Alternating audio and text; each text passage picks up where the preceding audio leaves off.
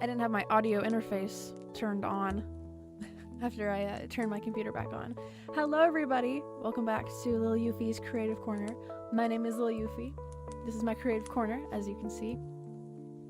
Today we are doing more work on the Megurine Luka pony. Let me pull up my old artwork of it. What's that? Getting my my canvases set up here. Hello Honeybun, hello Yoshiyahu, hello Frosty. Anybody else that is lurking and has been waiting for me. I had to use the restroom. Today, instead of water, I have hydrated before, I need to say this. But today I am drinking another Mike's hard lemonade. Taking the stress away a little bit, taking the edge off. Today we're doing more coloring. I did go ahead and do more coloring, as you can see off camera a little bit. But today I'm going to be cleaning up these colors, adding colors to her face. Hello, hello. Getting my gloves on. Hope that everybody's Saturday has been going well. It is time to do the artworks. I've been looking forward to this all day. I stayed up another like 2.5 or so hours, longer than I was supposed to last night, because I just wanted to keep on coloring. But I said I'm not going to have a lot of coloring left to do on my show if I don't call it a night. And my eyes were like already falling asleep. And let me turn down this music just a little bit. I think forgot to do that. But yes, if you have any creative projects that you save for the weekend, feel free to pull them out and join the art process alongside with me. Or if it's just relaxing to see somebody make progress on a project of their own, more power to you. This show is relaxing and atmospheric in nature with our little fireplace and cat going on over there. I found an old animation. It's really simple, like just like two different frame animation that somebody had made of one of my old pony OCs a long time ago. And I was trying to find a space where I could put it where it wouldn't be too busy, but I don't know. I have to figure out a way to work around with that. Anyway, let's get into coloring the face here. I did some organizing. Yeah, I saw earlier too, Yoshi. I was kind of commenting on it in my Discord server about like how, I don't know, I don't really feel like I have much to add or comment on it that hasn't already been said by a bunch of other people. And I don't know. My brain already is like, because of all of the stuff going on in the moving situation and the wedding stuff coming up, and now with this craziness, I'm like, my brain can't take much more. I need to just, another facet of why I was looking forward to my art stream today. I just want to, I don't know. It's like an art sand pit that I put my head into. I don't know if that makes any sense at all. It's kind of I don't know. This is the area that I actually have some control over, like, yes, they only speak in emojis. The language of images and icons.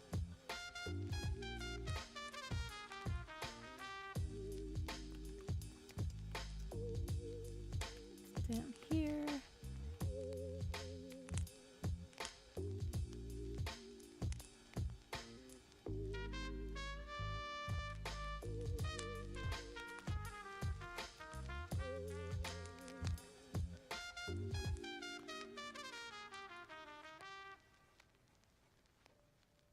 The other part of this that I'm really looking forward to is the shading of it. Just adding a lot of depth and an emotion to it.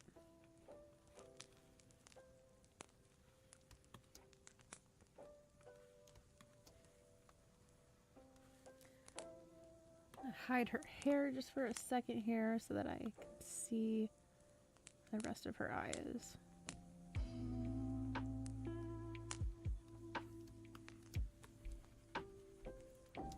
The inside of her mouth. I want to just take from the Miku pony. But part of me is also like, come up with the color on your own.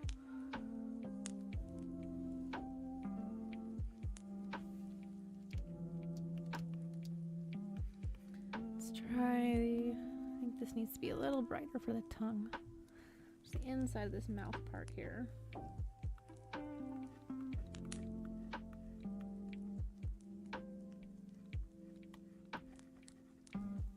And we'll do a darker red for the inside.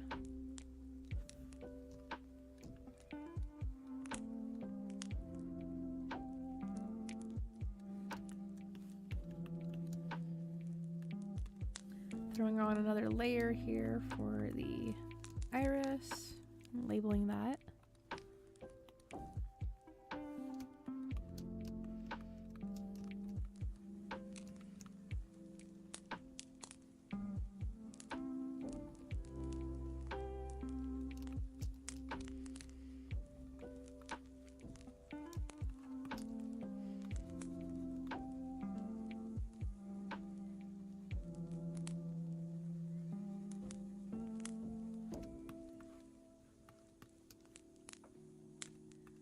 Throwing in the pupil.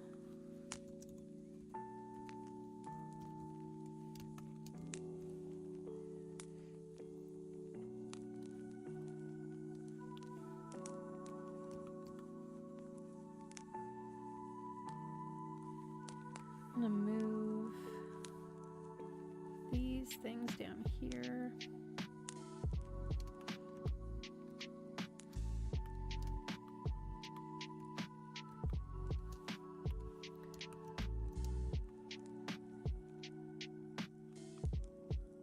And just filling in the rest of her eyes. Put a little light dot eventually later on.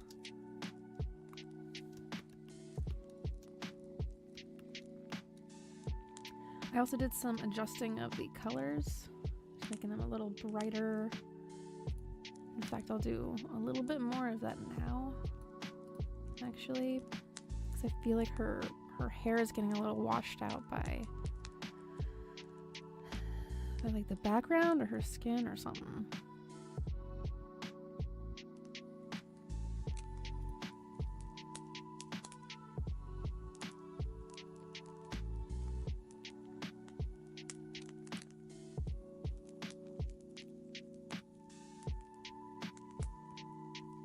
I love that that concept that we came up with yesterday about the rats having different skills and traits and controlling other humans. I think that really would be a good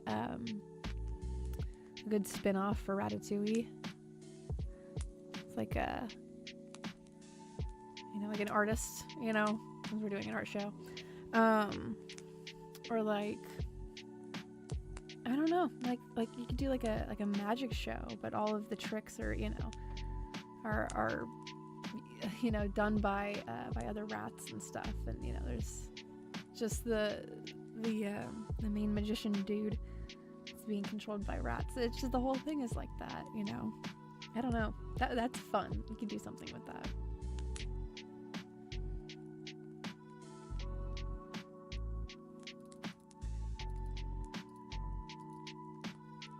Just adjusting the saturation here for her hair. And making it a little brighter, a little lighter on the color scale here.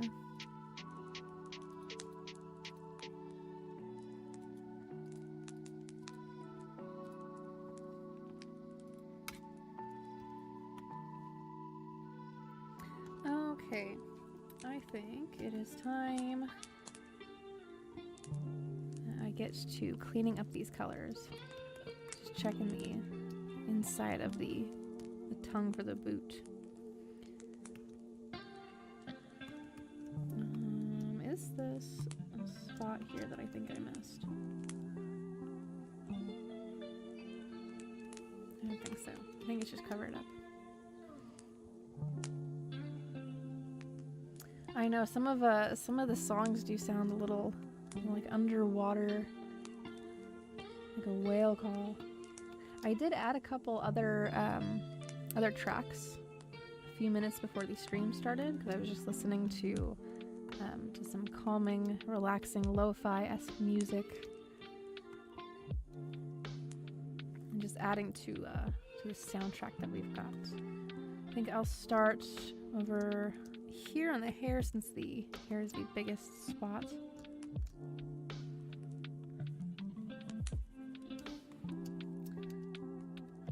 And hide the skin color just so I can see it a little easier when things are really similar.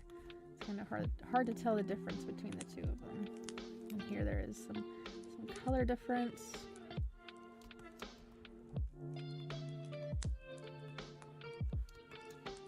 I think here there's a little bit of a line overlap. So I need to clean this up. Doesn't take too much effort. The shortcut that I'm using to bounce between layers really quickly, so I don't have to keep on going over here to my layers and, you know, swapping in and out between them. Hello, love pucks. Welcome in. They join us when it's days.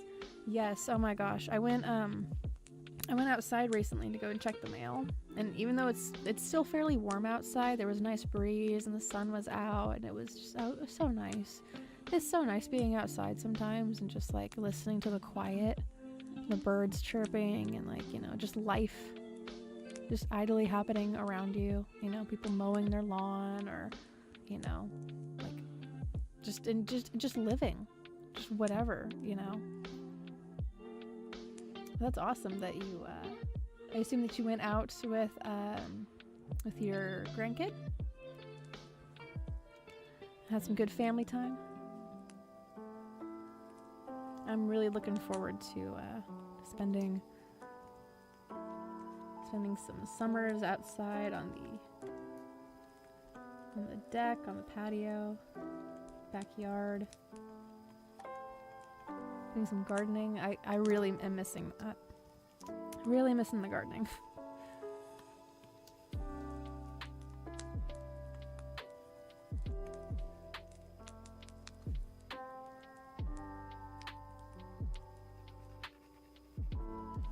But eventually I get there. Thank you, honey bun.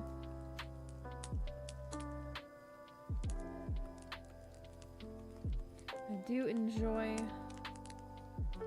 making expressions very, well, expressionate, I guess. Let me turn down this. There's a part of her hair that I'm not able to see here if the eyelash is too opaque.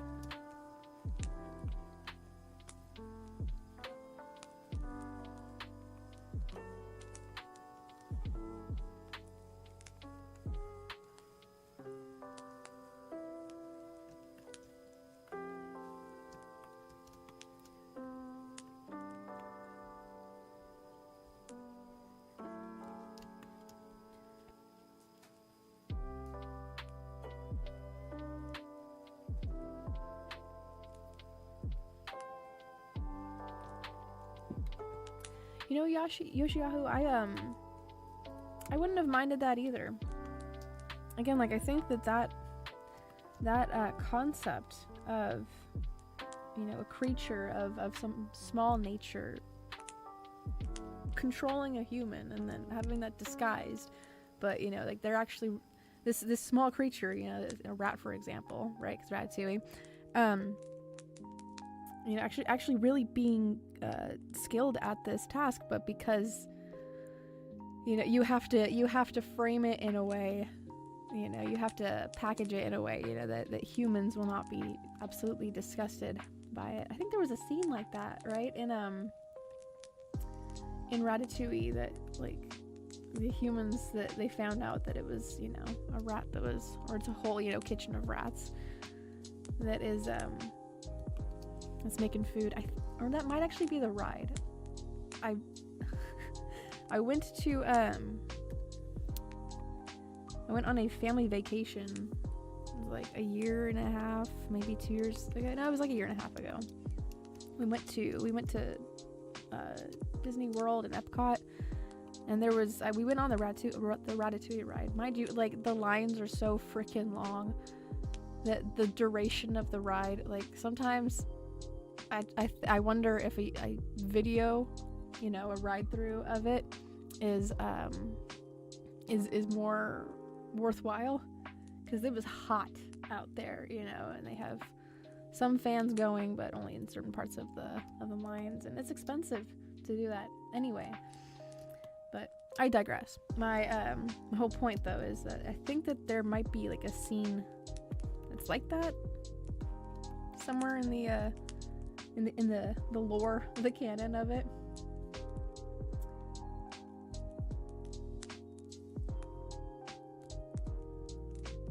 Yes, indeed. Oh my gosh, the design for Chuck E. Cheese.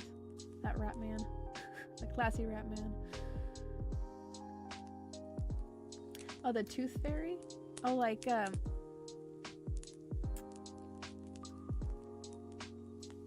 what if, like, if if there's an entire society of rats that are controlling the holidays and the different, different fictional, entities. It's a whole society.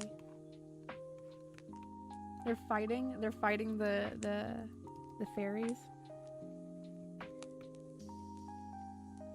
It makes me think of an old Barbie movie. I know I'm really dipping into my childhood here, what I grew up watching. But there was an old Nutcracker Barbie movie adaptation where you know, there's a bunch of, like, you know, the Rat King, his army is fighting the Nutcracker army that I am totally spacing and just like fumbling on on that ballet, which I saw with my mom before.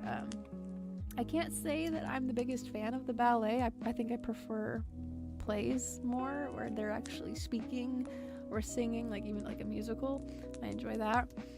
I don't know, it's just not my thing, but it was an experience, so I'm still glad that I had it. Kind of just moving across the canvas here at any little spots that I see use some cleaning up.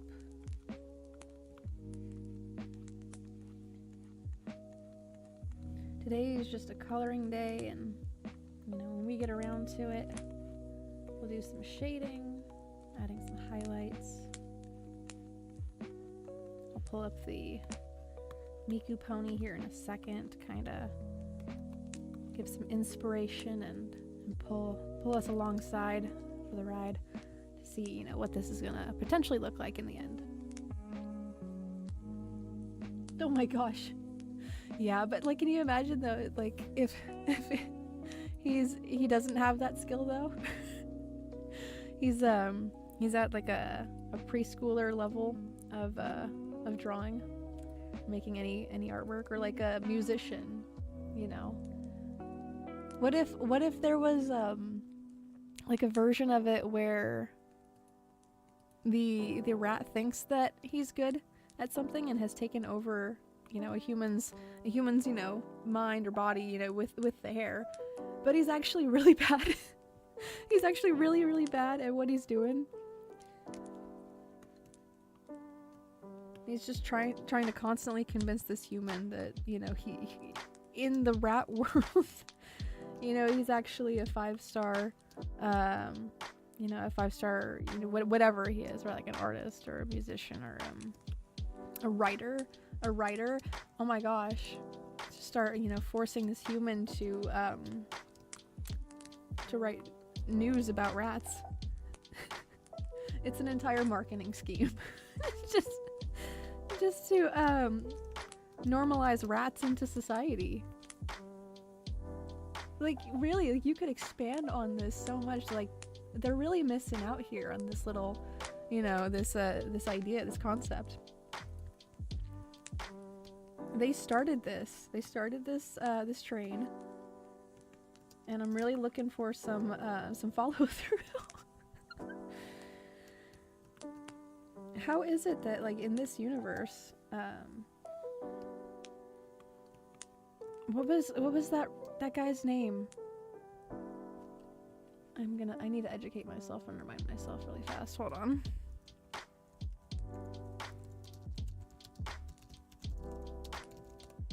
In what universe does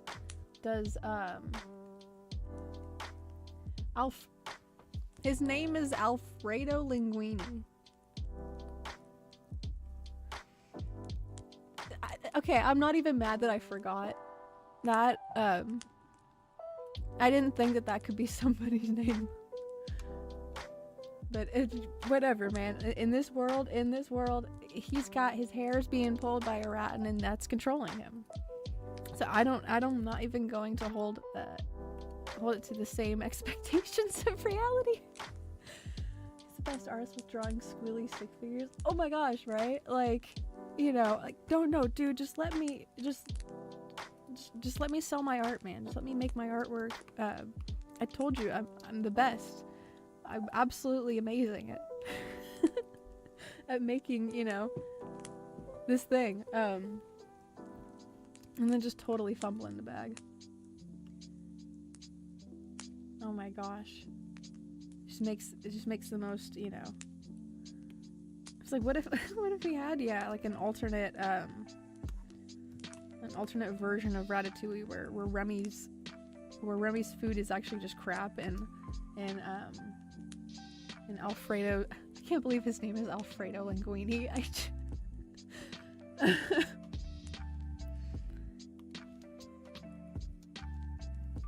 But his food is actually good, but he doesn't have like the people skills or something. He's not good at like marketing it. Remy's actually really good at like writing copy or something, or having him like, you know, pose with the. It's just like, I don't know, when you create a universe like this where, you know, there's could he do that to other humans? Could Remy jump onto another person's, you know, head and pull a couple strands, and, you know, now you've made a puppet out of this person? Is he sharing this knowledge with the other rats in the colony? Is this only for him, or can the other ones do this? Is this only true for Alfredo Linguini? Or is this true for all the humans, you know, in this world? I struggle calling them humans because, like, as far as I'm concerned, I can't, you know, you can't. This is not gonna make me into a puppet, you know, pulling on my hair. I'm like humanoid, but I don't know. They very much do resemble humans.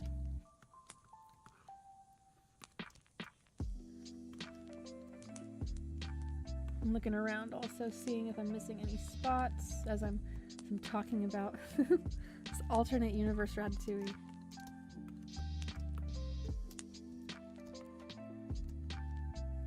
What if one of these days Remy gets an evil hair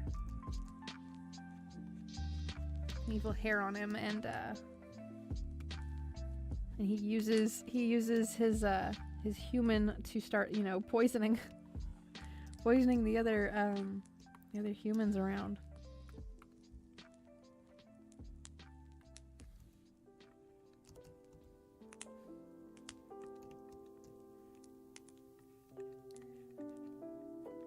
I think there's a lot of potential in this expansion of the Ratatouille universe. We have an entire clan of humans that are strictly controlled by their rat counterparts.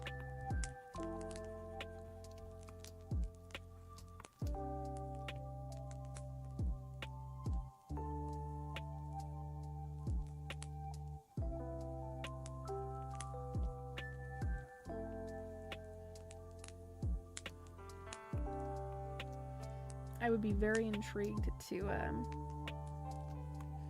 see that play out.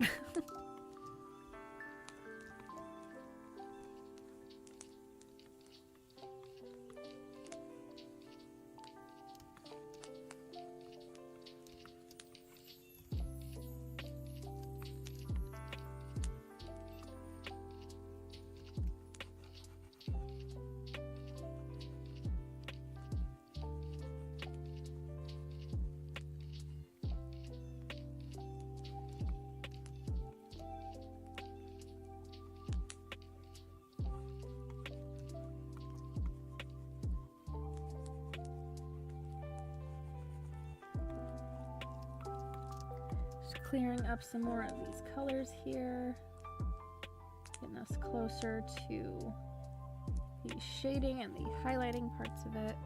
I'm also going to recolor the lines too. Doing that really, it really softens things up.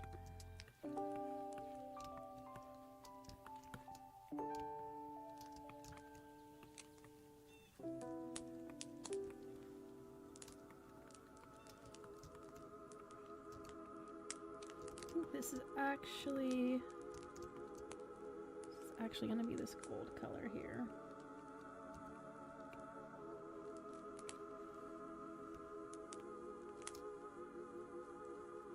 Oh my gosh, yeah. The combination of the different like cryptids is how I'll condense it into or like fictional species and creatures. That's, yeah.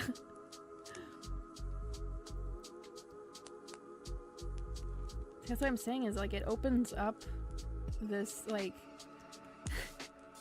this Pandora's box that's just covered in rats. Like once you've opened this, it's now you can't put it back. You can't put the rats back in the box.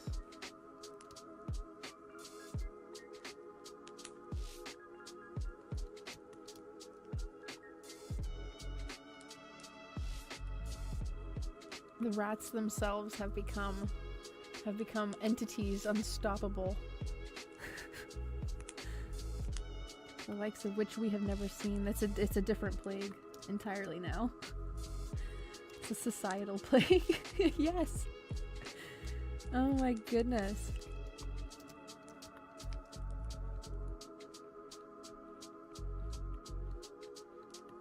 Talking about a culture war.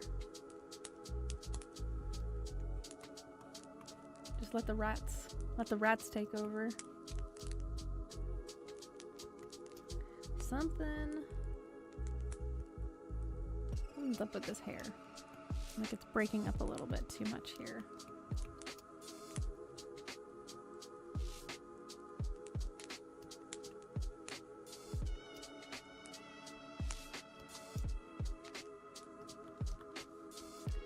I think I know how to fix this. A minor error.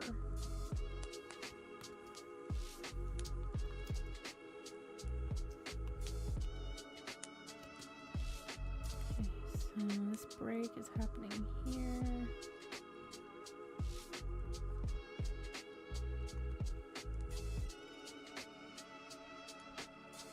Okay, that feels like it connects more there. This piece here, it's gonna come out.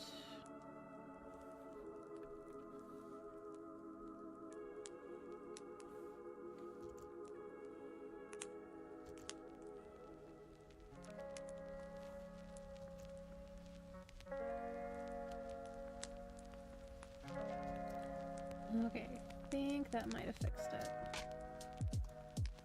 We shall see in but a moment.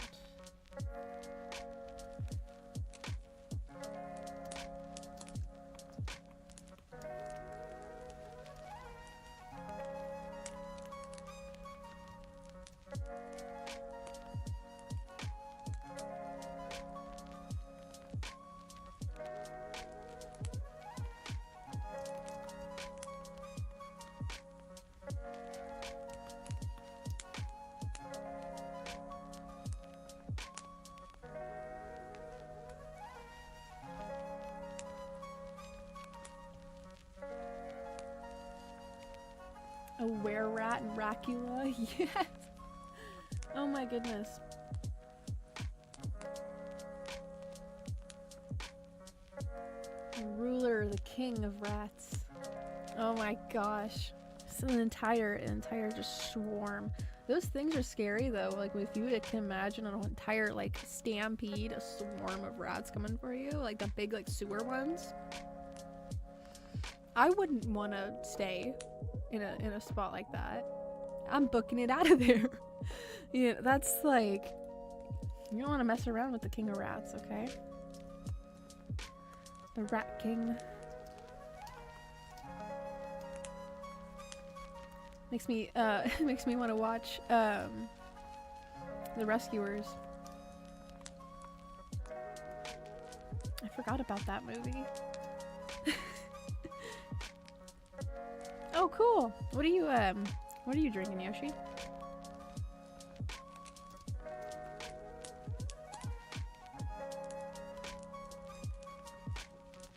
I had my fill of water earlier, so I'm kicking back and relaxing with my Mike's Hard Lemonade. I have. Not the newest one though. I know that there's a new one, and I haven't seen it. But the original I did see, yes. And then I think that the second one with the love interest, the other spy, not spy chick, but like she was part of the villains group. A bottle of water. I always think that like when it's spelled out the way that it's said, it looks so funny. Or like Irish accents when it's like Merida, like Merida.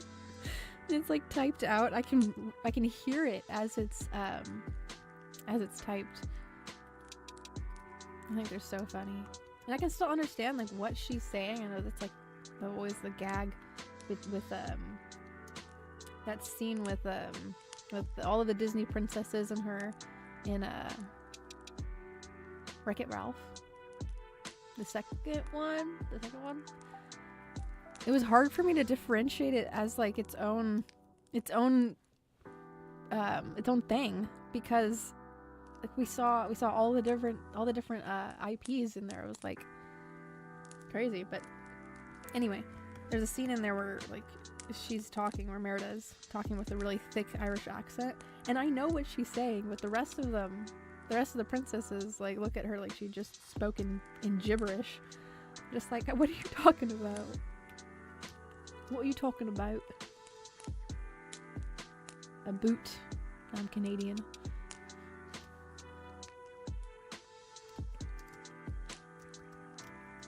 I go over to her armbands.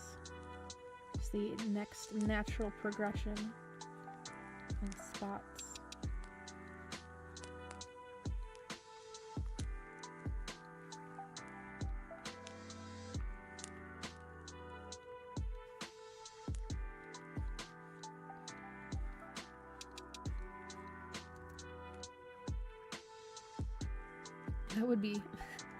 That would be something if one second. It would be something if we had like the rats from Ratatouille controlling the Disney princesses. There was they did something kind of like this, but it was a cameo for Stitch. That in a lot of the classic Disney Disney princess movies, there's scenes where Stitch is just absolutely ruining the shot. You know, he's messing around with Ariel, or like he's crawling on the ceiling of the Beauty and the Beast, you know, ballroom dance scene. Hello, James. Welcome. Yeah, she wasn't like a Disney princess. She was like a Disney Pixar princess, which kind of was like it differentiates her. But I like her design a lot. It's so different. It breaks the mold of the typical Disney female protagonist, or like, you know, love interest look to it. It adds variety, which even in like today's Disney movies, there's not a variety as far as like the personality types go.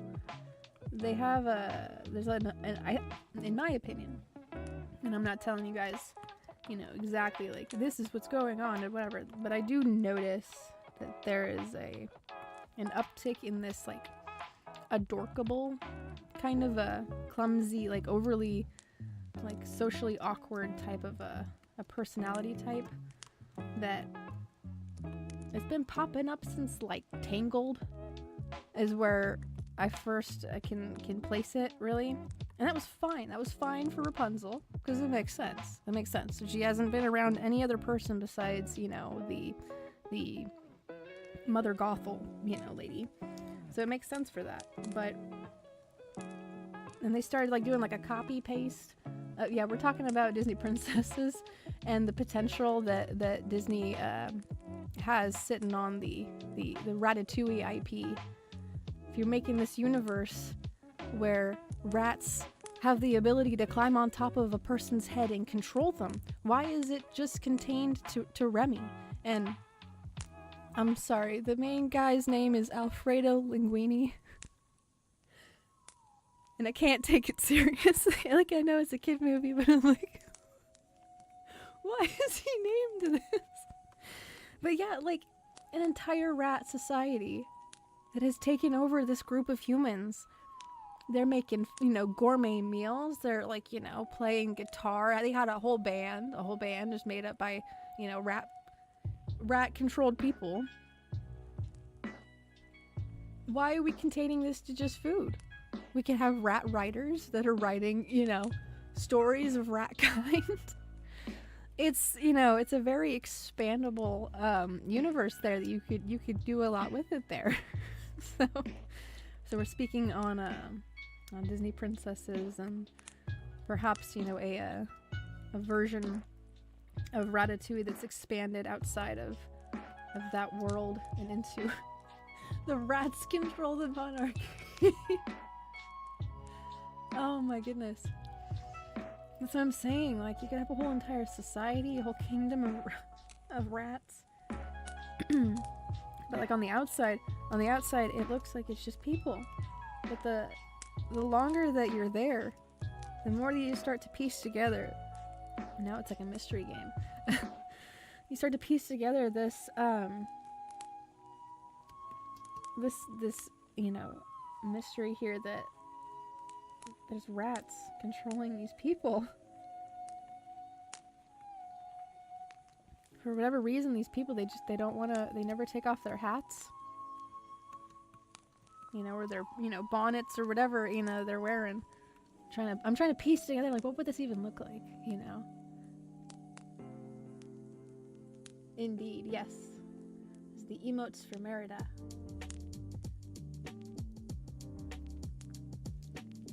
Yeah, I liked that she had a different face shape and hair texture, and even like the whole, like, her like breaking her dress, because it just does not, it wasn't allowing for her to perform archery.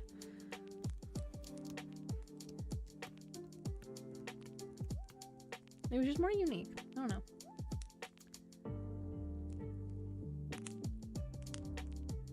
Call me rats.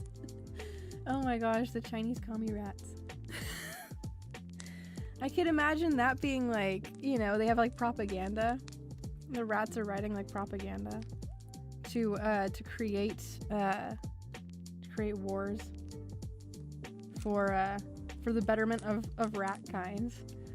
Oh my gosh, what if that was like the plague? The rat politics. That would be a very interesting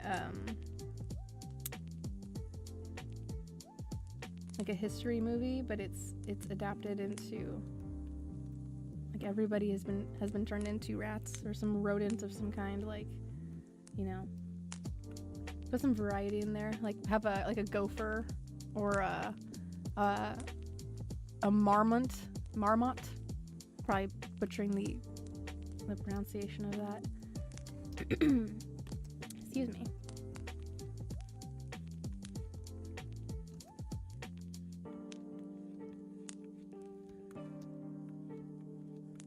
That's what I'm saying, like, is it only rats that can do this in this universe of, you know, Ratatouille, or is it only Remy? Can a squirrel do this? I really I wonder if there's like behind the scenes of this of Ratatouille where like they're discussing if this was even a discussion at all.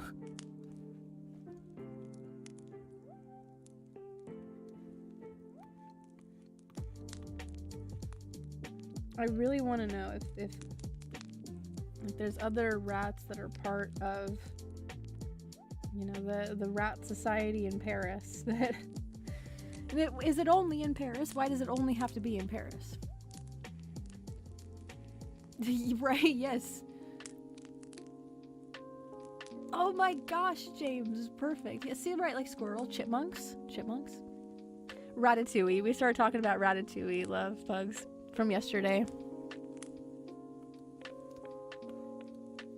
Just expanding on the possibilities of this Disney IP. Because they keep doing like the live action remakes and I don't know, I have watched a video a couple months ago about how their movie Wish, people were thinking that like it was written by AI and like how it just kind of is like a little off-putting. They were thinking.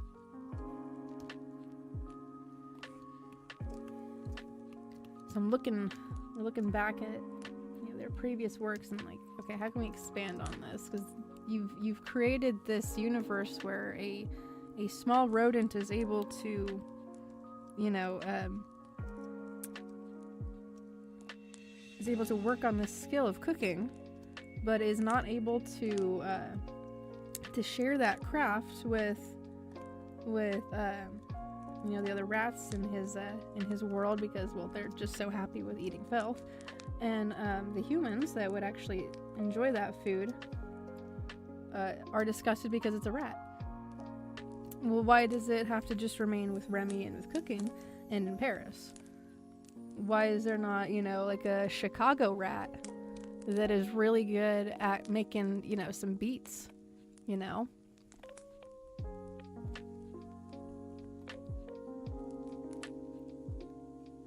Yes, they're using the rats to speak through them.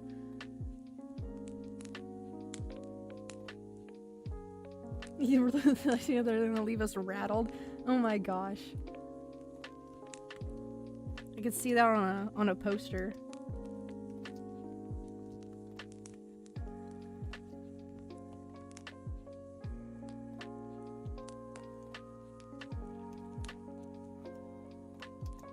You know, like that could be expanded into, you know, yeah, like I was dipping into earlier, that like if we were to take this into a bigger scale, like, you know, if Remy didn't, you know, want humans to be so, you know, grossed out, you know, in first instance of being, you know, like, oh my gosh, there's a rat making this food.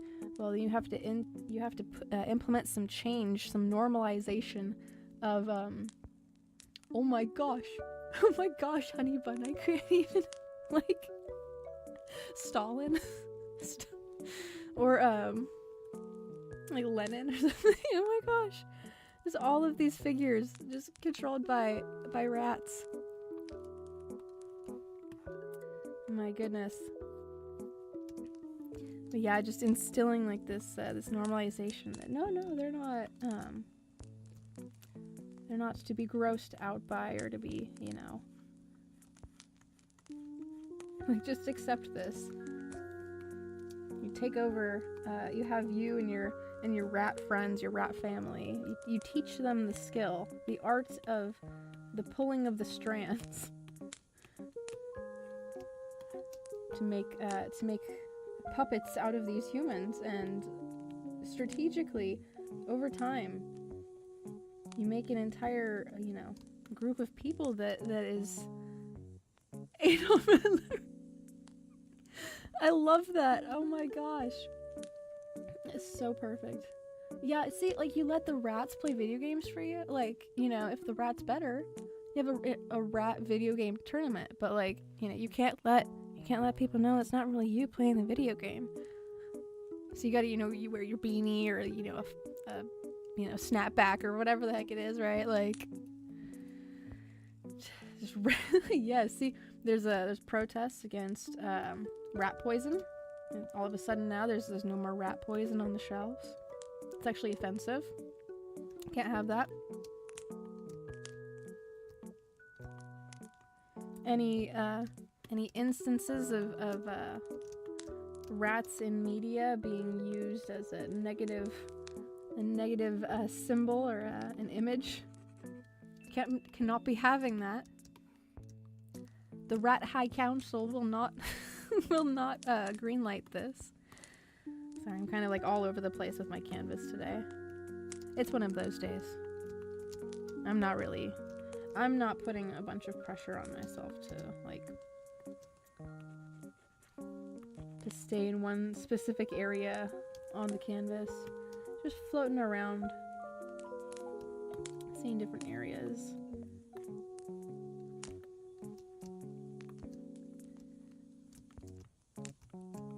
Cleaning up different spots. Figure out where the heck is this?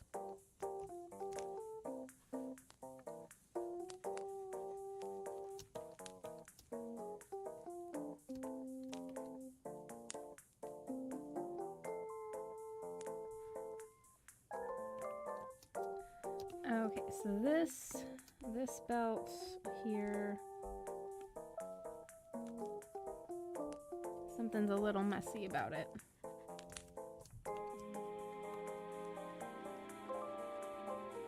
I think this brown lower piece is supposed to be right here.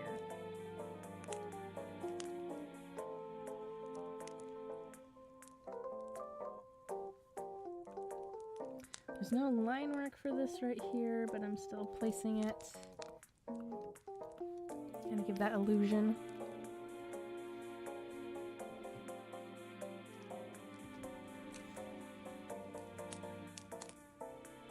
Alrighty, love pugs, you have a good rest of your night. Thanks for stopping by, and I hope to see you again in the future. Get some good rest.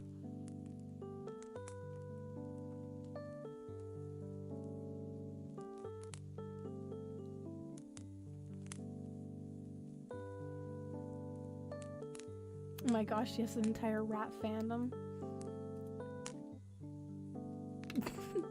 See, like, I don't know, to create a whole story, a whole world where, like, you know, you got a group of chipmunks, the chipmunk species, mice, squirrels, rats, like, and they're just using the humans as puppets.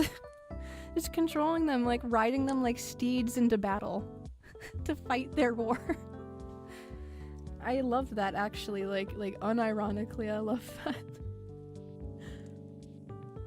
That is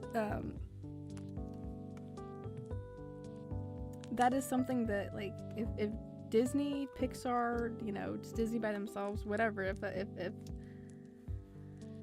I don't know, like, because it would be Ratatouille, like, inspired, so maybe it doesn't have to be that studio, but just if any, I don't know. I would be down for seeing that. Like, it could be, you know, stylized to look like it's, you know, a kid's cartoon, but that is unique and interesting enough that I'm like, okay, I'm intrigued to see how this plays out.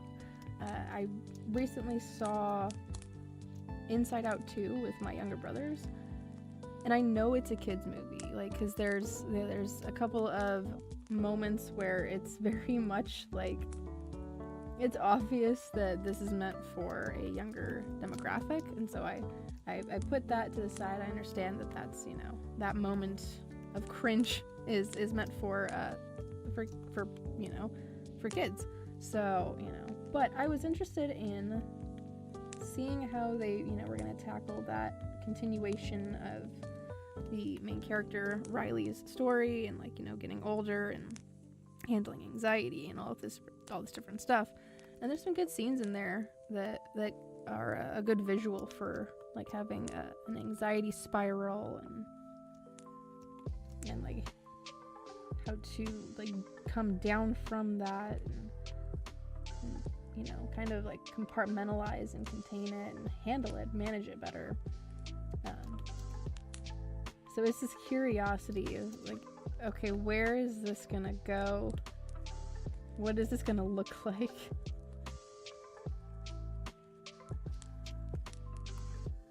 And that's one of those concepts that I would absolutely be down to see play out.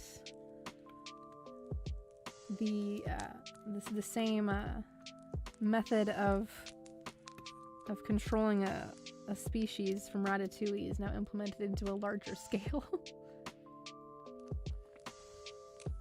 I can't. It's just perfect, Yoshi. That's just perfect. They're rat publicans and demo rats. Like, that's great. I can't. You can't get much more perfect than that. Let me catch up here. I just remembered a few days ago. Oh, tell me about that. Let's see. Primer is looking for extra work in the job with clearing out rats. Oh my gosh. That reminds me of, like, the beginning quests for the JRPG games. Like, clear the spiders from the attic. Clear the rats from the sewers. That's awesome. That's cool, though. I'm glad you're having fun with it. Yes, thankfully, I don't think I had to fight too many rats last time that I played D&D, which was a while ago. It was a while ago. But, I think the last time that I played it was like a tutorial campaign. It was like the DM was testing out this tutorial campaign for brand new players. And just figuring out, like, what their strong suit is for, like, weapons and what they're comfortable playing most. There's a little line right here that's cutting into her tail there.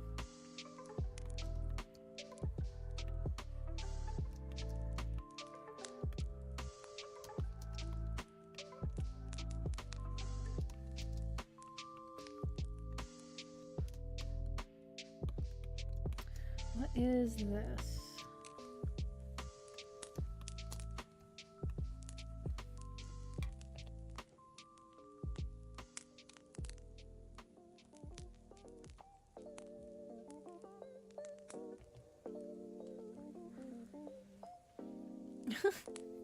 That's a perfect name, Donald.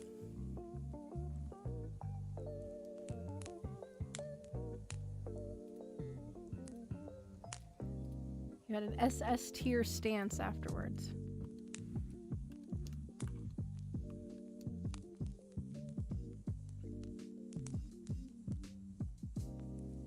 Yeah, no kidding. I'd be like, yeah, I don't know I'm gonna go with y'all.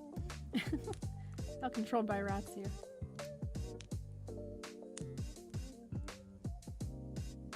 Yeah, like, yeah, I'll take it easy on you here. This is your first time.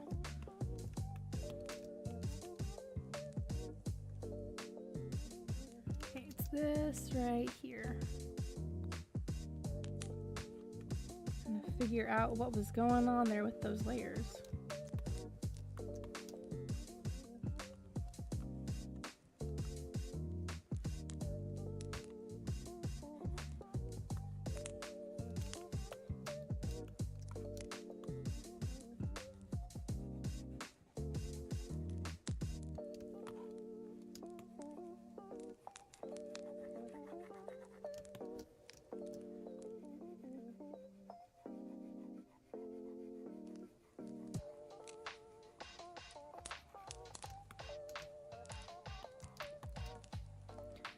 jumping around this canvas again, just moving it along.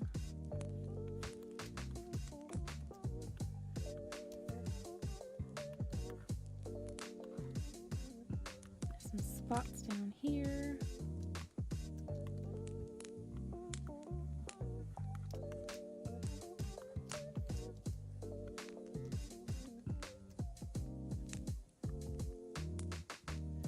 Oh, this is still part of her skirt here, okay. I was like, why is this not erasing?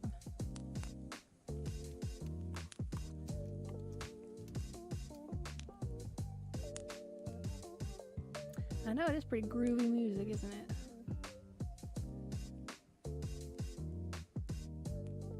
Oh yeah, what is that, Yoshi?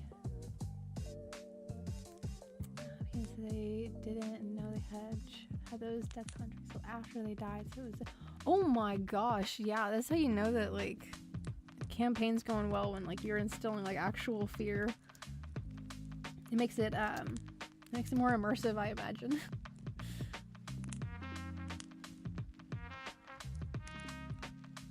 Oh my gosh, I had a bard character and I felt the same way. Like I can give you guys bardic inspiration and play a little ditty, you know, on my oh my gosh, my chick had a pan flute. Or well, no, it wasn't a pan. I mean, she had a pan flute, yeah, but it was also she also had a slide whistle.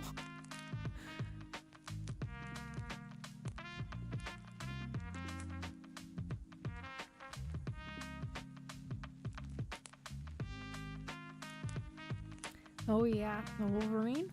Is that be it?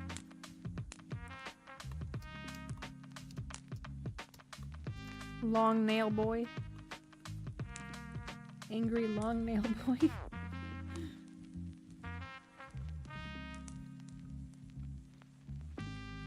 I recently saw a trailer with I guess that there's gonna be another Deadpool movie with Wolverine.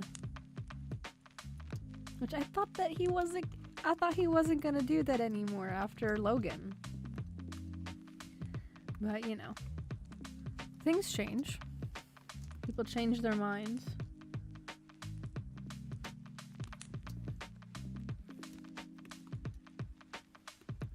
Let's go over here to the belts.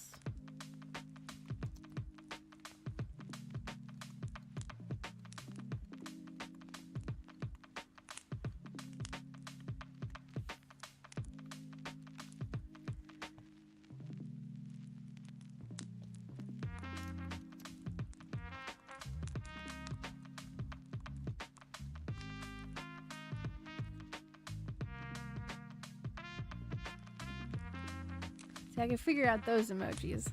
Figure out Spider-Man. It is fun though, deciphering the emojis. I think fire though. Fire. What kind of Marvel character deals in fire? Is it like the Human Torch? It's the only fiery thing I could think of. I might actually just be confusing the Fantastic Four. I don't know if they're combining Fantastic Four with Marvels. I know there's some bleed over going on.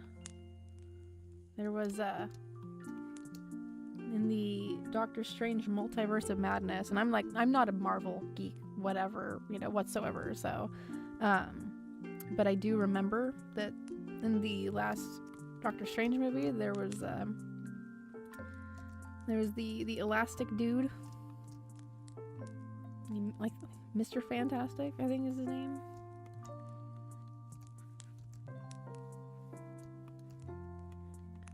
And some people online were like, "Oh my gosh, they're doing this! They're combining the franchises."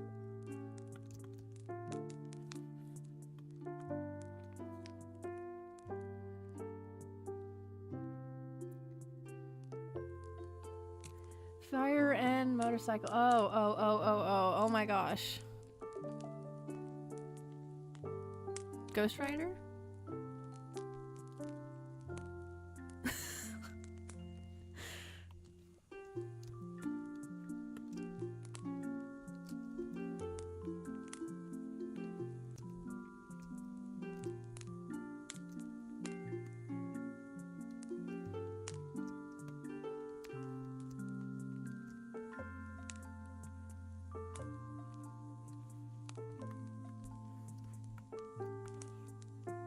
Awesome.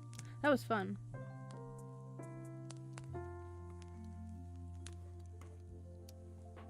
Surprisingly enough, I have never actually seen the Ghost Rider movies. Or if there's only one, then I haven't seen it. So, I know I'm going to end up getting I'm going to end up getting some comments. What do you mean you haven't seen it? There's a lot of movies that I haven't seen that I just haven't gotten around to it, or I just don't remember. Like when I'm looking around and like browsing for movies to watch, I just don't remember.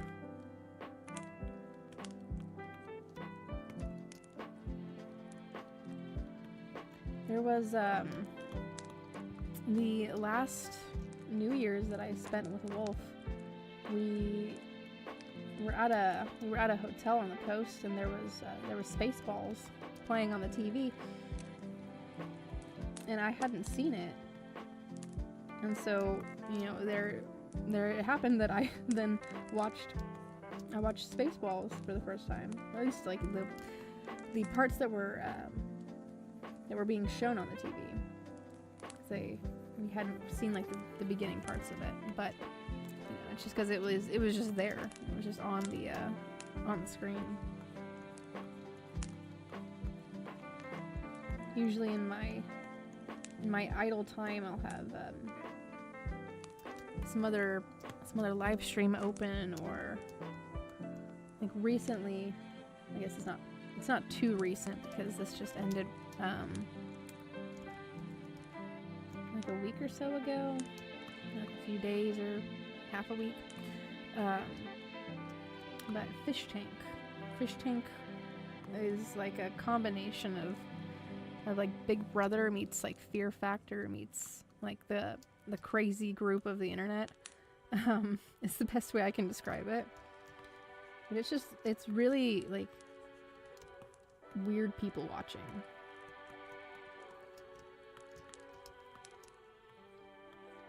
But when there's some downtime and like I don't want to watch that kind of stuff, or I'm looking for something that's just easy to watch or to listen to. And I don't remember those I don't know, like classic Americana type of movies, maybe that's how I would describe it. Like it's like somebody saying that they've never seen like the first Iron Man movie, which I only saw because I was on hello Danny, welcome in. I'm doing a little ramble right now, but I only saw the first Iron Man movie because it was playing on the top part of the cruise ship that me and my grandma were on for my high school graduation.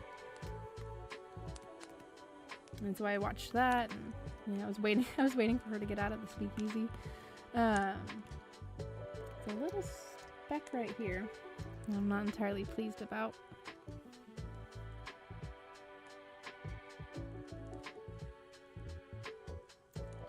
Doom, I get because last name. Right, yeah, Mr. Fantastic. Can you get any more obvious? Like you're not making this difficult whatsoever. Yeah, I'll have to remember when there's some time of a lull and I'm just like, I need something to watch that's not a live stream. Because with live streams I often feel that if I look away for a moment, then Like I'm gonna miss something, which is like part of the appeal of it because something's always going on. But sometimes like I'm doing something, you know, with my hands, and I'm not able to type or to be like, you know, having my eyes glued to the screen or something. So there is times for either venture.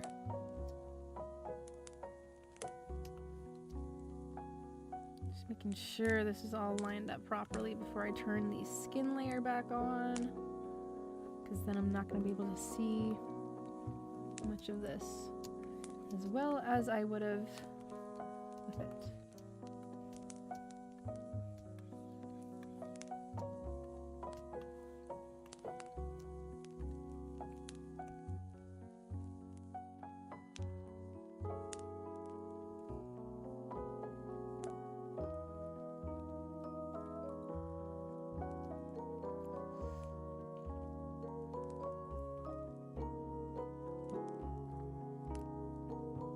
Oh, did they nerf him in the movies? See, I never consumed any of the contents of the comics when I was growing up. All of my Marvel consumption has been through the movies, unfortunately, because I know that the movie adaptations a lot of times don't do it justice.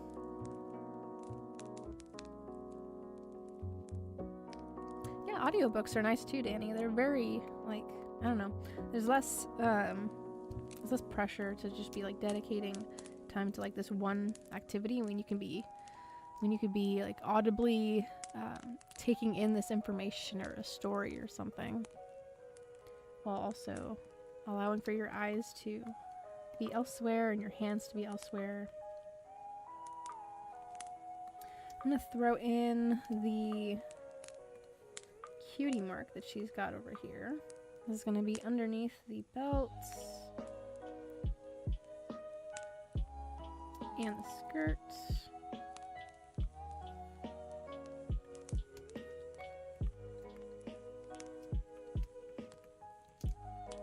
Just going to take this color from the past, do a little alteration, make it brighter.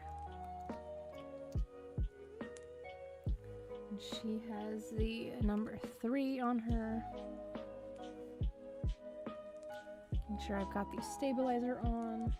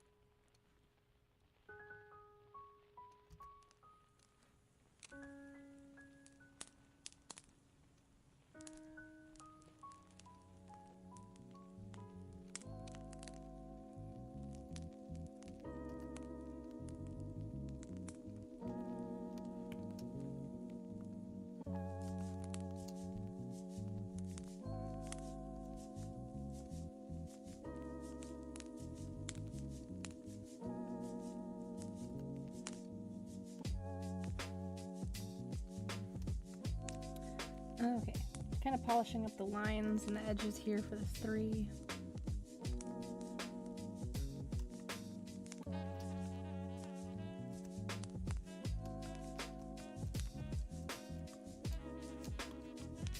Okay, I also still need to put in the colors for her eyebrows, making it just a little bit darker than her hair.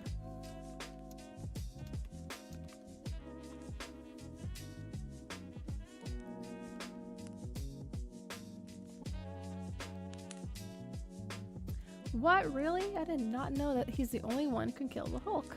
That is cool. I mean, like, not cool for the Hulk, obviously, because, you know, I would think that then he wants to, you know, protect himself as much as possible from Ghost Rider. But, dang.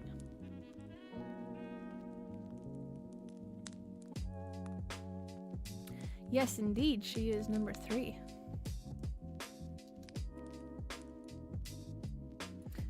that it's, I'm probably wrong about this, but I might look it up. I thought that Rin and Len were the second ones. Yes, they are.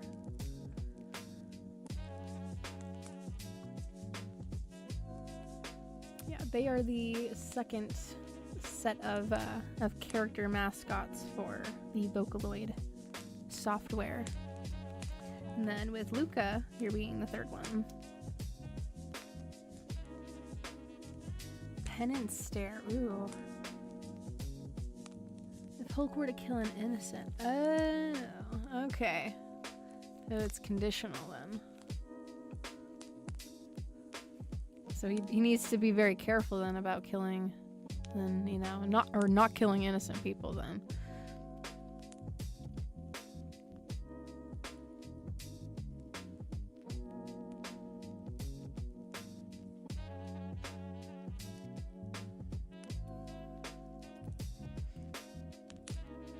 Yeah, I mean, technically, if you know, are putting in the right notes and, you know, tuning her to, you know, to sound like she's hitting the right notes, there's definitely a way to program her so that she sounds like she can't sing.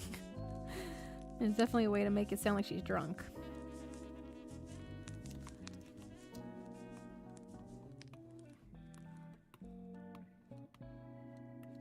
But yeah, she has a less chirpy voice bank than Miku, which is good for like a lower tone kind of a song. But I've heard her voice bank used in all types of genres, and really it depends on the person that's using that voice bank and tuning it right, and you know, how experienced they are using that instrument.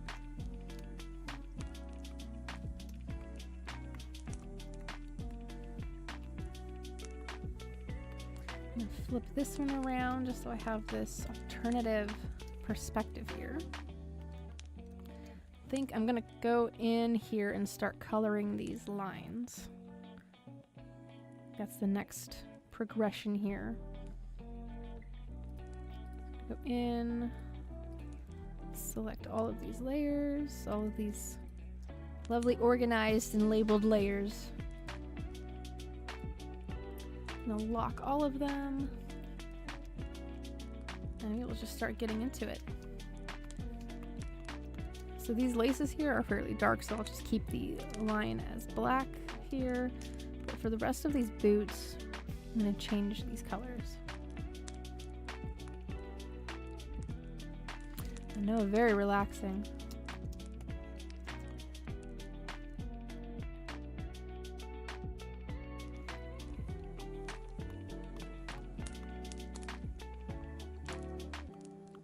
Do some reorganizing and layering here.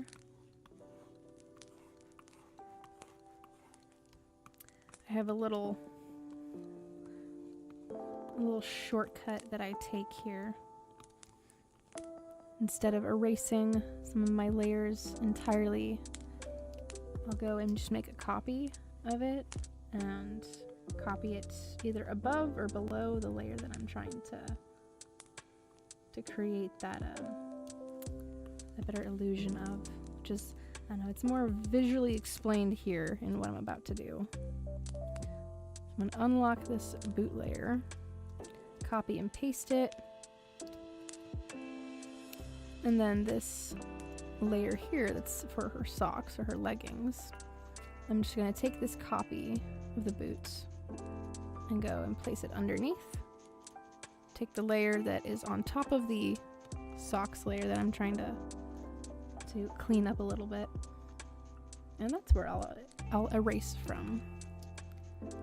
So I have this clean edge, and it looks like it's, you know, it's cleaned up and layered properly. Alternatively, I can also move it underneath the skirt, and it works in the same way. And if I were to erase now this line right here, there still exists a copy of it underneath the layer that I'm erasing from.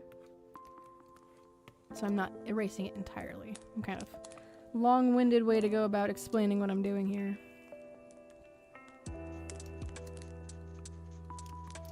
Let's see this.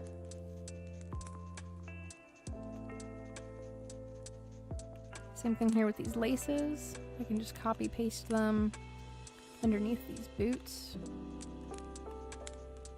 And then just start, oh, there we go. It's like I need to unlock that.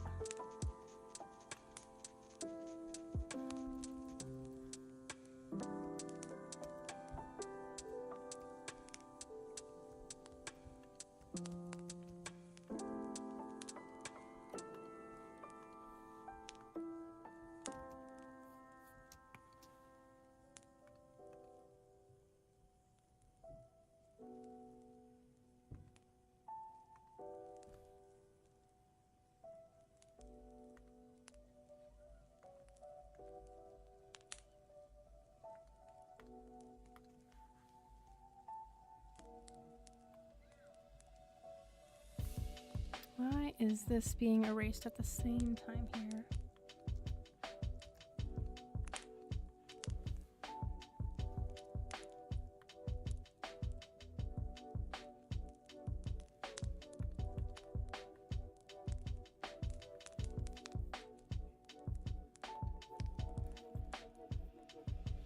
Let me catch up to the chat. Ooh, the transformation scene from the first film. I'll have to look forward to that when I get around to it. About the Steer Girl is apparently Eldritch being. Oh, interesting. Huh. Very cool. What is it called? What? Oh, that's so cool, James.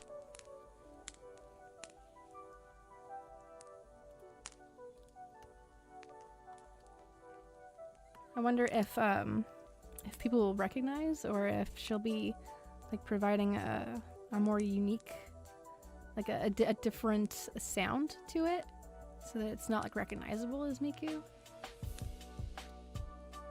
Awesome. Yeah, I'm terrible at promoting myself this weekend. If you enjoy the artwork, be sure to leave a like.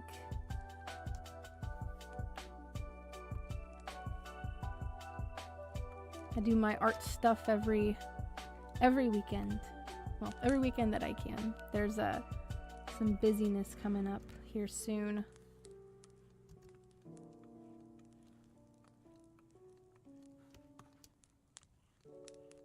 But I try my best to do 4.5 hours of artwork every weekend. Well, weekend day, Friday, Saturday, Sunday. I like to do like 13.5 or so hours.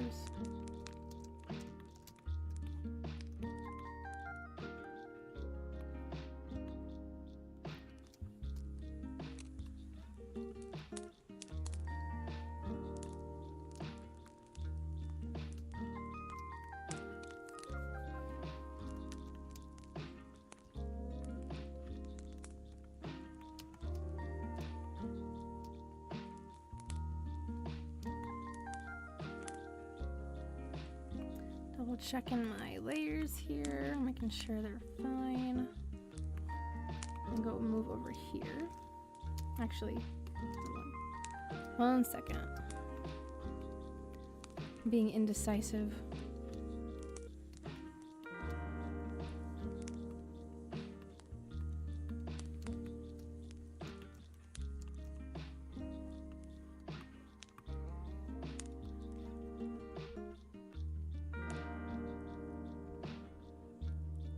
Oh, okay, I see.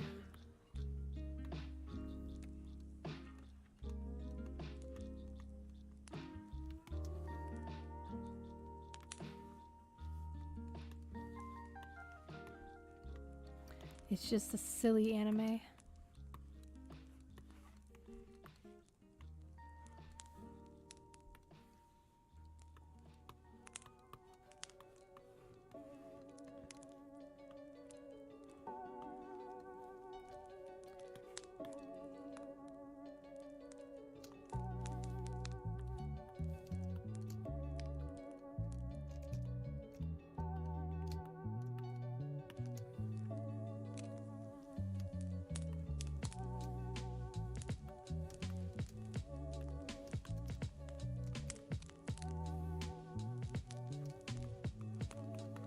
Cleaning up some more of these lines.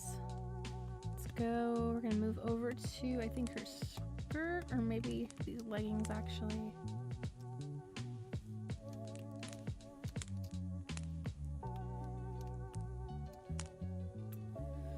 I need to change the color of this to a brighter yellow.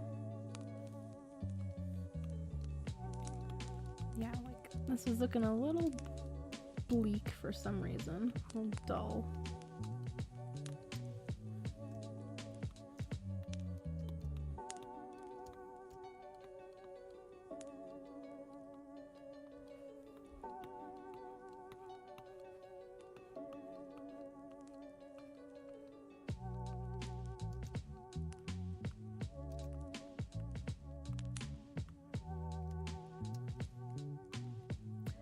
I'm gonna make a copy of these, throw them underneath the skirt.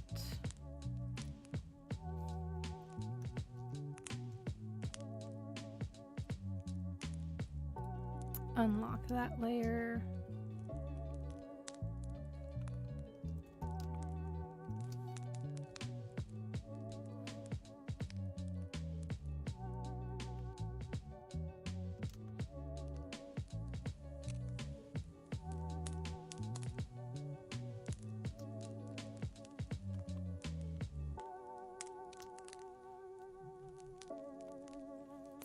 Okay, that was all the way down there.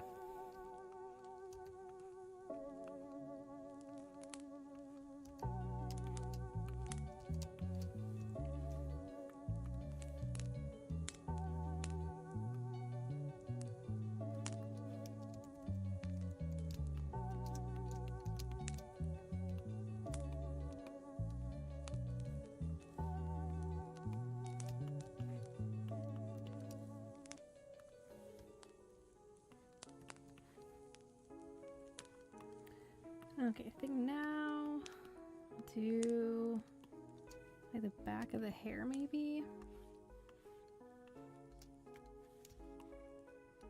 I'm also working from like top to bottom and also bottom to top.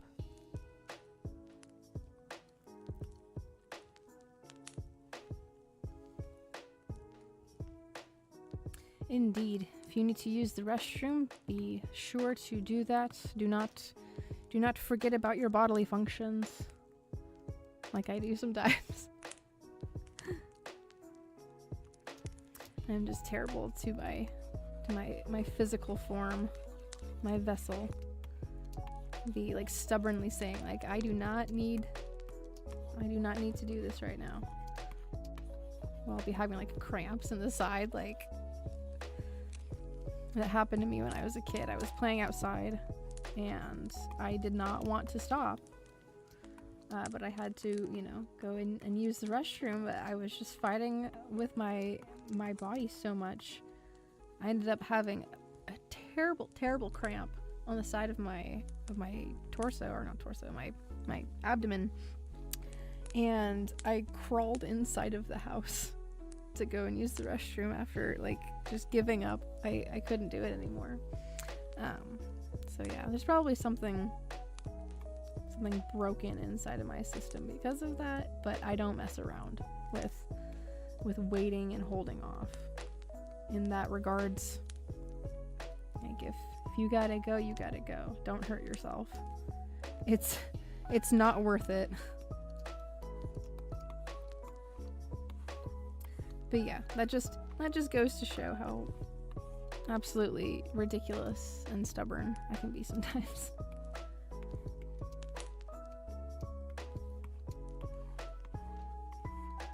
There's a little spot right here that needs to be cleaned up.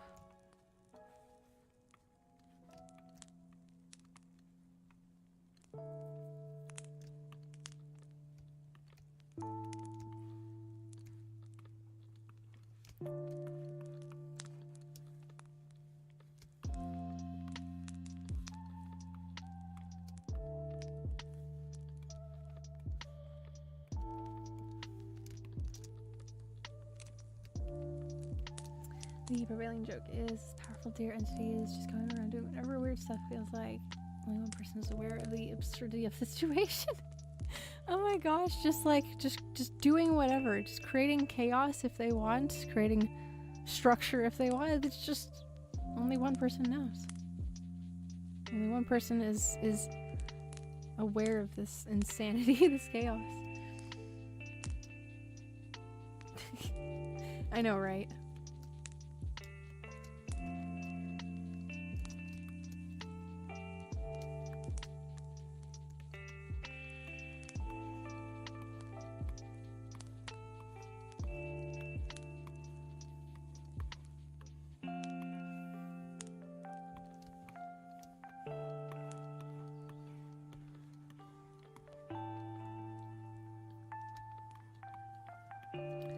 Little strands right here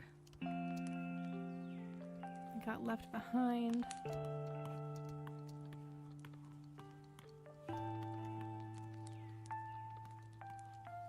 Go over here to the eyebrows.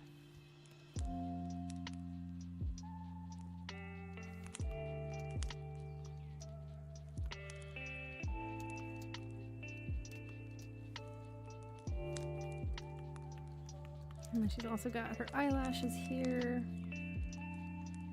I put some color in.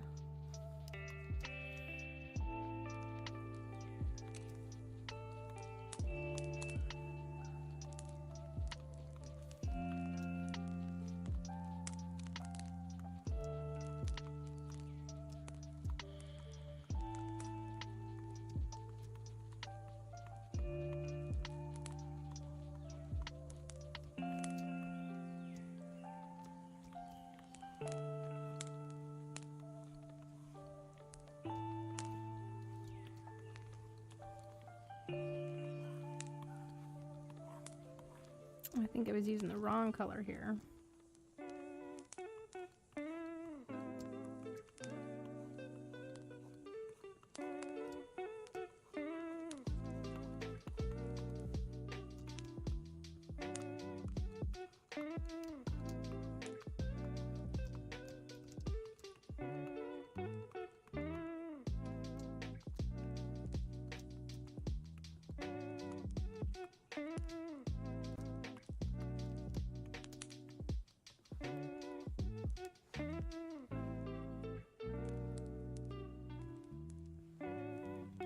Are you hungry, honey bun, for bread and cheese and eggs?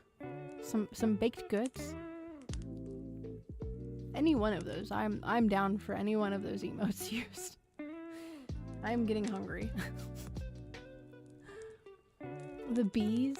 I don't know if bees are gonna control people. They only have so much strength for carrying up their little bodies with the wings. I don't know. I don't know. Have you ever overly rendered a piece to the point you didn't like it anymore? Yeah. Oh yeah. Oh yeah. I don't think I have it anymore. If I do, it's in my archive file.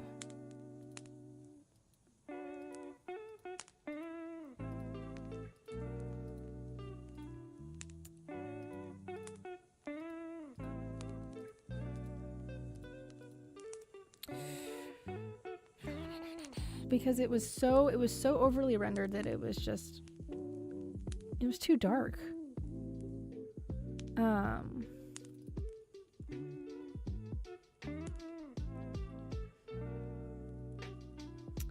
have an old artwork folder. Where did it go?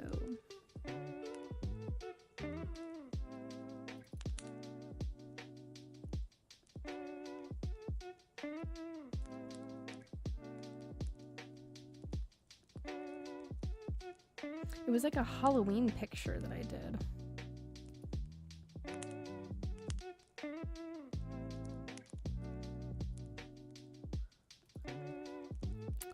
Do not know where this would end up being if it's not. But yeah, like, I'm still looking for it while I'm talking about it, but it was so it was so dark that, like, and also the file size was very small too.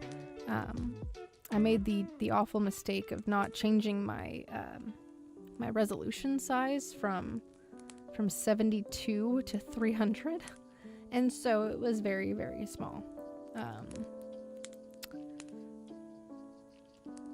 At the end of the finished product, I'm scouring through my downloads. It might have been saved in there.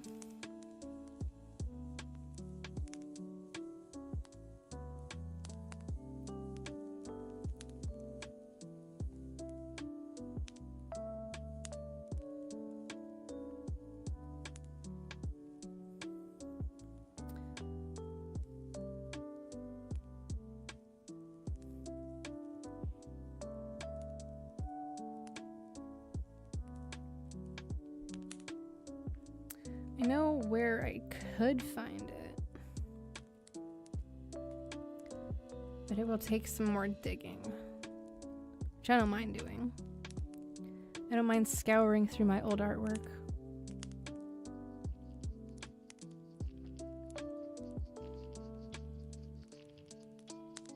But I don't see it here. Work in progress pictures from when I was streaming on Twitch.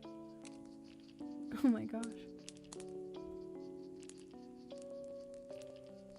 Artwork of my old Kingdom Hearts character.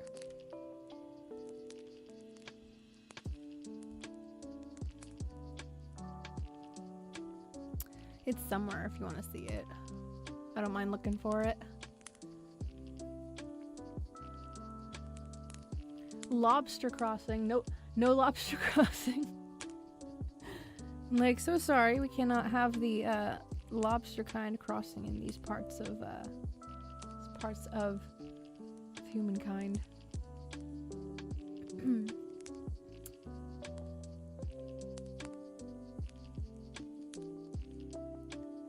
Oh my gosh.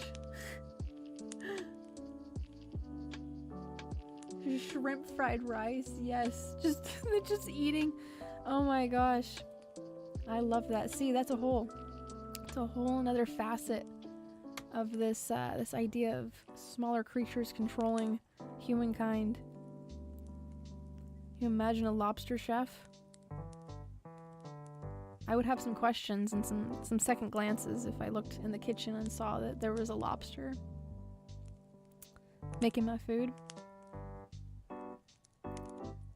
I imagine though that you know, if you've gotten used to this society where, you know, that's totally normal.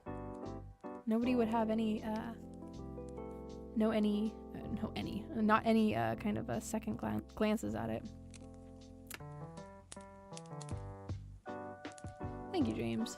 That makes it easier for me to recall and to remember it. Oh my gosh, old Joe, that would be perfect.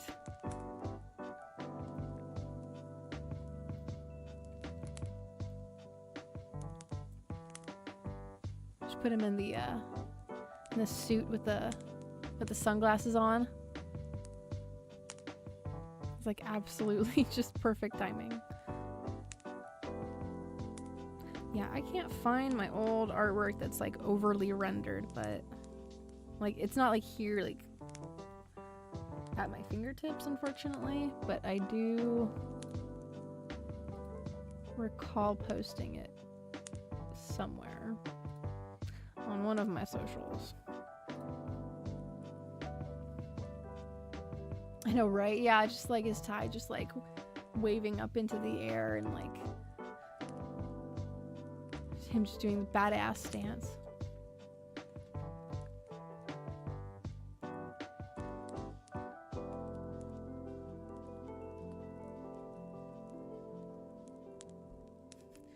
Shrimp fried this rice.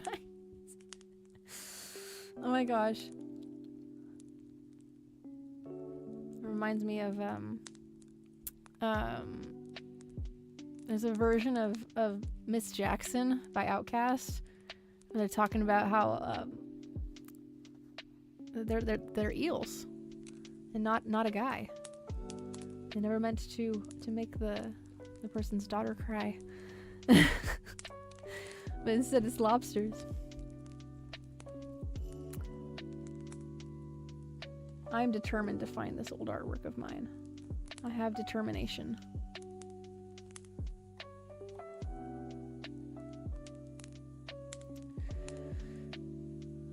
Deep in the recesses of my socials. It wasn't that long ago, so I imagine it's gonna pop up here in a couple scrolls.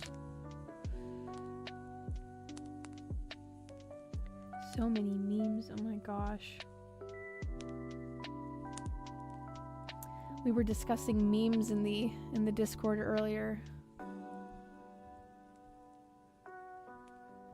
How with great understanding of culture, the spreading of ideas is very efficient. But if you're not good at it, you know, it's kind of like, I don't know, it's kind of cringe.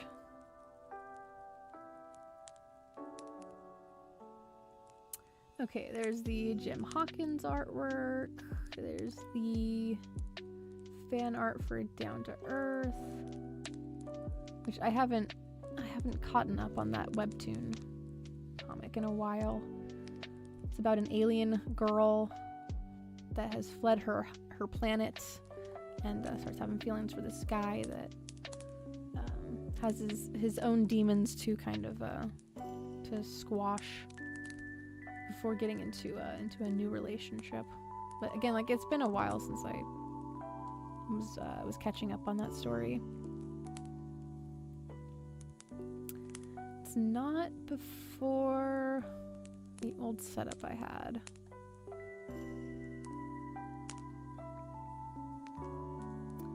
I did post this. 'Cause even though it was like super small and teeny tiny, I ended up posting it anyway. Where are you? Oh, here. Oh, here. Okay, so it got posted as like 3 separate images because of how small it ended up being. I tried to like crop the faces. Here we go. Oh, the name of the webcomic is called Down to Earth. There's it's got a teal colored main character named Zeta, I think is her name. Here, I'll re-download this artwork of it. Here we go. This is the fan art that I made for Down to Earth. Their teal hair, and I think his name is Zade. Cade? Cade. That's his name, is Cade. So yeah, she's doing her cute little pose behind his head and floating upwards. Anyway, so the artwork that's over rendered, I found it. Tis this. This is I can barely see what's even going on here. It's so dark and it's so small. It's just so many pixels.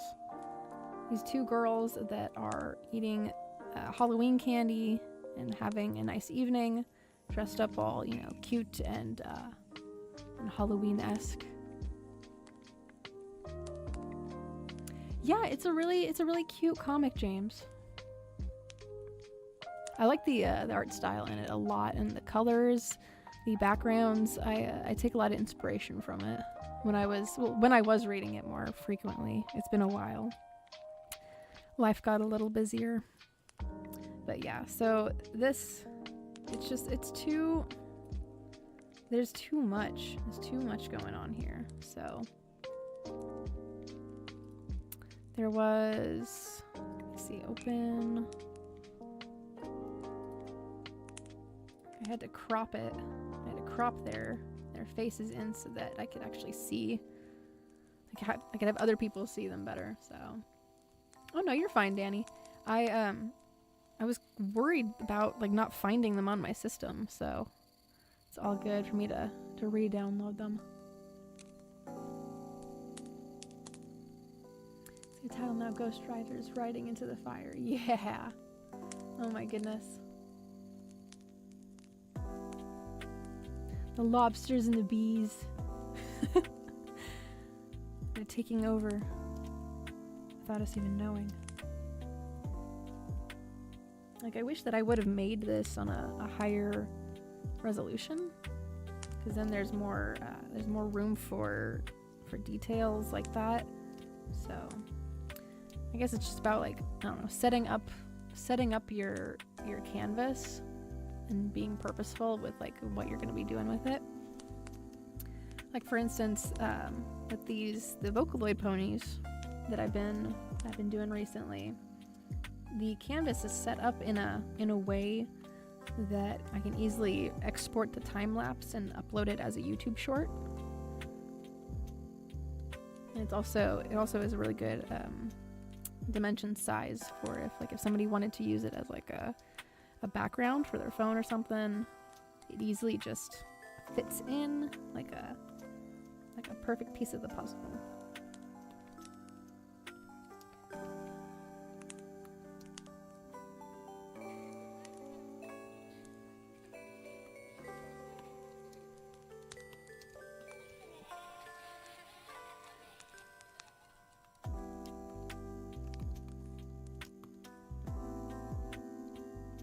Plus, it was a good break from the line recoloring too. It's good to take breaks every now and then.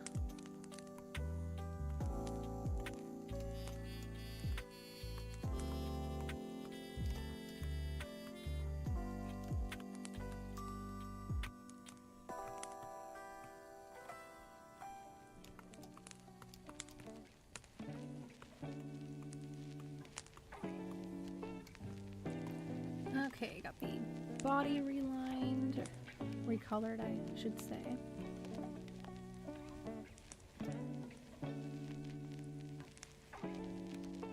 $78 degrees, oh my gosh. Stay cool, honey bun. Stay cool, and make sure you hydrate. Get a fan or something.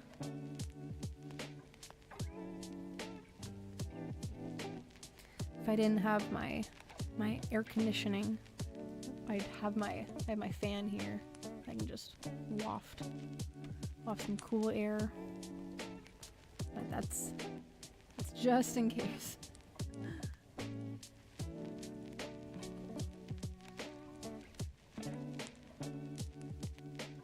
Oh my gosh. Just the absolute pettiness. Just ending him right then and there. I'm going to be organizing and placing these layers so it's easier.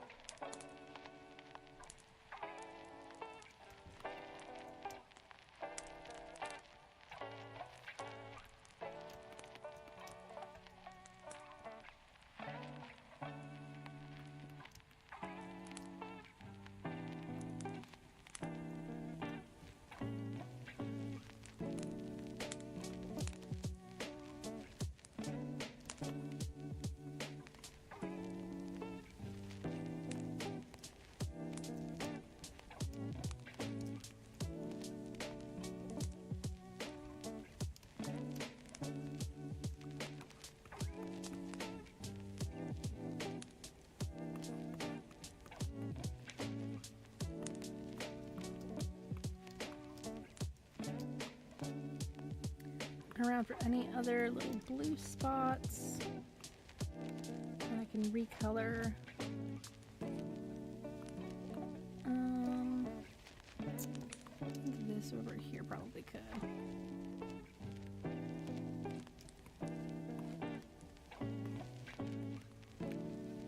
Down over here. This is probably more of a brown line though, instead of a blue.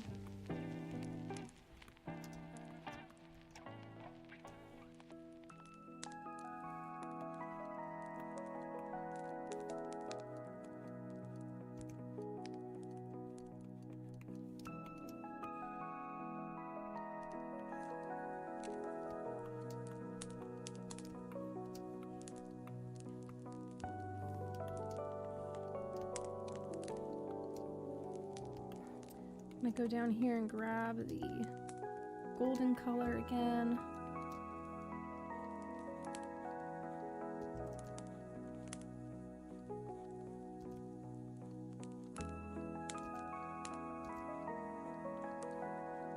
I'm just being really sparing with it.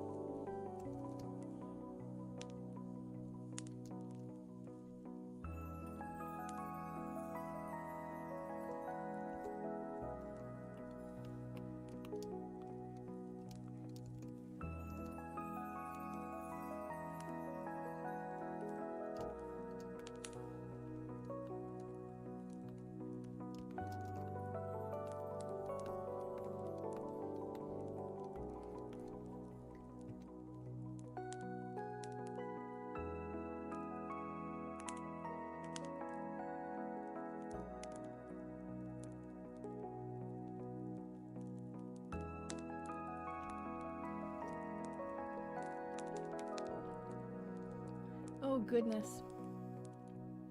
I am hoping that it's not too hot on my wedding day. It's gonna be in late September, so I'm expecting a little bit of heat.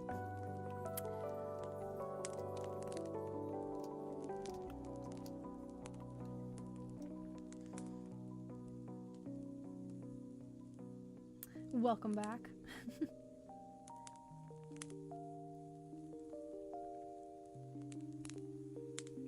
Just strictly against Barry. Dude's just got it out for him.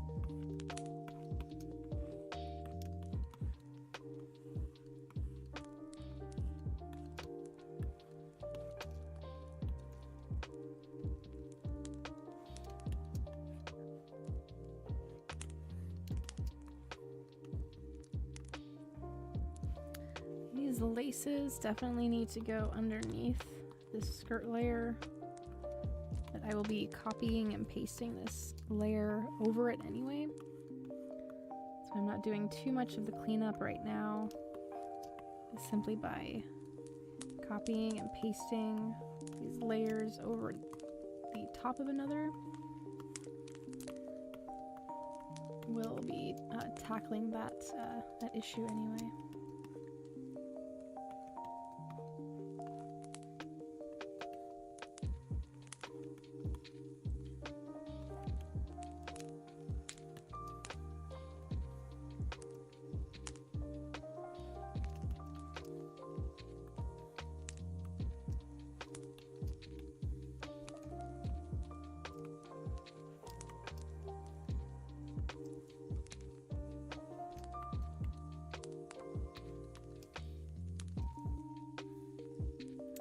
Go over here again with this golden color.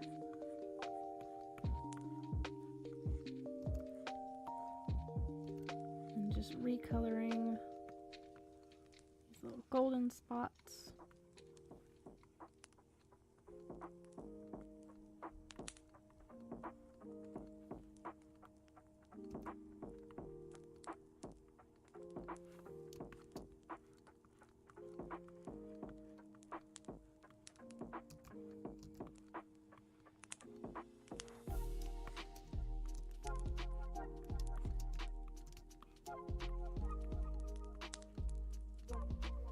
Is one of the new tracks?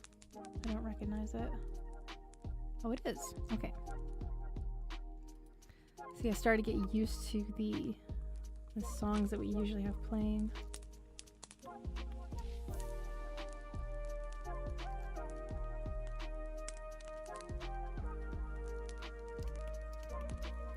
Okay, so this buckle right here is going to be of a silver color.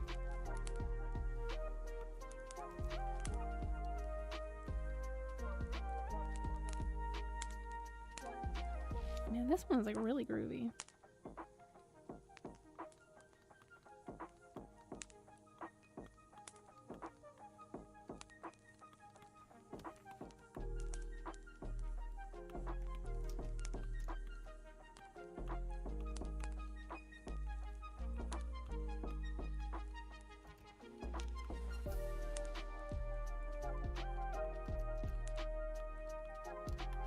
And over here to the shirt. There's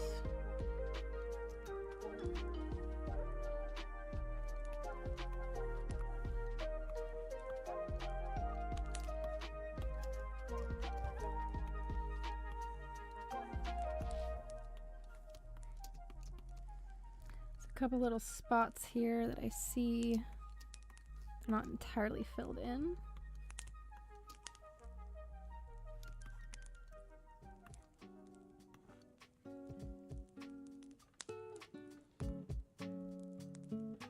Right, like that last one, I was like, this is awesome. I'm gonna add some more songs from that album.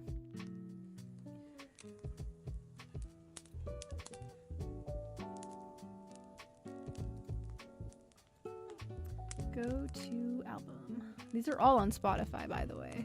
It's either StreamBeats by Harris Heller or Stream Cafe. I have all of the music that's played here. It shows there at the very bottom of the screen.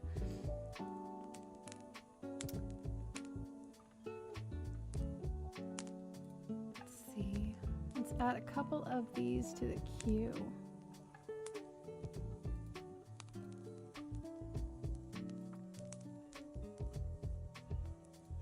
N64, that might be a good one. Time keys, that might be a good one. Yeah, and if they fit with the relaxing kind of a creative theme we've got going here, I just add them on in.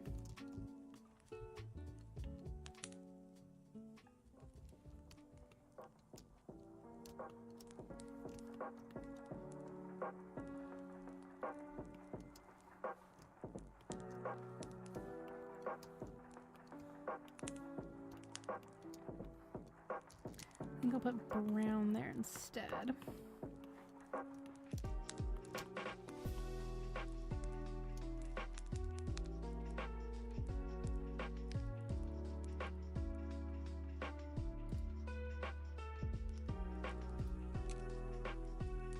Okay, that one's added in.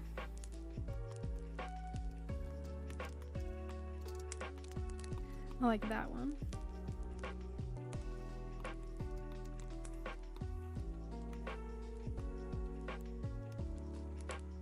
I know, it's coming along.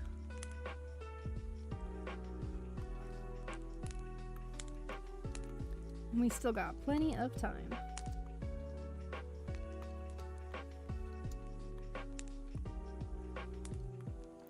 He thinks that we'll get to the shading and the highlighting.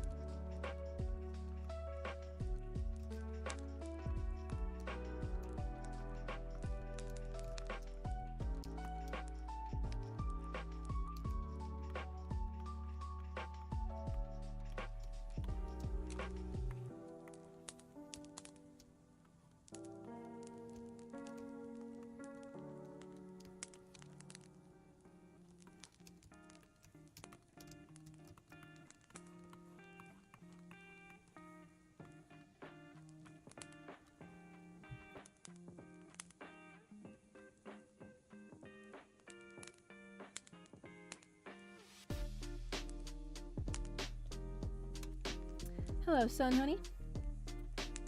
Welcome on in.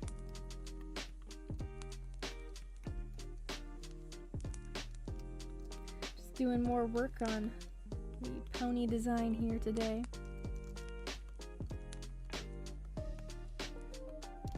Hope that your Saturday has been going well for you with all the craziness. Yeah. I needed this. I needed my 4.5 hours of just art therapy for today.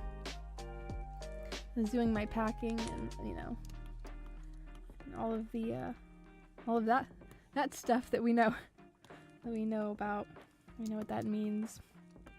That happened, and I'm like, my brain, can I just do my artwork?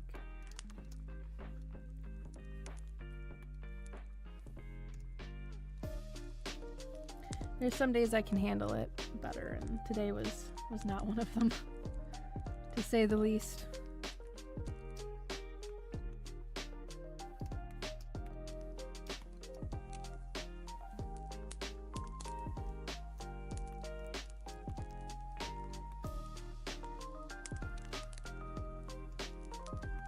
I like this one too. This is a new song. We're vetting some new songs today for the soundtrack.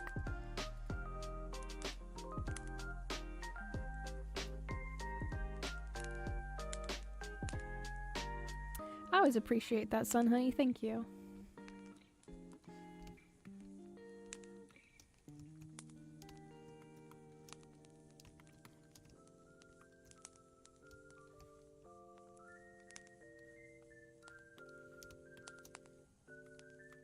If you enjoy the artworks, be sure to leave a like and subscribe.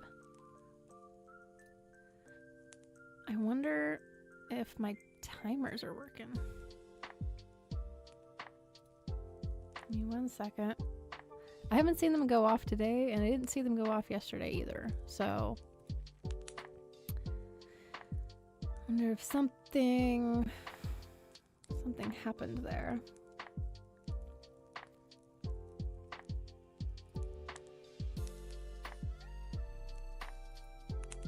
Nope, they're on.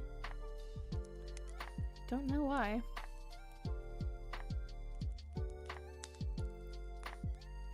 Oh well. We'll see if they pop up later on today. This one's pretty cool too. It's a little different, but I like it.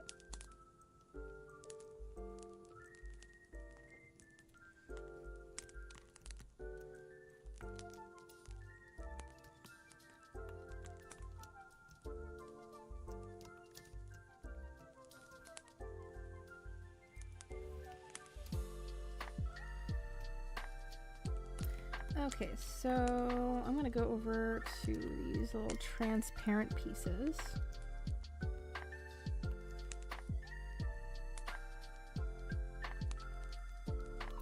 Recolor these lines.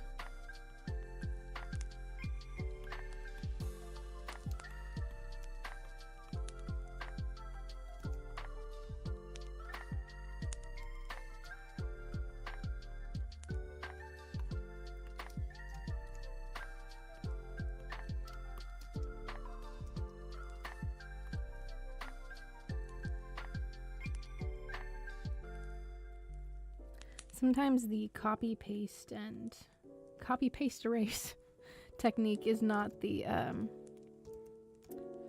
best though. Sometimes there's some careful erasing that has to go on.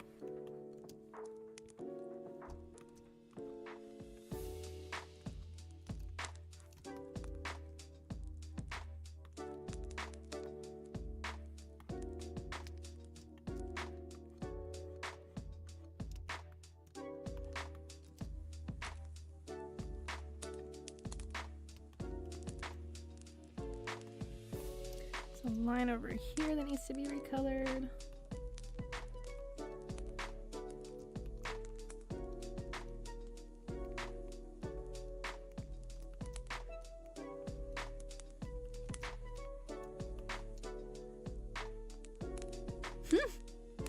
It is.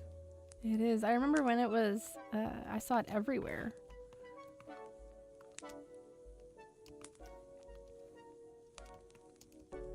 People making those funny emojis out of all the different characters on the keyboard.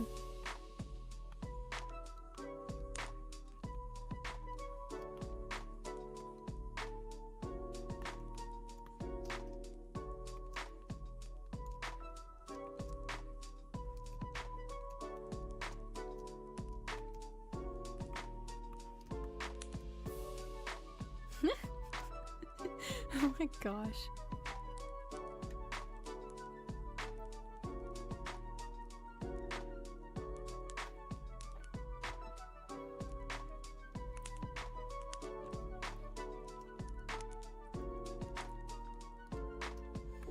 Earlier we were talking about how the Ratatouille movie kind of opened up this this Pandora's box of rats that are, you know, and other rodents of small nature, how they're able to, you know, just jump upon the head of a human and control them. So why not create like an entire army of humans? There's the Streamlabs timers, thank you. And how you could make a story out of like changing the way that humans think of rats by, you know, instilling this normalization, having a small group of humans, like a cult of the rat, in a way that, like, why does it have to stop with Ratatouille and the cooking in Paris? Why can't you have that in other parts of the world?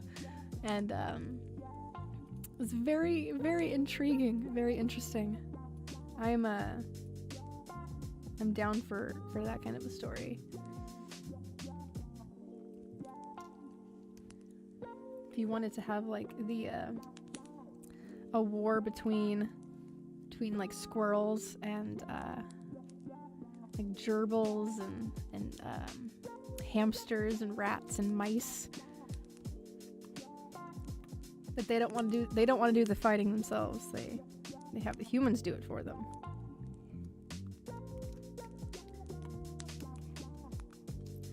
We're doing an autosave, thank you. Right in the middle of my pen stroke.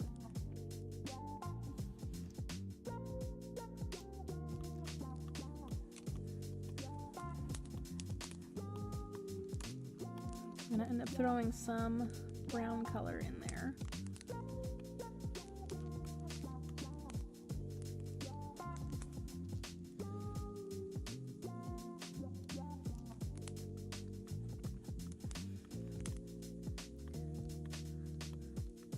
You could have entire wars fought for the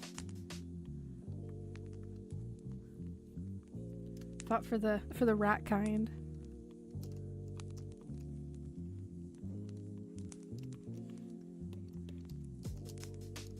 And as long as nobody takes off their helmets, or, you know, has their head blown off or something, right? Like the rat or the mice doesn't go flying out.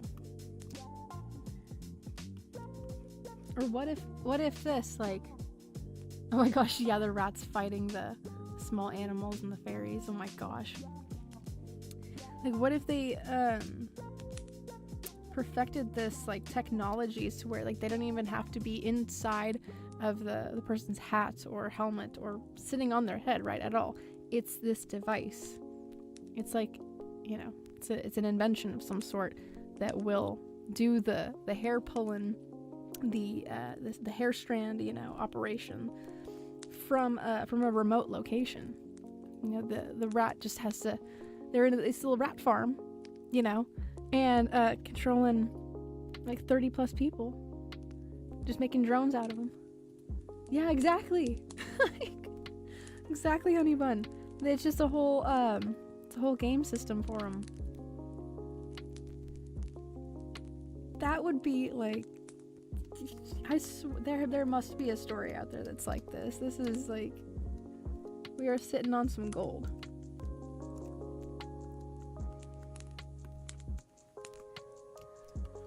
Like a darker version of Ratatouille. Okay, this here is gonna get erased. That back there.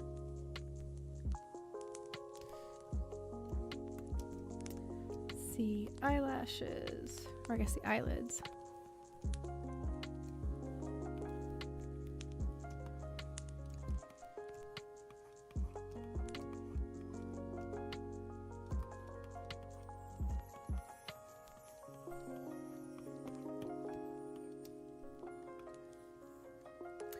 Okay, I'm gonna put up the old Miku pony. Not old, it's like last weekend. I need to remind myself how I was coloring these eyelashes.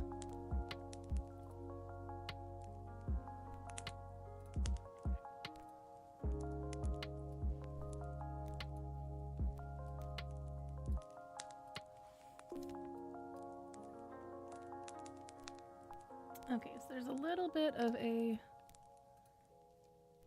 fade out.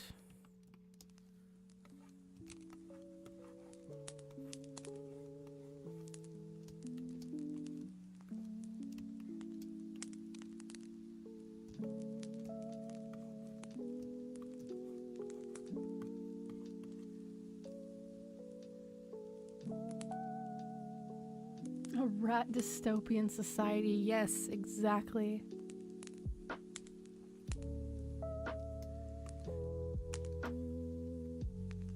I've seen movies where like nature has taken over, but not a movie or a show or a story where rats have taken over, because, you know, if you're gonna open up this rat Pandora's box where, you know, Remy can hop up on the head of Alfredo Linguini. Why? We couldn't have named him, like, I don't know, Rodney or you know, Reggie, or I don't know, Alfred. Alfredo, are you kidding me? I'm not gonna forget it now. It's definitely memorable.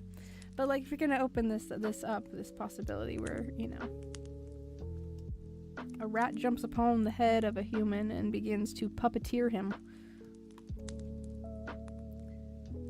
This is now having this context now where you can have other rats of different skill sets accompanying humans with their own skill sets. And see, this is what I'm saying. You could have like a rat that's very skilled in explosives or something, or, you know, is very trained in with like a sniper rifle or something.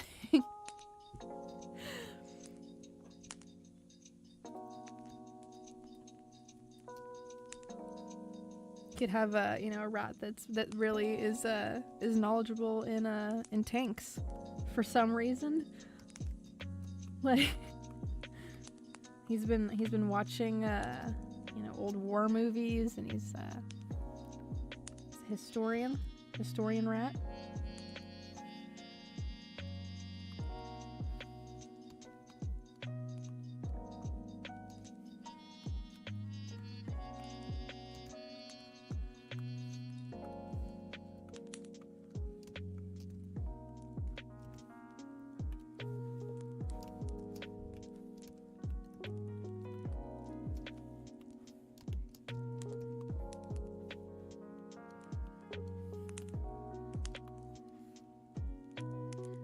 I'm gonna zoom in here a little bit to see this face better.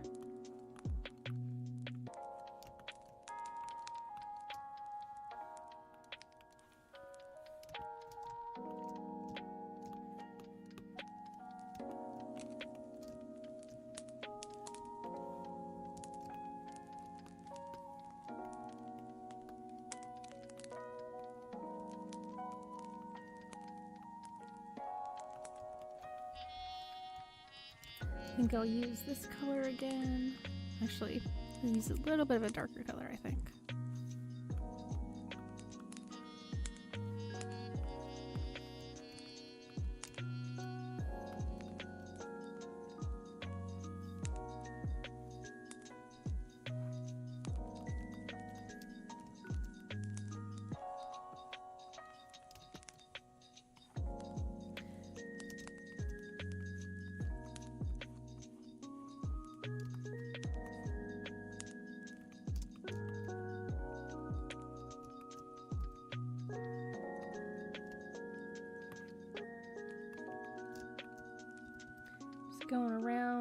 Doing some further cleaning up.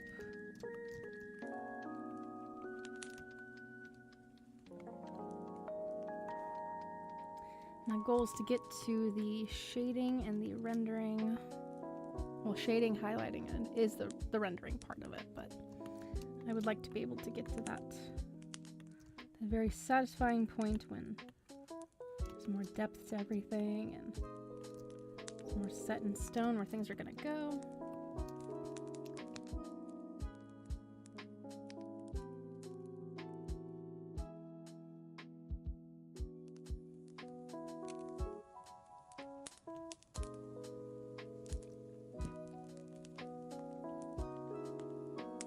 Yeah, I imagine that they're like if they're controlling them from a remote distance though, like they wouldn't be having wires.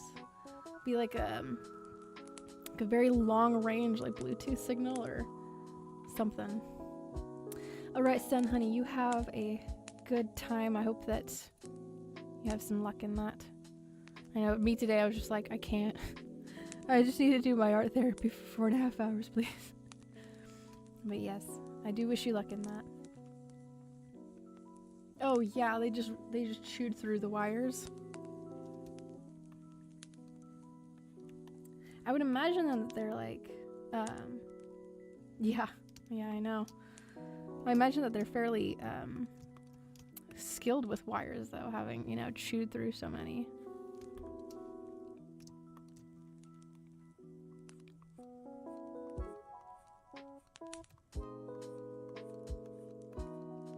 This,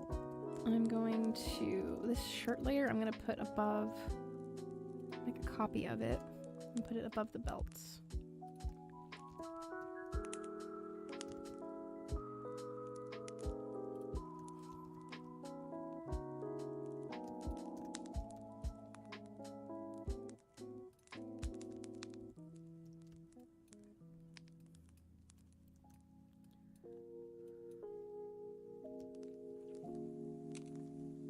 Yes, oh my gosh, rat engineer.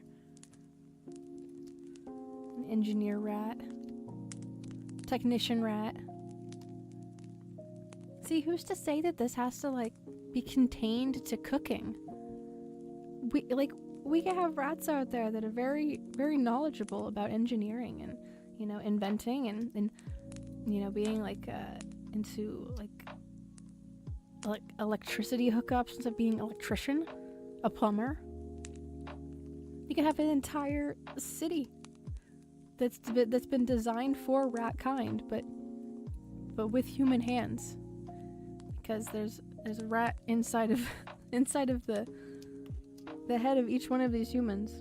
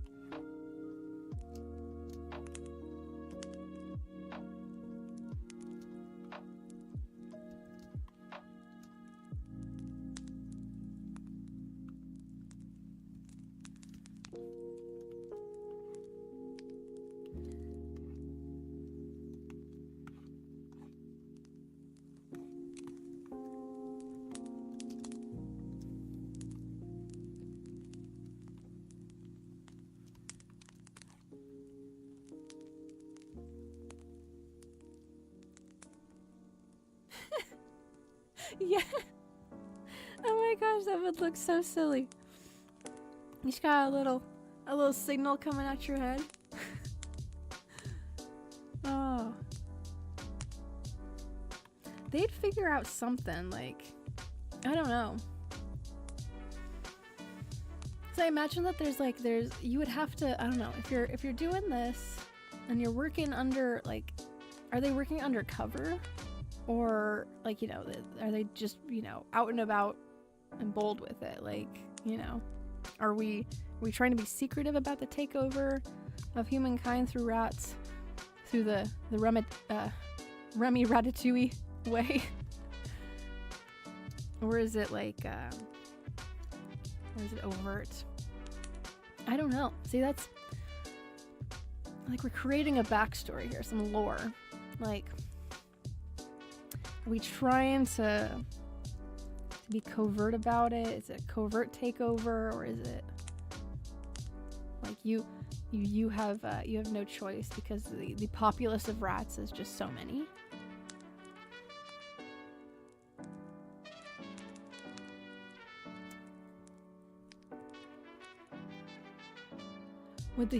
I'm trying to interpret your emojis. Are humans not smart in the rat controlled world? I would imagine so, that like after like that after a while of like, you know, not thinking for oneself and only having, you know, rat brain turned on, then it would be hard to go back into human brain, maybe, to make that switch over. I don't know, right? Like this is very intriguing. This is what goes on in the writers' rooms, or what should have gone on. This is like the conversations they should have had. I think I'm gonna start doing some shading here. I'm gonna apply the light layer, very much like with her eyes here. There's a little light reflectant.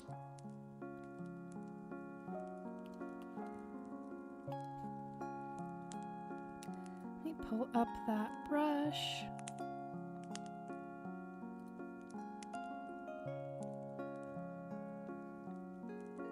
Right, yeah. We just swap around these noggins.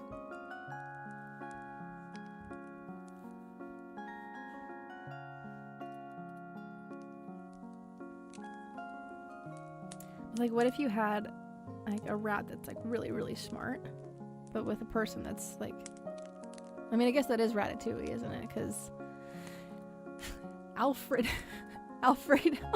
stupid. Alfred is not you know, the best cook. He's a garbage boy. But what if you had like this very like not technologically inclined or advanced human, but you have like a hacker rat. The hacker rat is observing and watching this human. They're not very tech savvy. Just struggle day in and day out to not have like his address doxed or something. And this rat is like trying to help him out while he goes to sleep.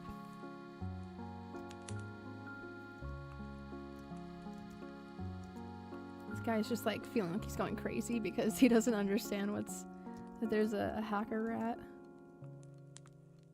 that's trying to protect him from these other hackers or something. I don't know. It'd be funny.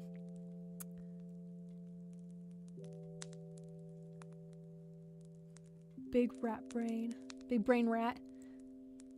Big brain chipmunk? Is it a squirrel or chipmunk? I guess it doesn't. They could be either or. We could have a squirrel chipmunk war.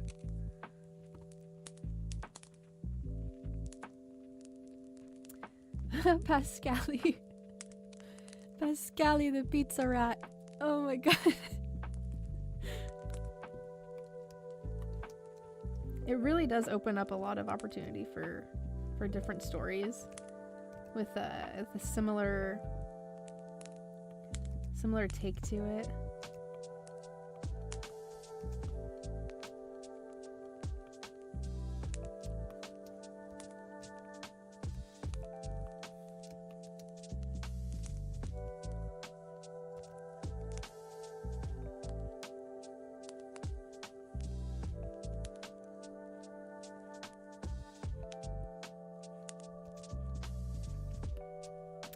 Okay, so we have an established light source coming from the right lower side of her body here.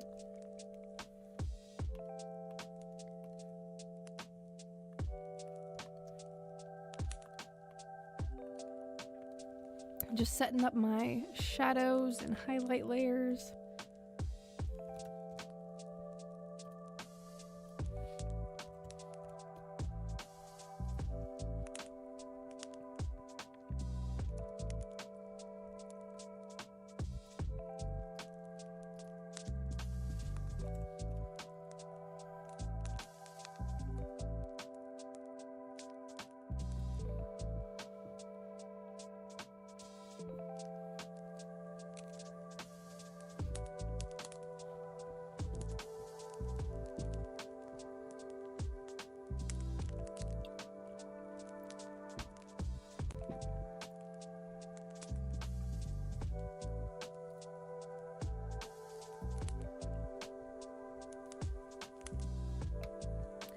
Okay, what kind of shadows?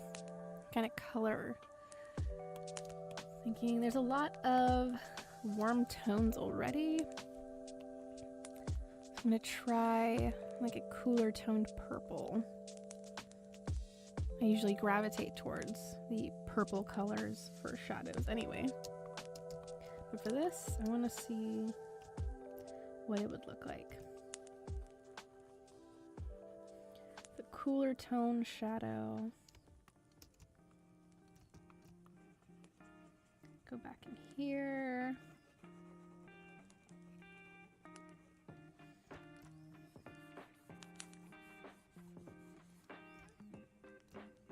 All of this inside of here would be colored like that.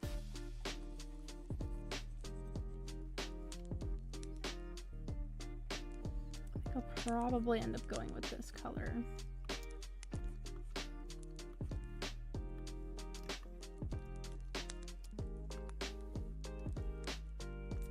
These two around.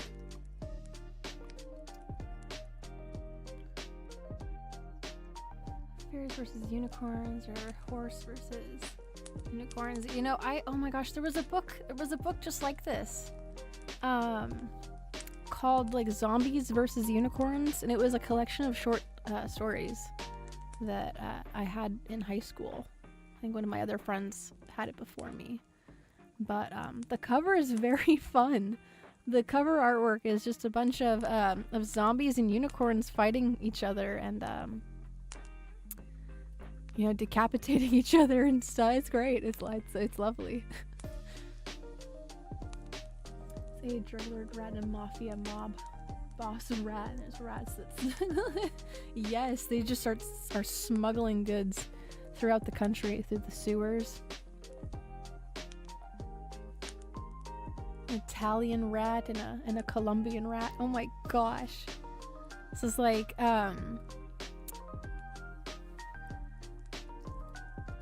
what rule is that of the internet that if it exists there's a pony of it? It's like rule 36 or something. This is like we're creating another rule of the internet. If it exists there's a rat of it. Oh my gosh.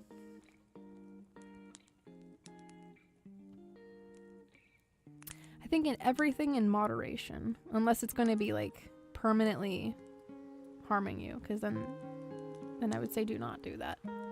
Do not permanently harm yourself.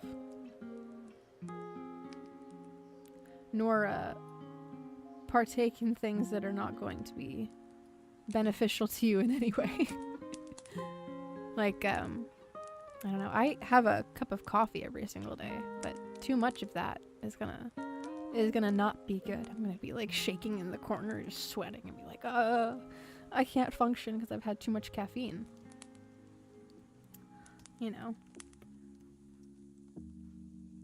I myself partake in the devil's lettuce, the cursed cabbage, but not to an excessive amount that it's like I'm not able to function or operate, or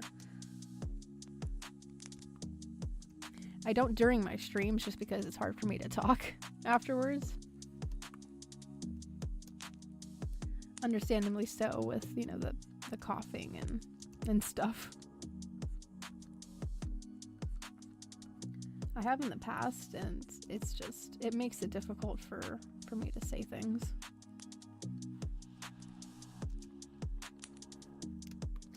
Just establishing in where some of these shadows are gonna go.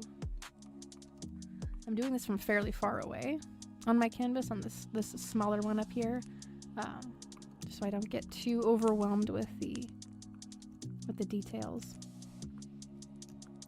Know thyself, as they say.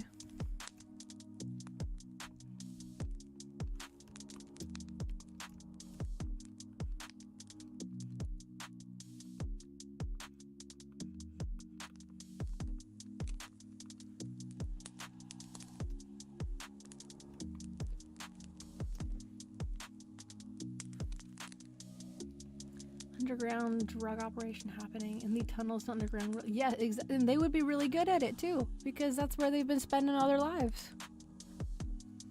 That makes perfect sense. Like actually.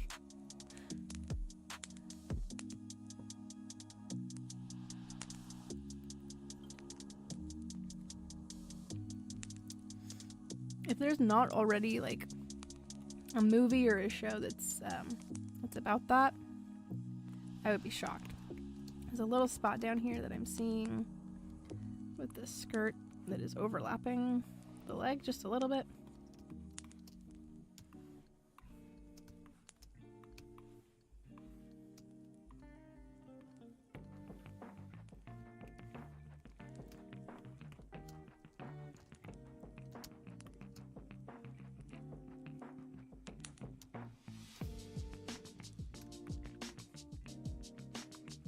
Okay. So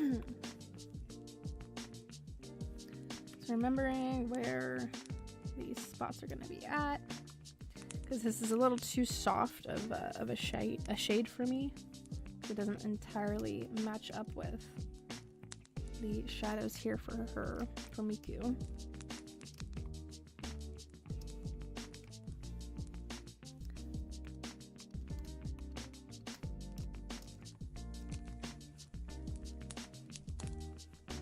Gonna go in here and just fill in these spots.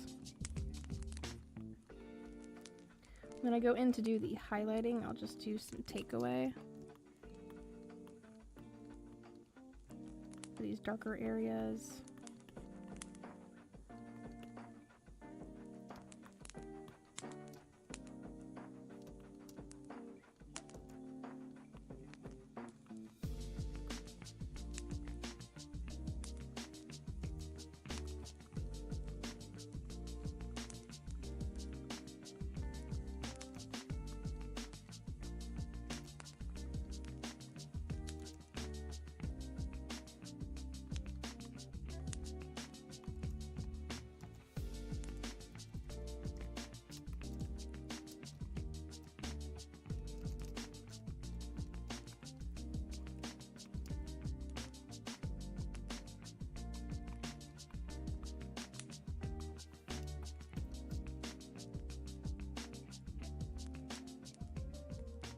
Oh my gosh, yeah, they're on a train. They're just like chasing after them with everything they've got.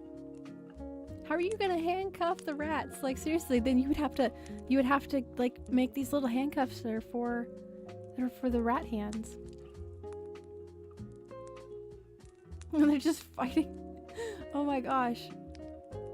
That would be amazing to see that combat.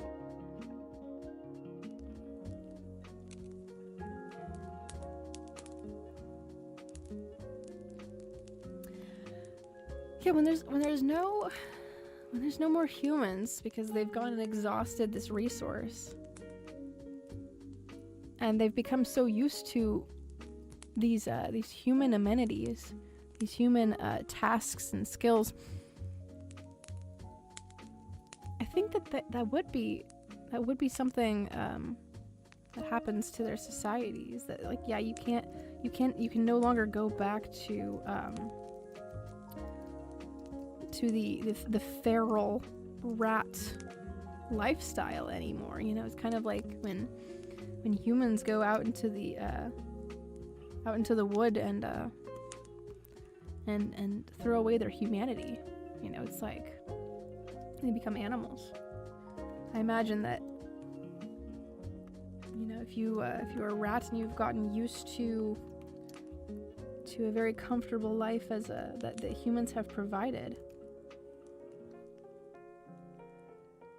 to now no longer have that resource available to you, I could see that would be a little, you know. What if there's rats that are hesitant to involve humans in their lives, kind of like, you know, with the rat's dad, with Remy's dad, not wanting any involvement in humans.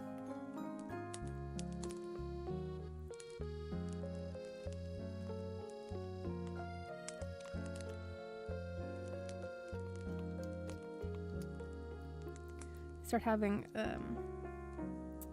infighting with the rats, whether or not to adopt the human lifestyle or to not.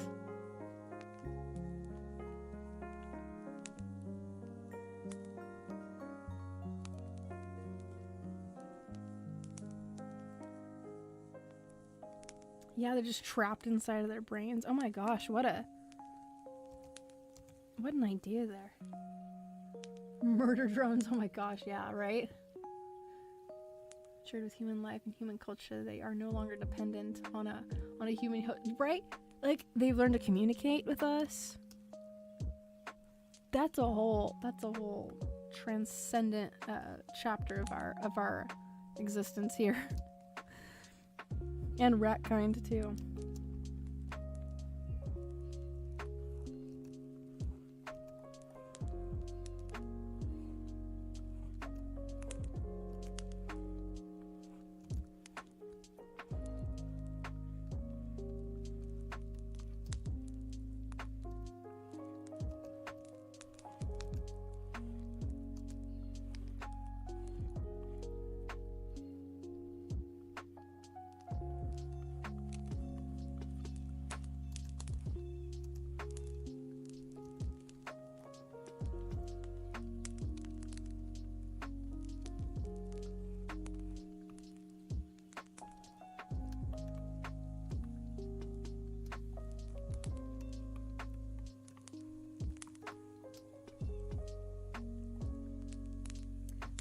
That's what it would end up leading to, honey bun.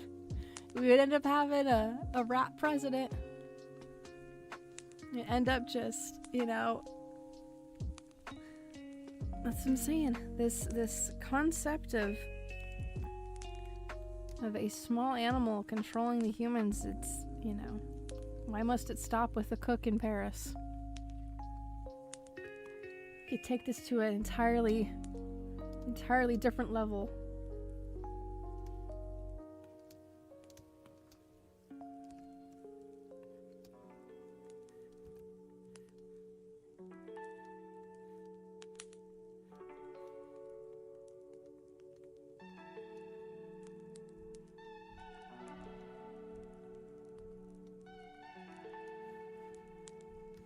Thrown in shadows here for the ears.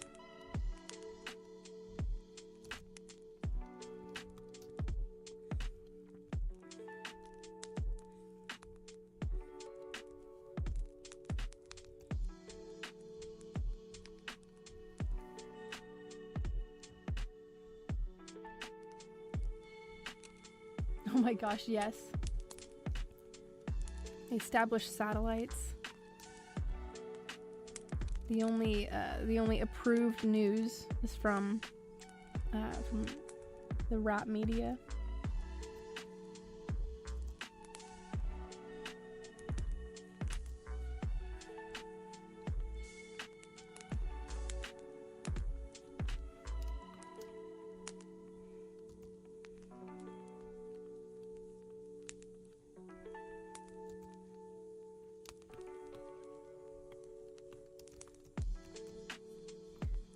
See what this looks like being completely covered here.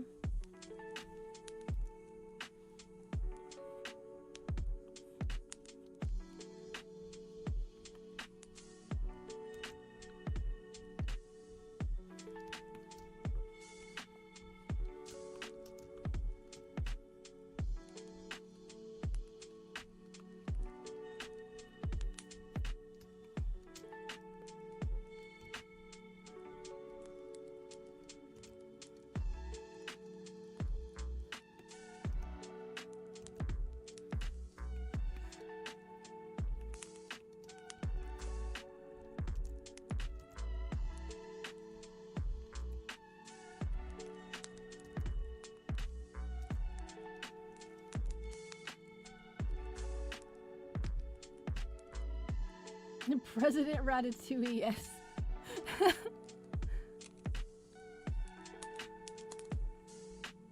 Oh my goodness. We have, again, like, it's a whole society. That means it's gonna be branching out into, like, Wall Street, the House of Representatives. Oh man. Wow. See, we could do so much. We could do so much with this.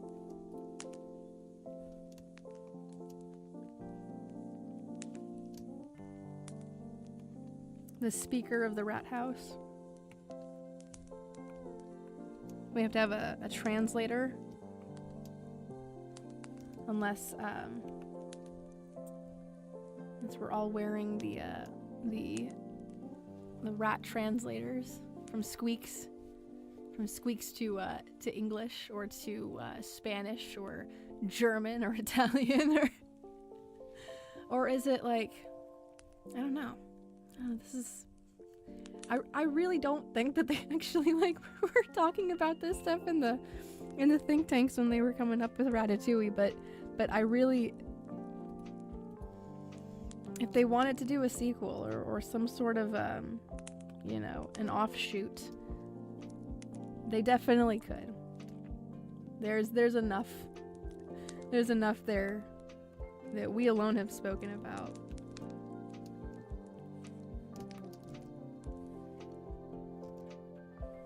And I'm actually a bit shocked that we don't have that yet. It's like rat taxi drivers and race car drivers and the like. I'm just filling in this color here, this shadow.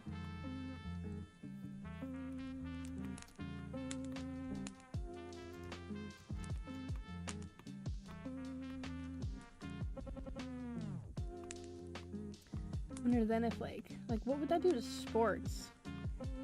Have like, you know, rat controlled soccer players or football players.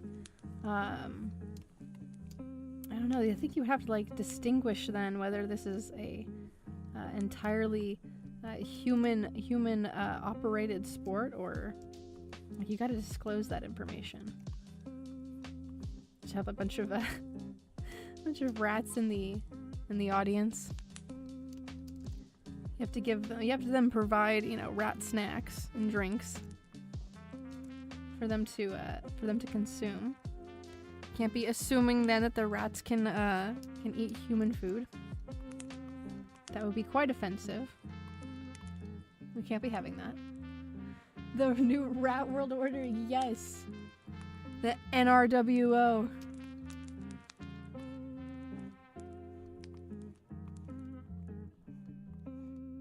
That's what this movie was about the whole time.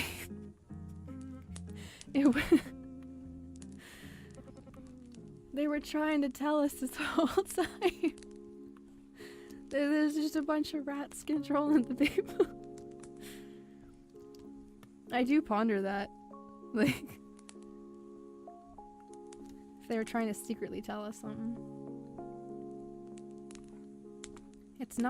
It's not lizard people, but you're close.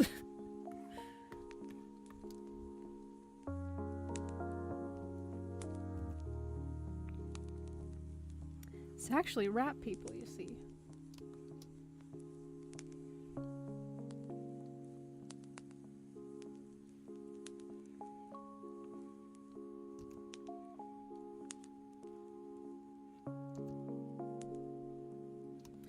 Was thinking about putting a shadow here.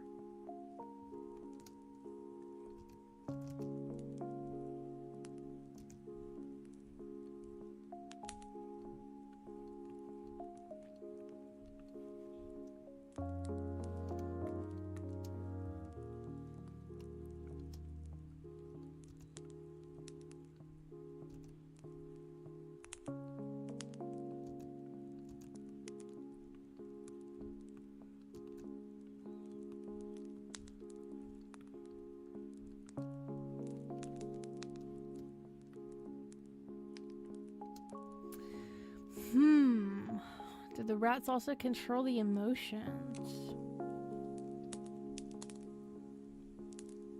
I imagine that if there's like hair strands for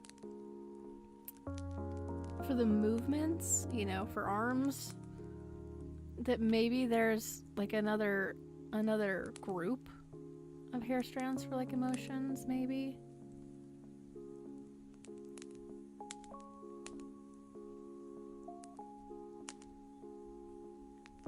Oh, rats. I cannot. That's so fucking. Oh my gosh. The amount of opportunities that they have to translate things into a rat phrase is like I said before, like they're sitting on a gold mine here.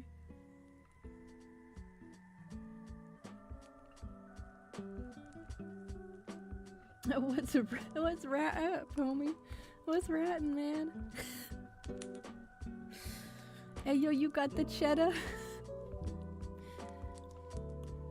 like truly, if we were to have like some mob boss rats that are, you know, and I've seen this before, I swear I've seen this before in like The Rescuers, and there's another movie with small rodents that have like, they have clothes on and they're fighting, and there's some gang like related activity, like a mafia type of a thing going on there. Can't remember the name of it, but it reminds me of that, but in a more realistic societal kind of a structured way. It takes a bigger approach to this. Neon jumpsuit and goon mafia. They got like, you know, those guns that are usually used in the mafia. I'm totally blanking on it. I'm not proficient in firearms enough.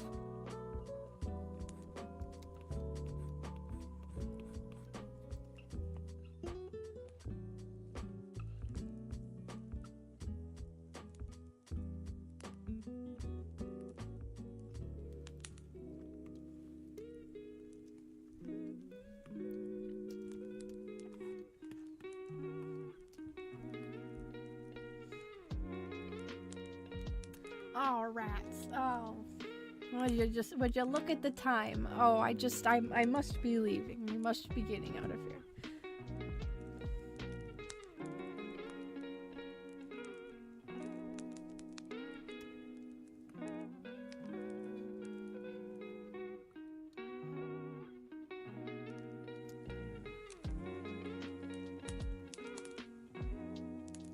Alrighty, honey bun, however long, if I'm interpreting your message right, you're gonna be here for a little bit longer. I do appreciate the time spent, messages spent.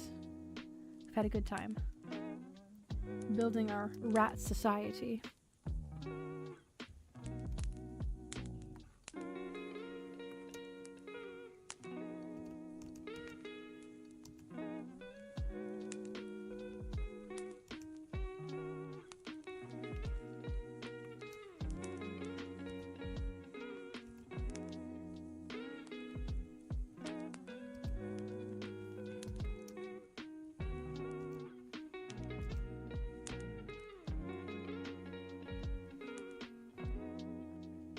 Hello, Jonathan Miller.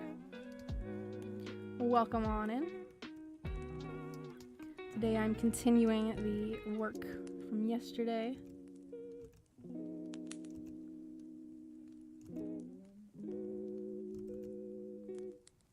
Just being really gentle with this shadow here.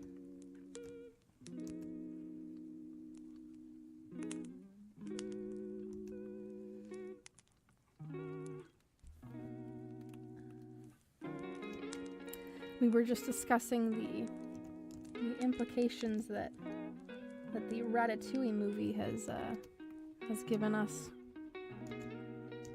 to further expand on that world. Why must it stop with a rat chef? Why can't it be also a rat mafia boss or a rat warlord?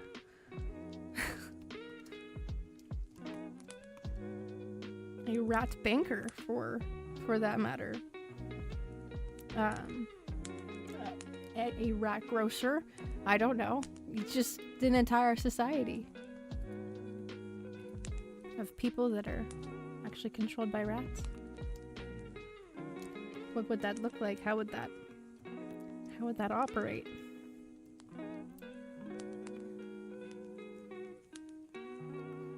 Why does it have to stop at Paris? We could have had a rat world. It's raining rats out here. Oh my goodness. The beginning of the story starts out like that. All of a sudden, an influx of rats.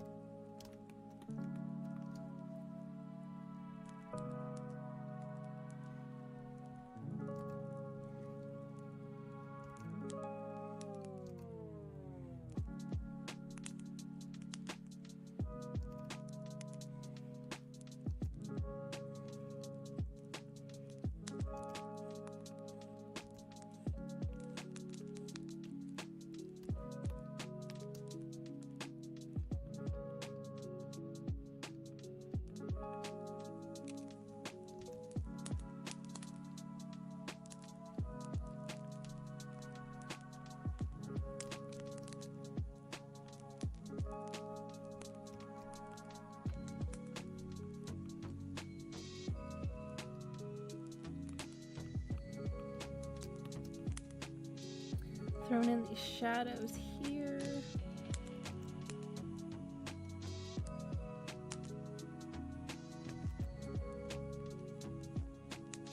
I was thinking about leaving a small gap there, but I think I'm not going to do that.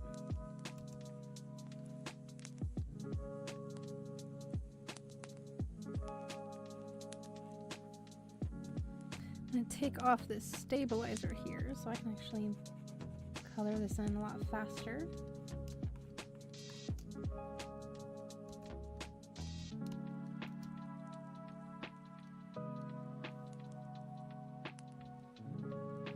Yes, indeed. We already have rat lawyers.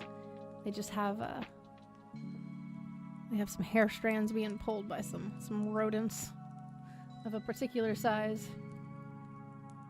Raining rats and frogs. Oh my gosh.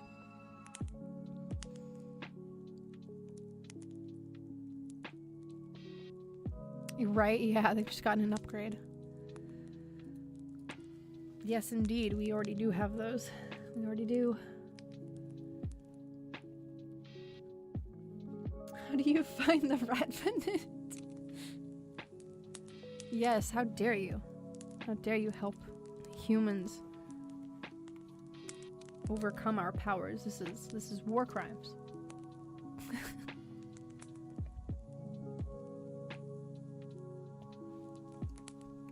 Crimes against rat kind.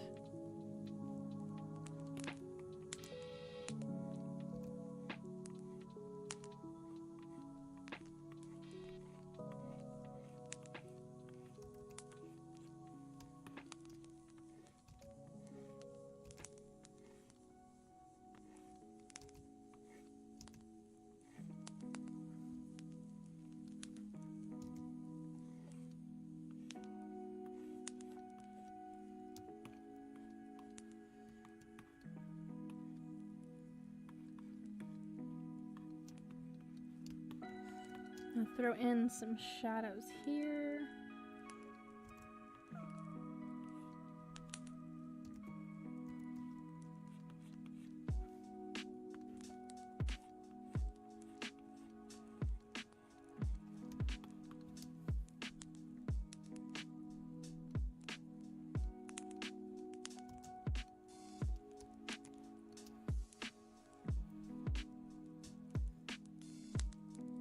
I'm actually gonna go on the opposite side. The hair for that.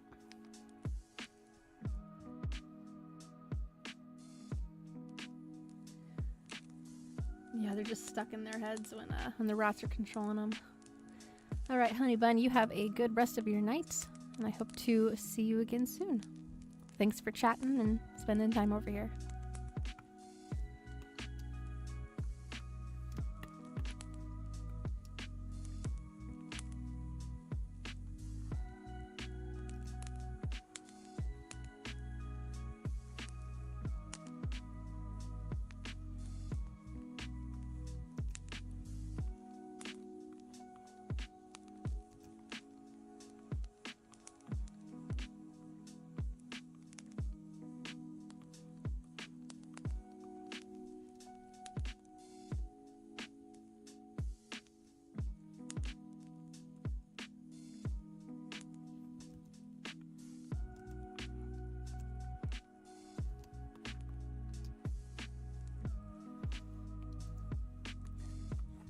And take away a little bit of the shadow here in her arm.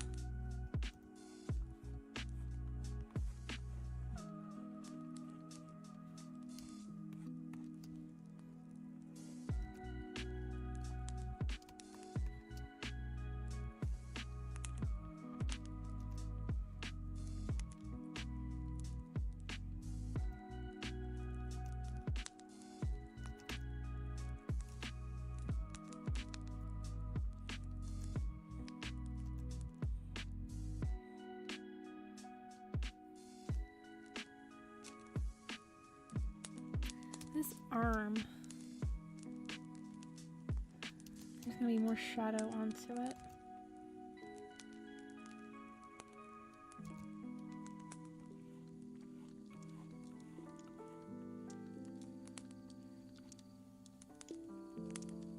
Yeah, just pushing that arm back into that shadow.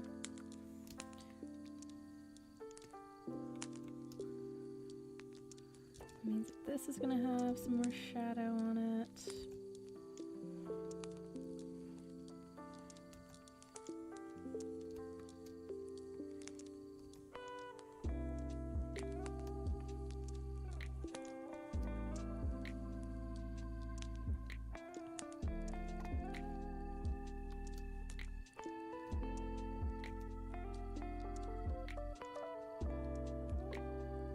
Thrown in some little details here and there.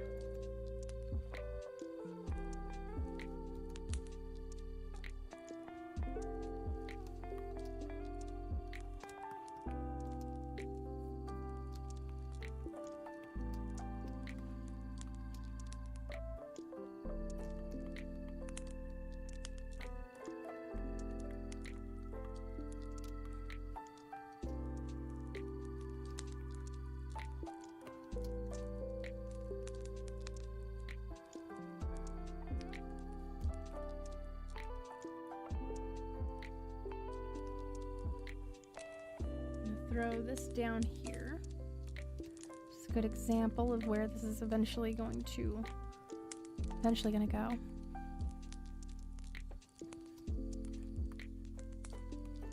Slowly but surely making our way.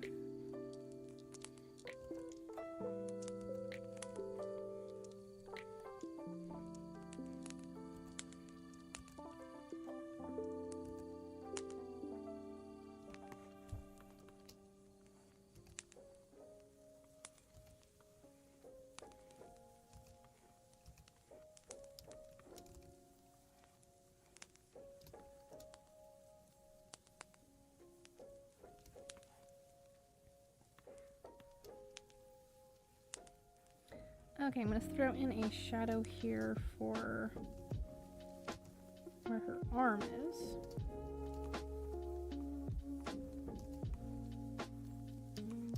Doing a little bit of takeaway the shadow here.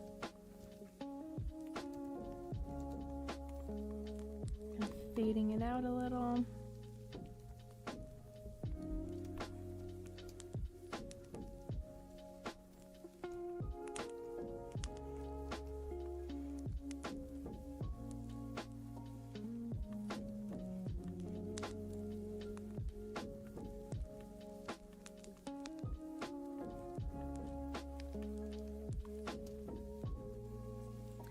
to go down a little bit more.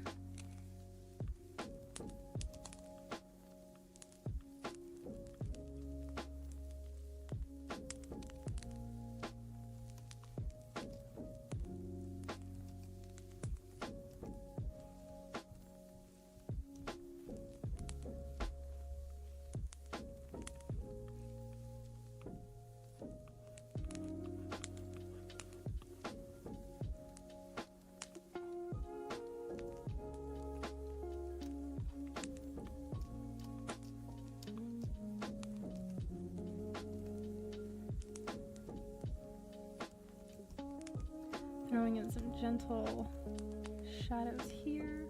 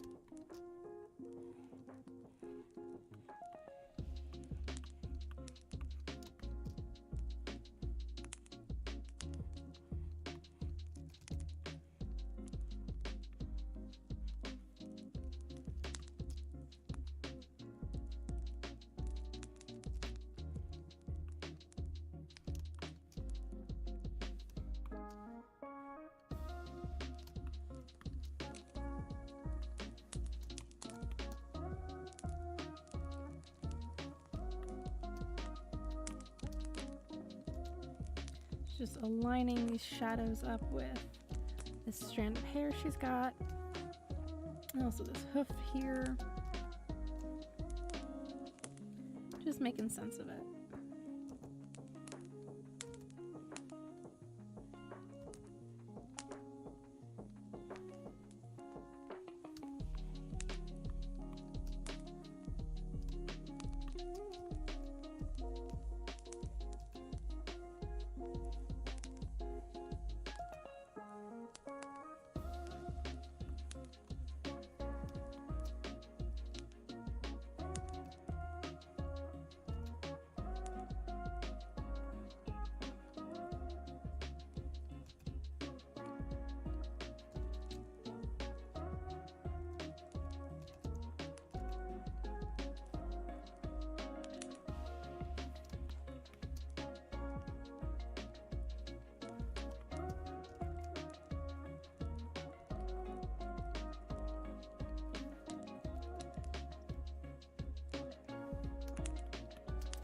And over here, it's underneath her chin. I'm gonna flip this around.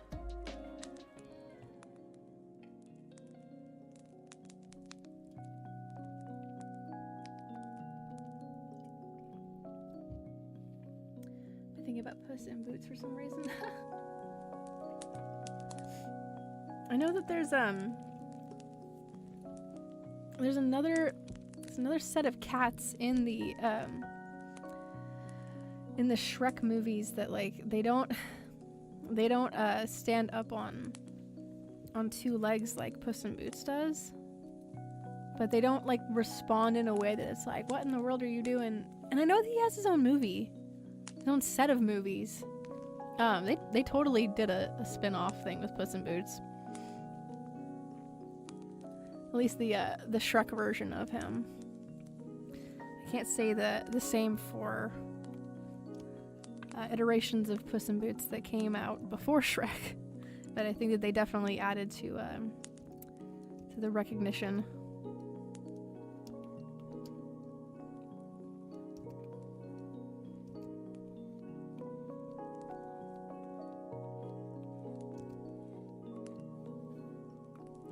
I blame the second Shrek movie for why I get Livin' La Vida Loca stuck in my head a lot of the times. I have not.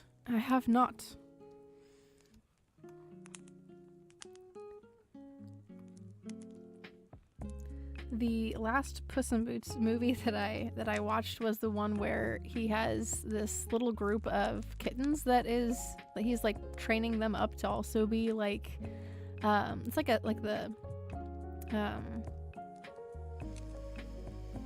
the Three Musketeers kind of a thing that I was getting off of it.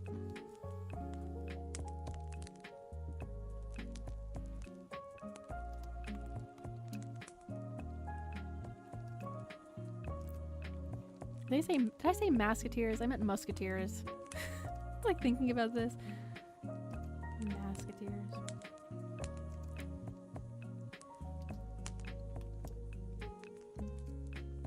Could make a rat pun out of those. The three Rattateers.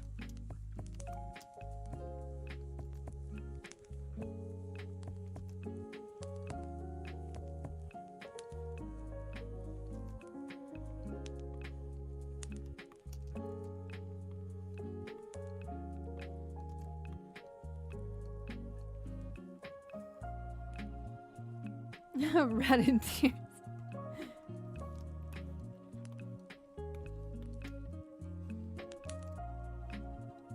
Rats in tears. Can you imagine the rat versions of different bands? I'm gonna redo this shadow right here. I don't like how much space it was taking up.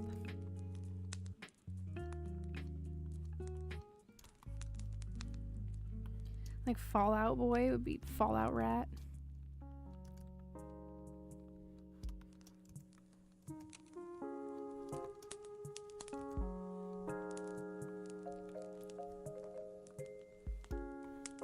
Rats at the Disco. Instead of Panic at the Disco.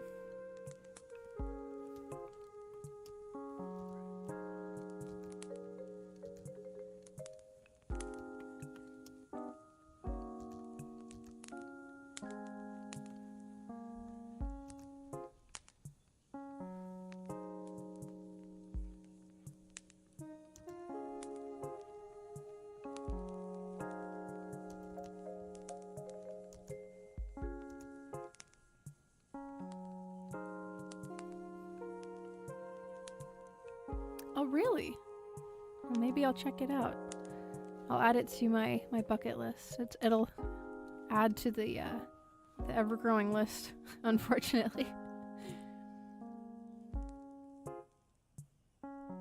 Ooh. See, when people bring up the designs for, like, what I assume is the antagonist, if it's a kid's movie and there's death involved in it.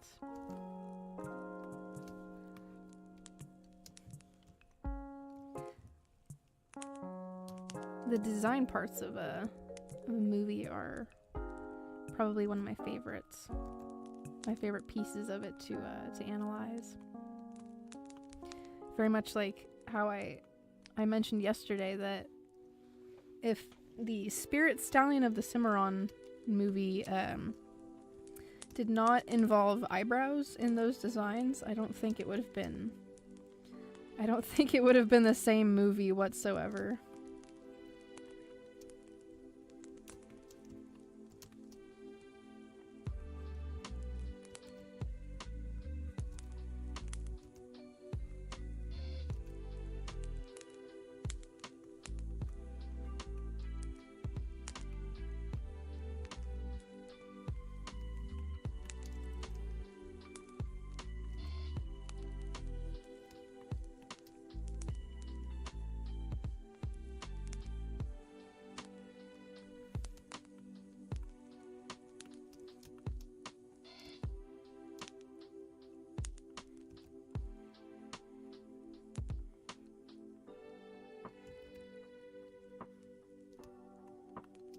Throwing in some little shadow details here for her hair.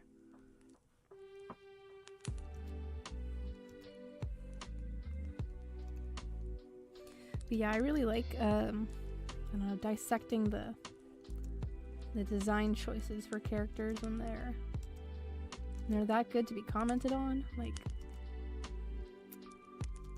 There's a reason why it's so good.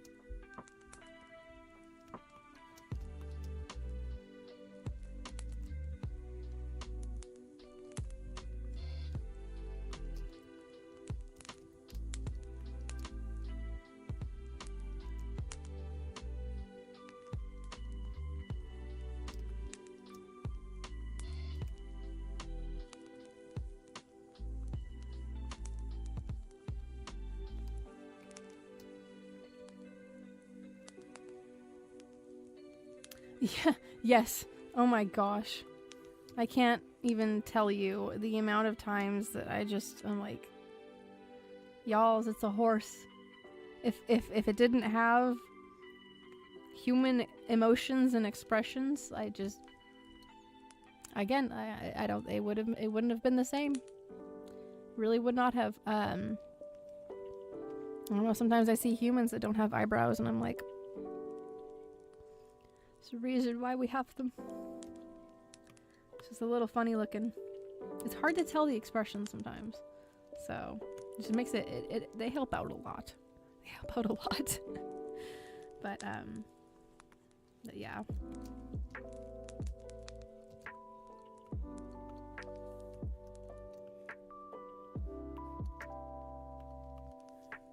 Yeah, when I first watched that movie, I didn't know that there was a whole book series on it.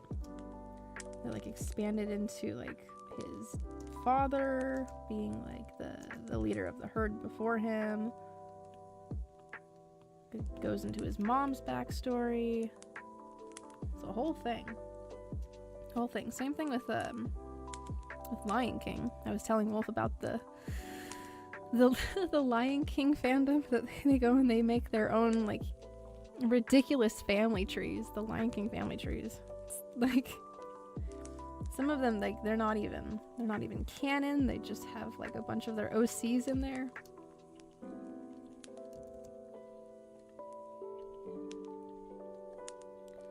But I was telling him the backstory for Scar. How originally his name was not Scar, but it was the Swahili word for trash, taka. And then after he had received the scar, that's when everybody around started calling him Scar. Which is kind of sad, and even in of itself, it's just like, my gosh, why would you name your kid Trash?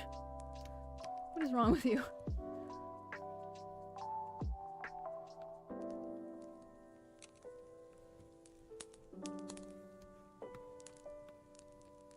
Yeah, and I think that's a particular face that has that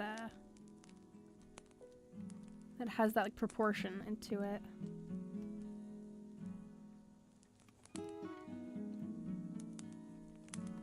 Not everybody can rock that look.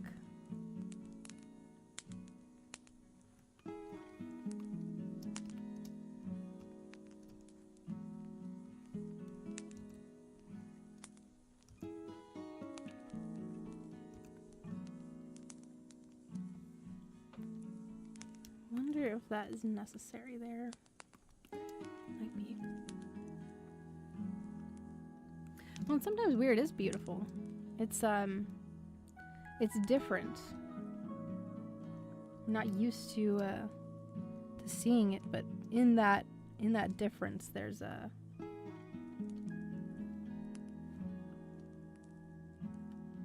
beauty to be had with it. There is a strange little strand going on right here that's distracting me.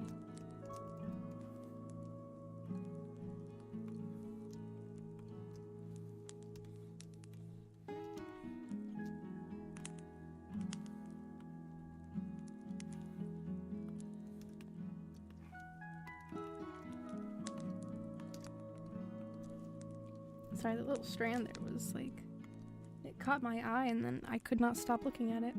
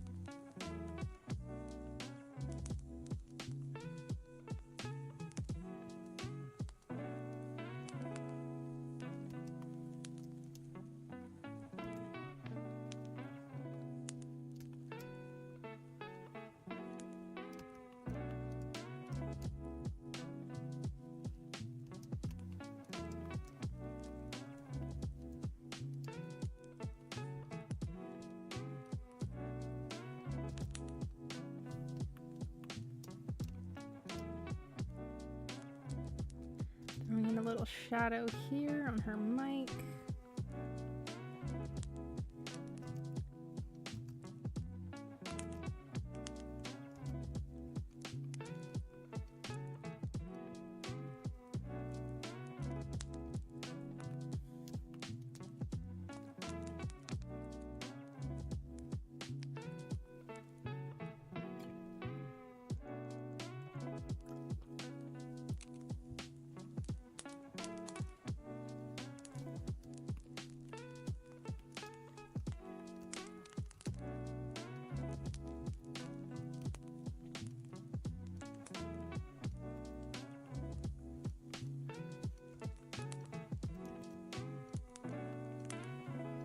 Finishing off some shadows here inside of her mouth. Just giving some depth there to it.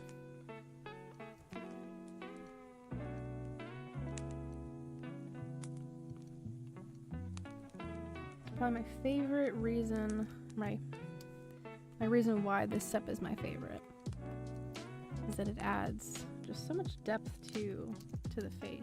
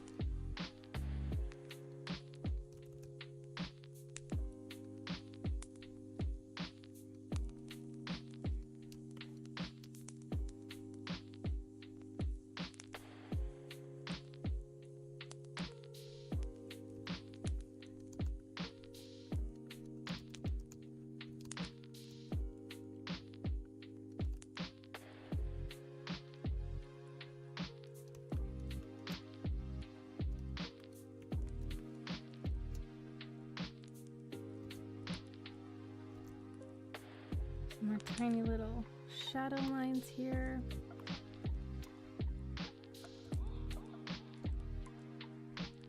And this is getting cut off right here.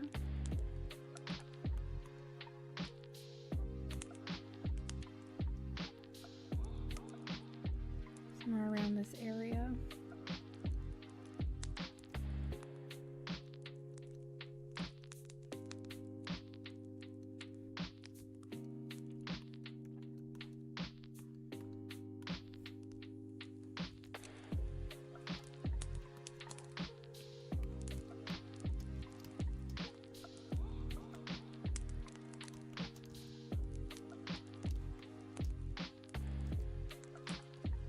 getting rid of some of these little spots. And setting up for some highlights later on.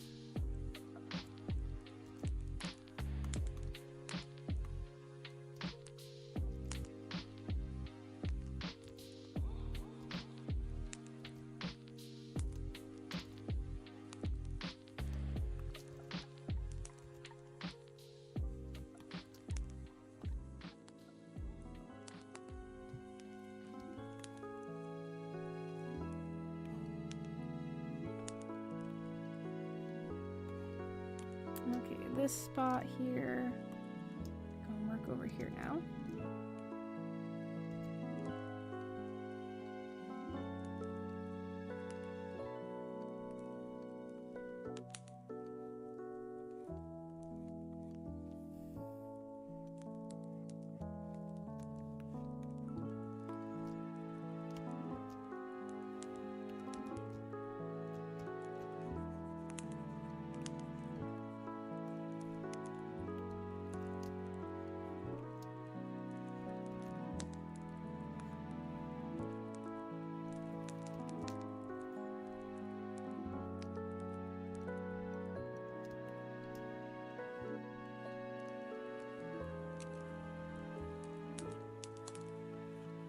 I think I'll do a darker set of shadows inside of her tail here.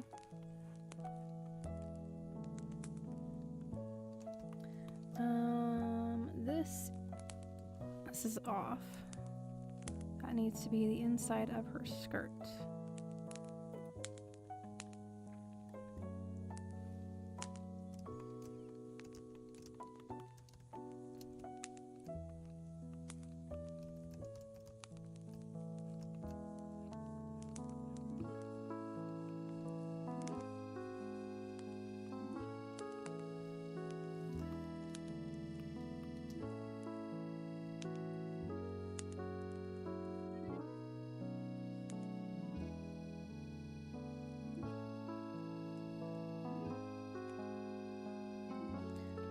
Just doing a double check, making sure I'm not missing any little spots again.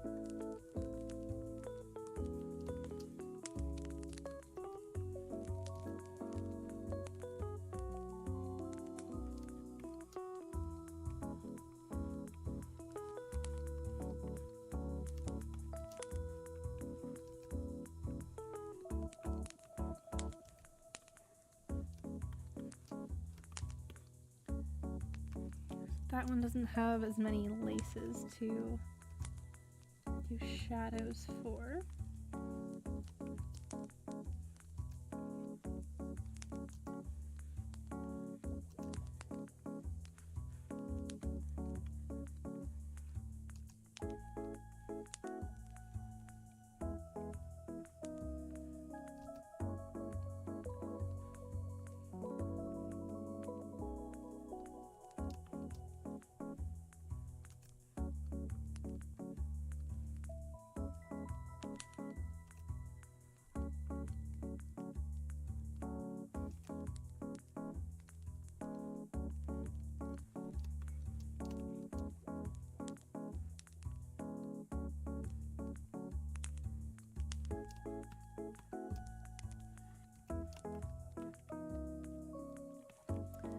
And throw in a shadow over here.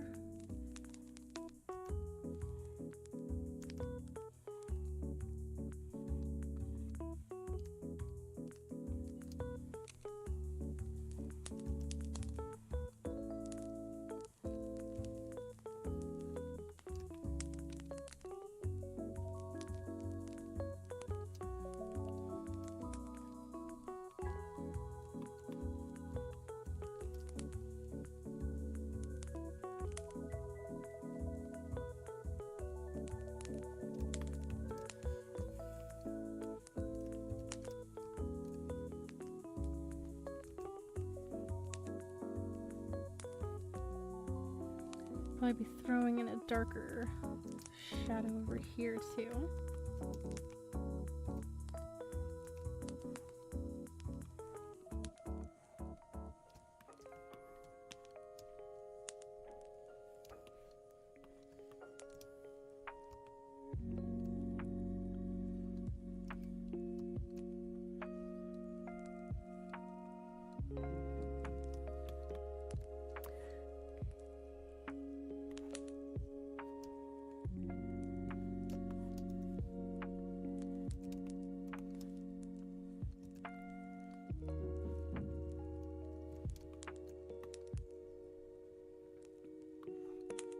Okay, I think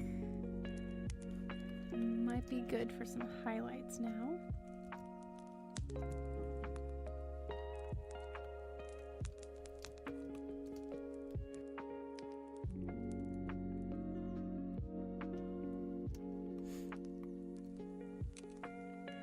Before I get into the highlights though, I'm going to take a little bathroom break, stretch my back, put some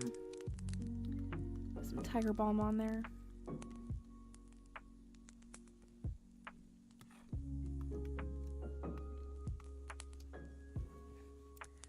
Figure out a good highlight color.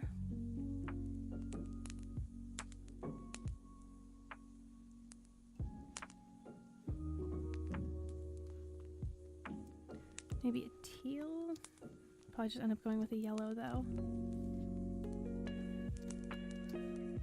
Do some darker shadows as well.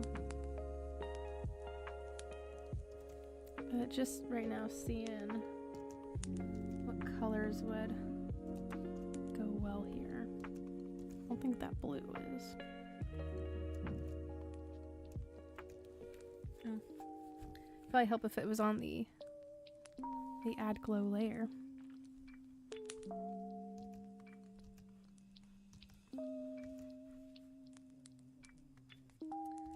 Let's try 25.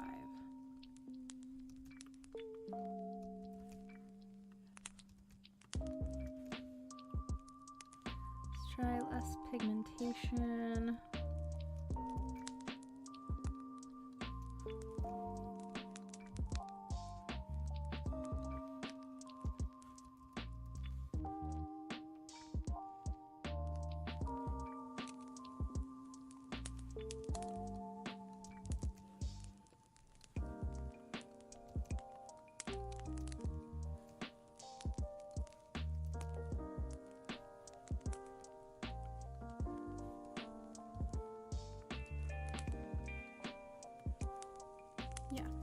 Okay, so I'm gonna save this color, this batch of colors that we have here.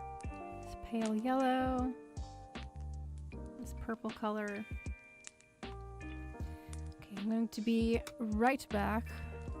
I'm gonna take my little break here.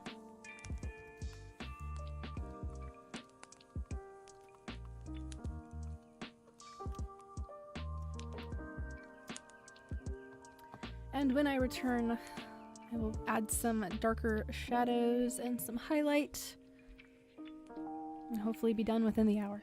Because again, like finishing these pieces on stream is actually really satisfying, and it's a good timeline of how long it takes for me to start and finish these. So I'll be right back.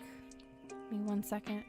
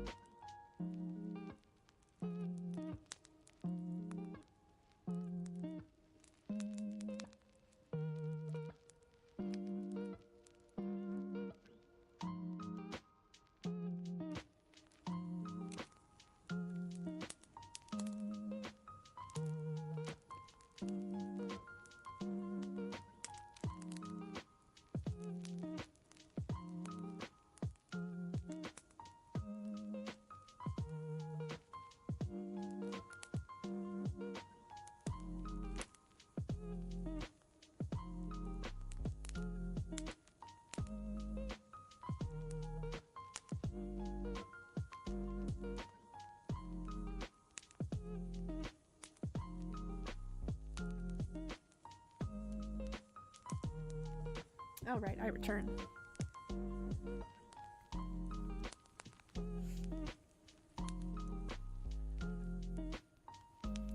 Tis time to change the gloves.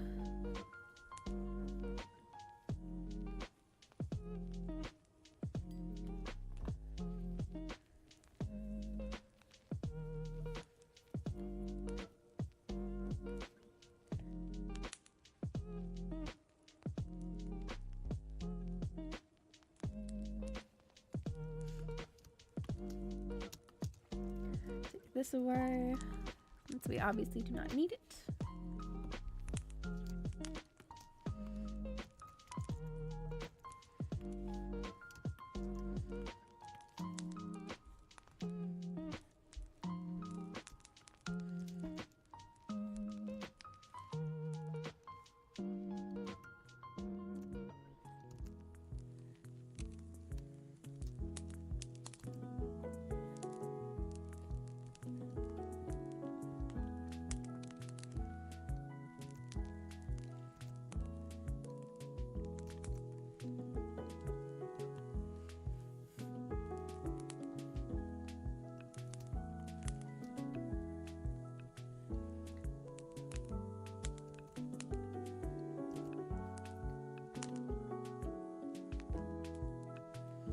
I think what I'll do with this darker shadow that's going up here.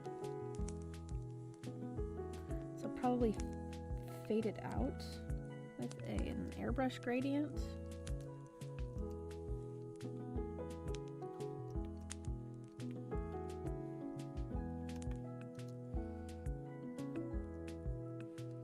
So once I get it all like filled in here, different strands like spread out a little bit.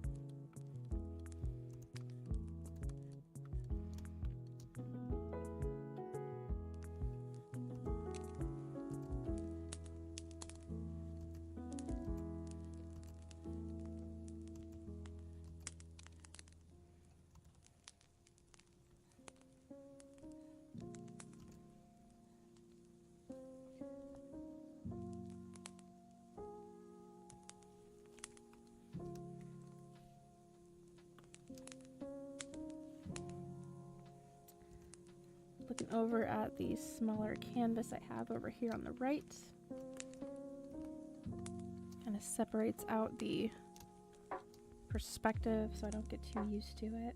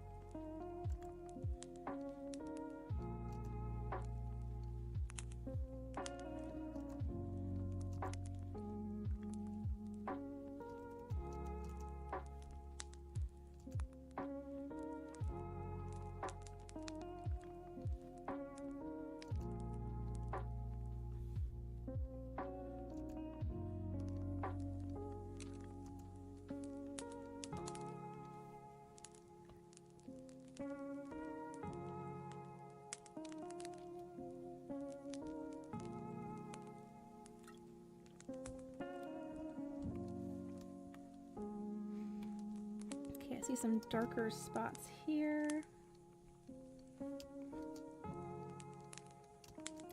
Just throwing those in. There's probably a shadow here on this little jewel.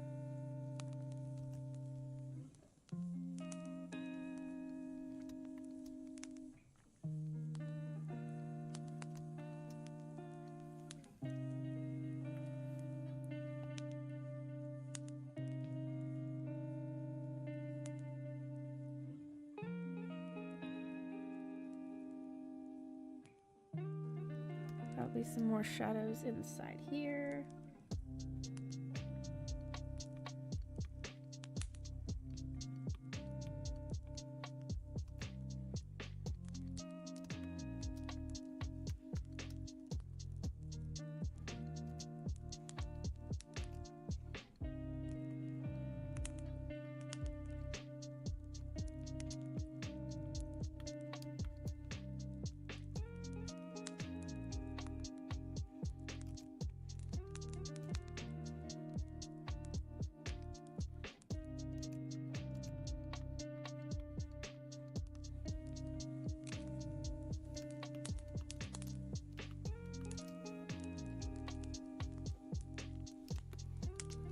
Okay, going back over here.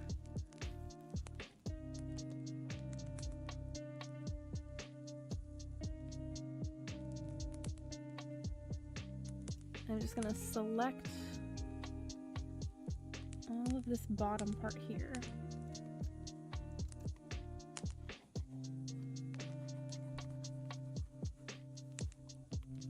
And with a transparent airbrush, I'm gonna go over, not the top part of it, but the bottom.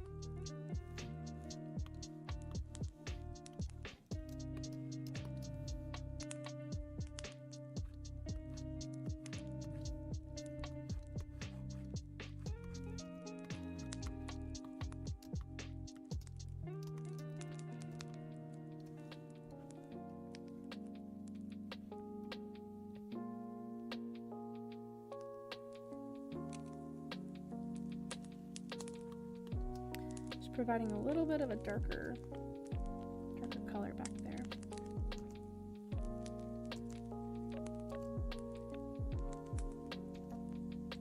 I think that'll actually be fine. So I have this smaller canvas here so that I can see this from farther away, and if it's flipped around, just makes things a little more manageable.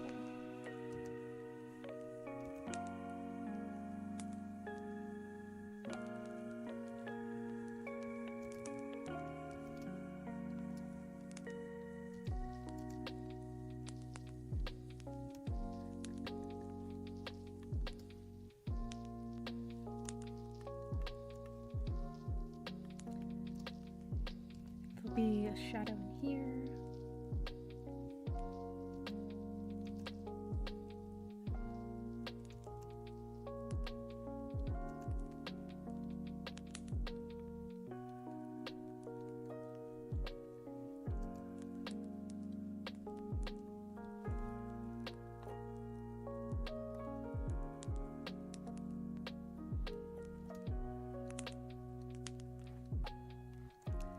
Around from the other little spots. And over here.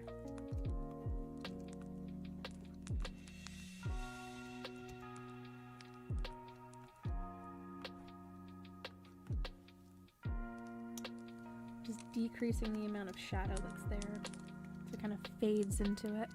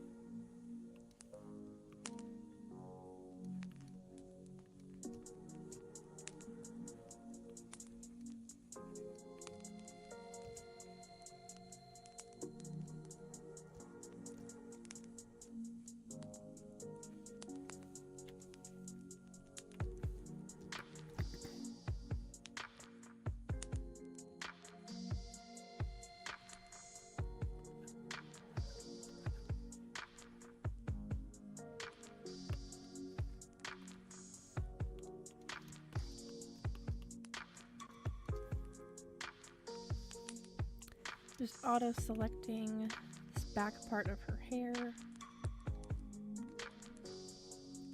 Not going to do too much in these little tips here.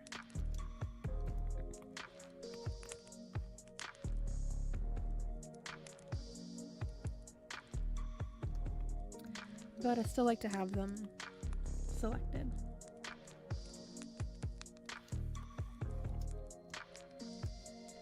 And over here.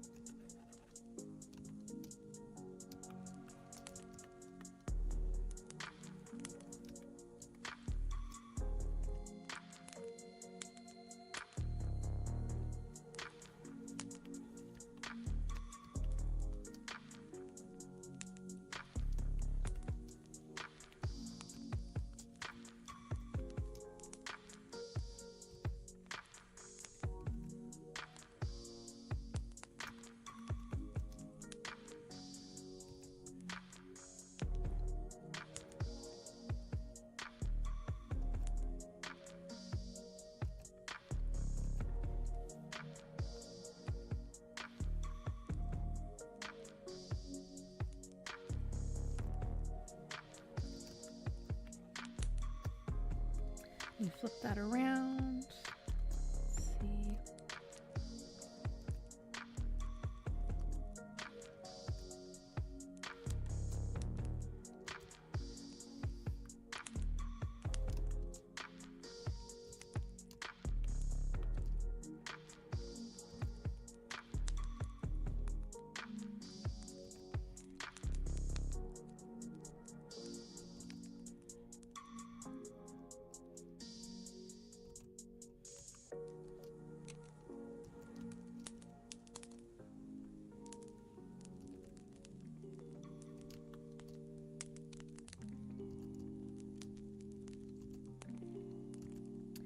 Throwing in some hair streaks here, kind of breaking up the shadow a little bit.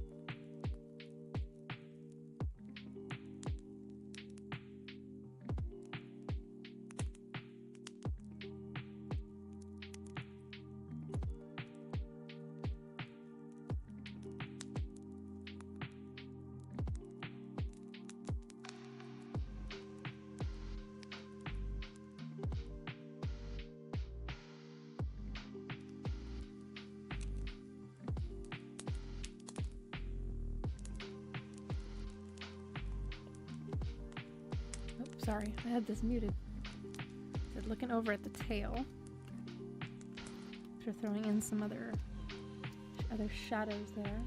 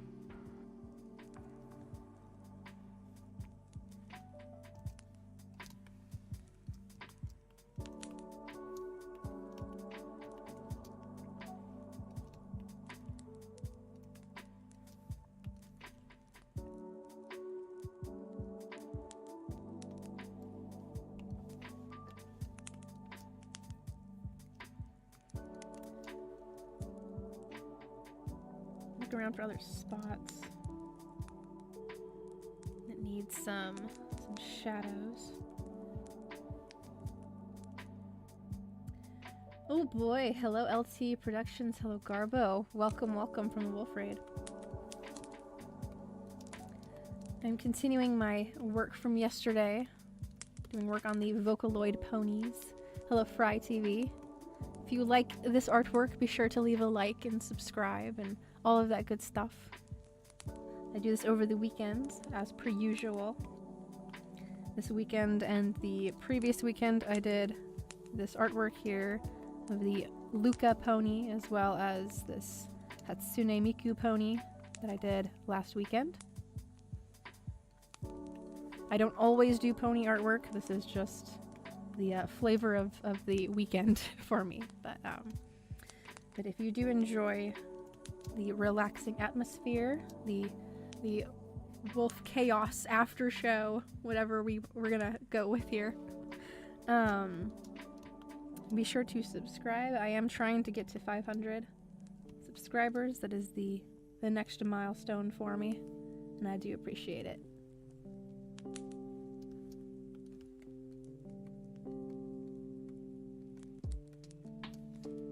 Right now, just working on adding some other little shadows here to the tail.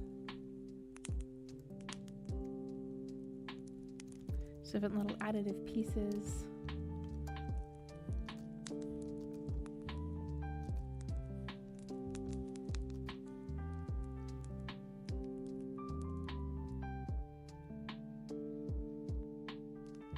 Alrighty, Ragul.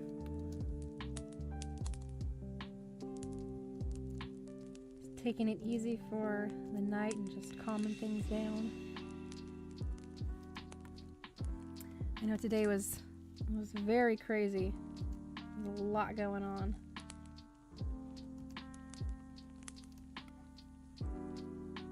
Eventually we gotta calm down, relax, and eventually go to sleep at night.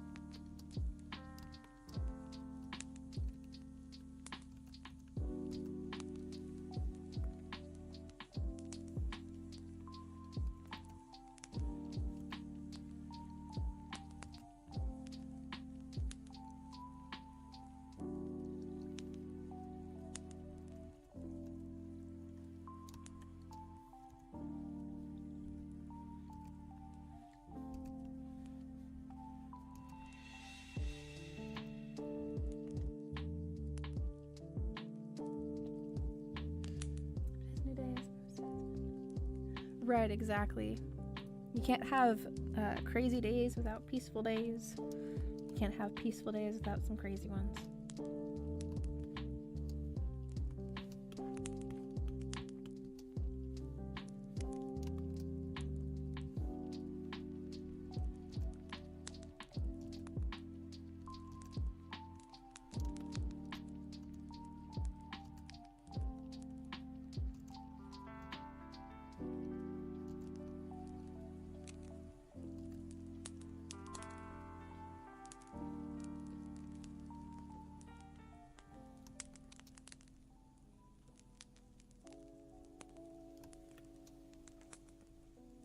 I need to add a little bit more shadow down here. Looking over at my other canvas that I have here. When things are too zoomed in, I start losing sight of the bigger picture of it.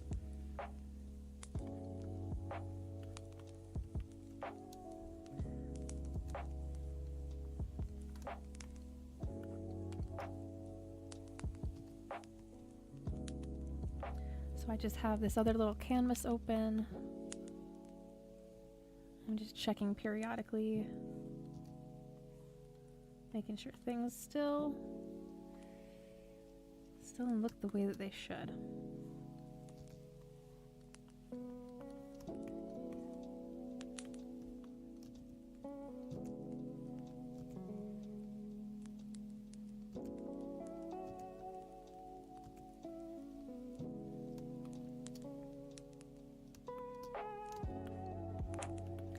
Going underneath her skirt here.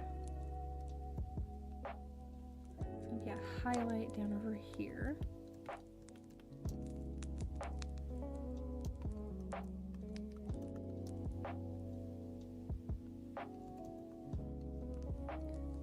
May want to have some more shadows on the side.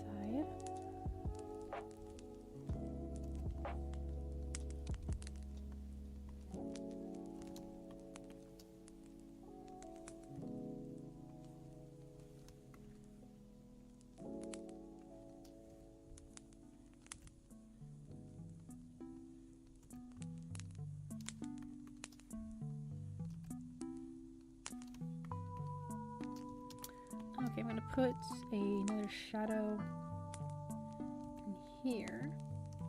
I'm gonna put a little airbrush gradient though on it after I'm done with it. Obviously, this color is way too dark for a shadow. If we're just leaving it like that. So I'm gonna take away from the end here, kind of fade it upward.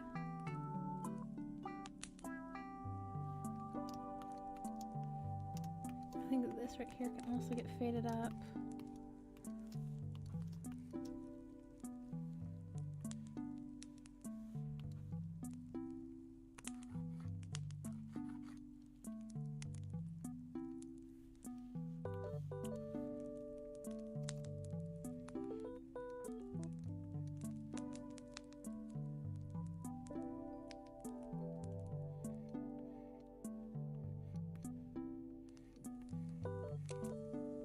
And I'm just gonna do the same thing over here on this side.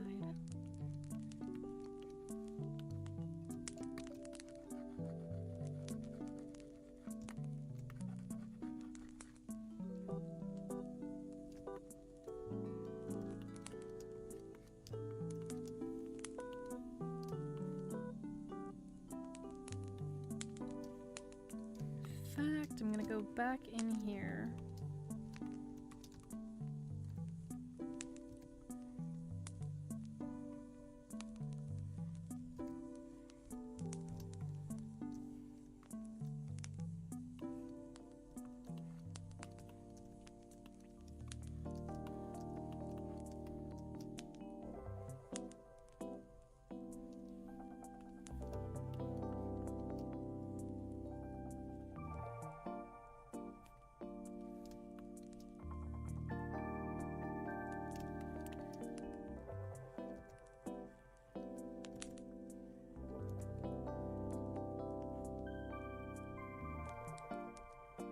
Just breaking up this chunk of hair here just a little bit.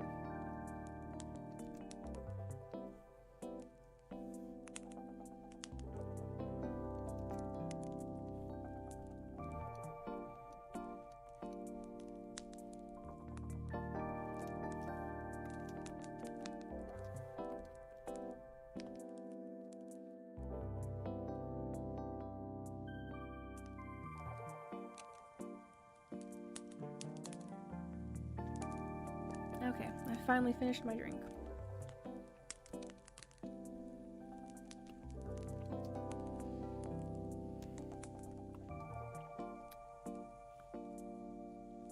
Are you gonna instigate the crazy? You gonna bang some pots and pans and call upon the crazies to gather around you?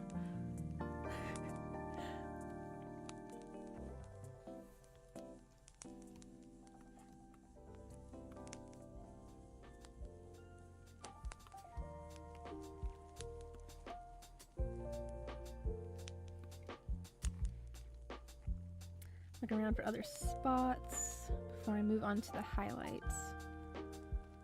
Got like 30 or so minutes left in the stream for today, so I'd like to be able to get highlights in. I don't want to move on too quick. Like this. Here.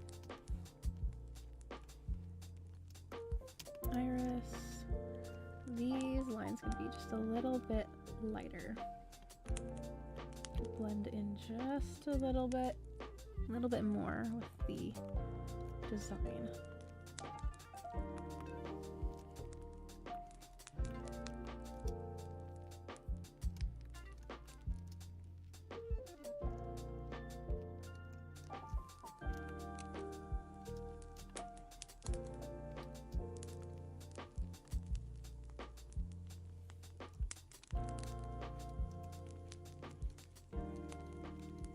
I'm just making these colors blend into each other just a bit better. It's looking a little blunt there. Okay, so I'm gonna go over here and grab our highlight.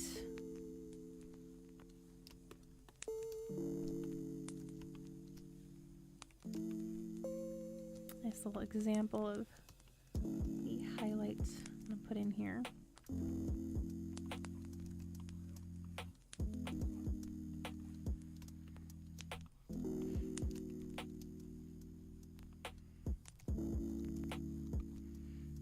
Probably could actually just do it in this smaller canvas.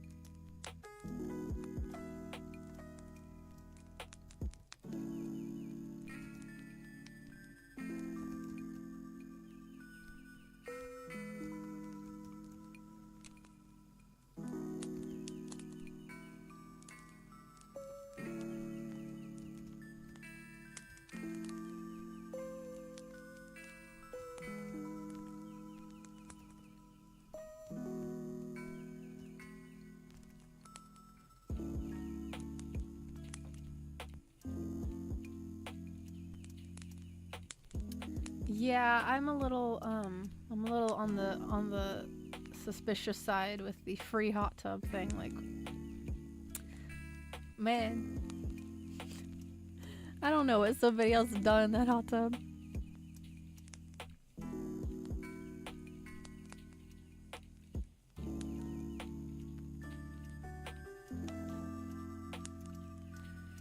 Oh my goodness. I'm looking at the maintenance costs of all of this.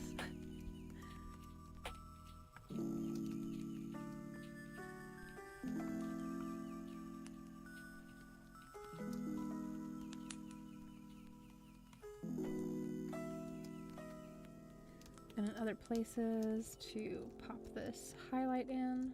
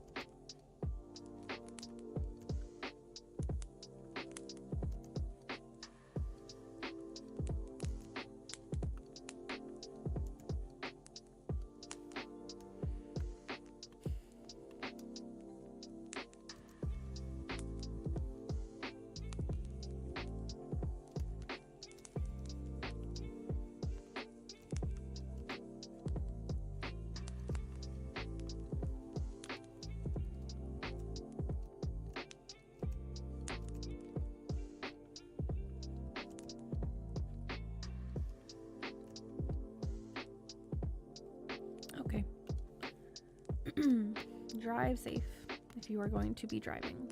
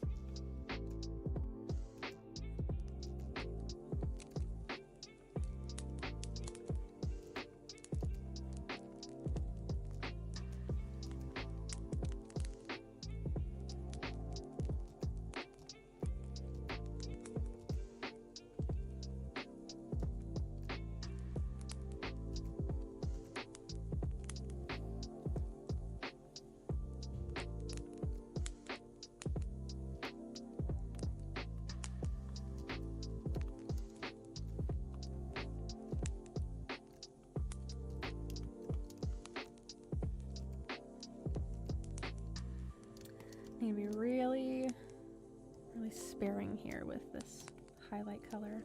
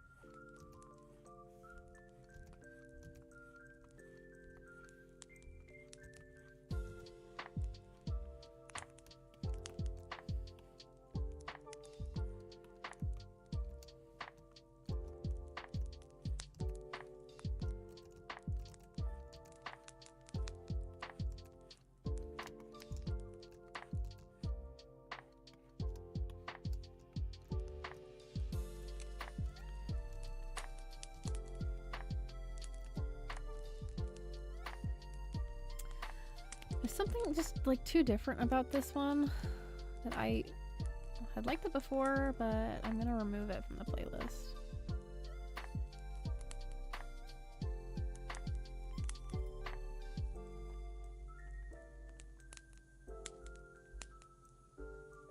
It's just too different. It strays from the genre just a little bit too much.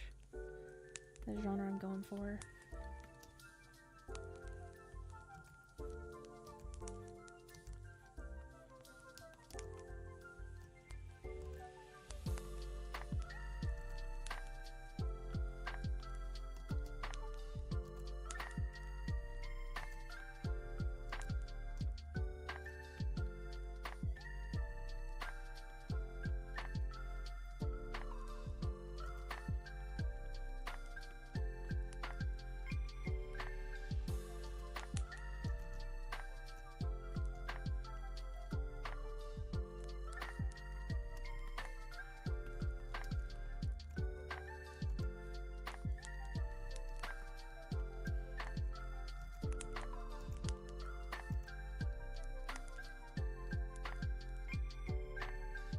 Use the actual brush here on this one. I've been using a more toned down version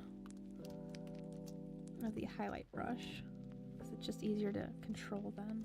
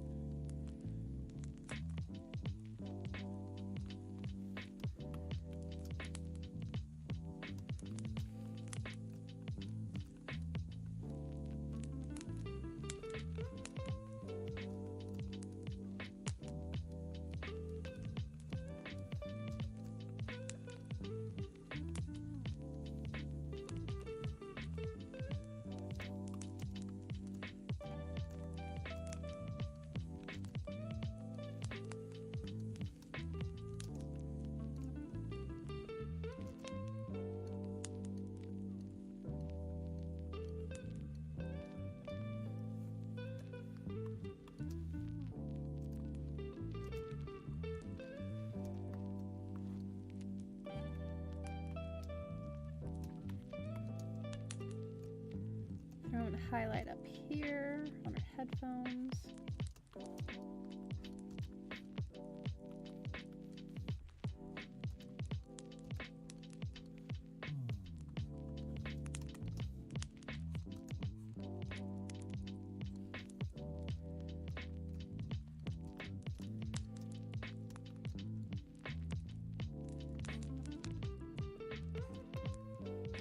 Oh, totally blanked. I need to actually put highlights on inside of our eyes.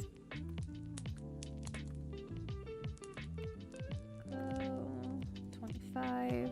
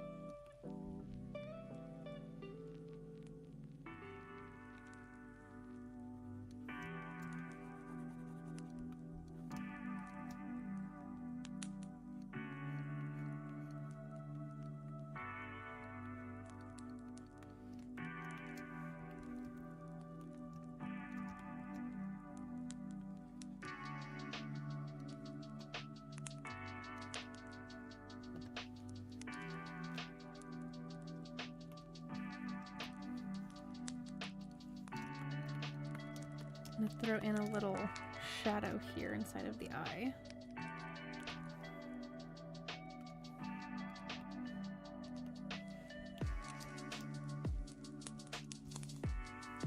I'm gonna auto select the line work inside of it too.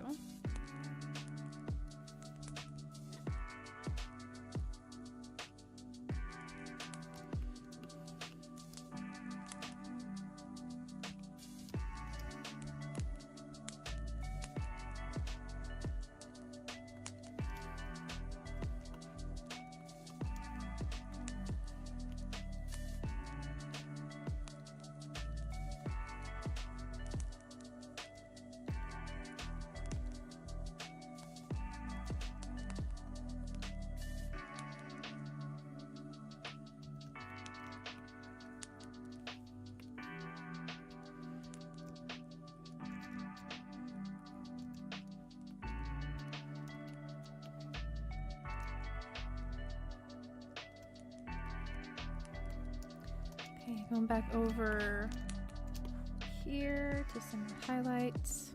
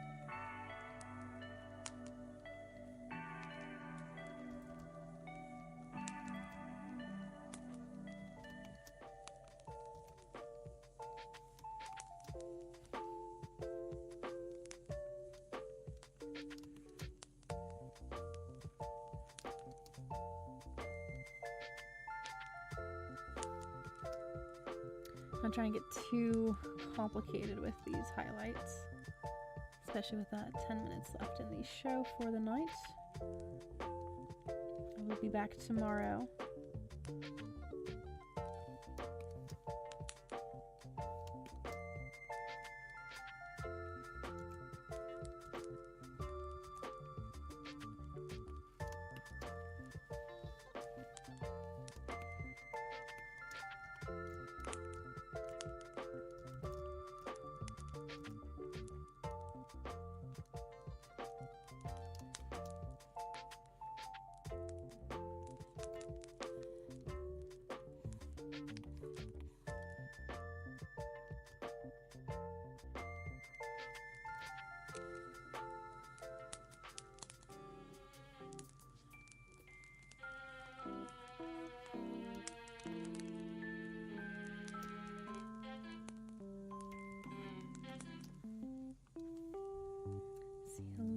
Something that I can add here.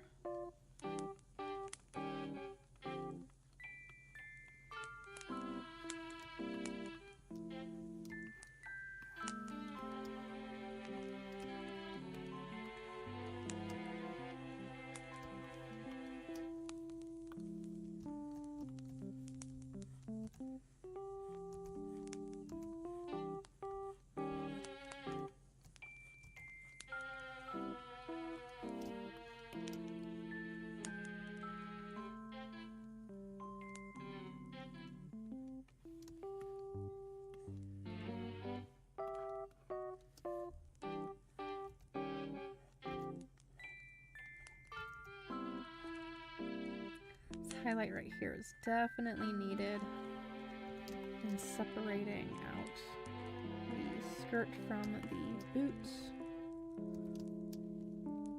They are very much similar in color there.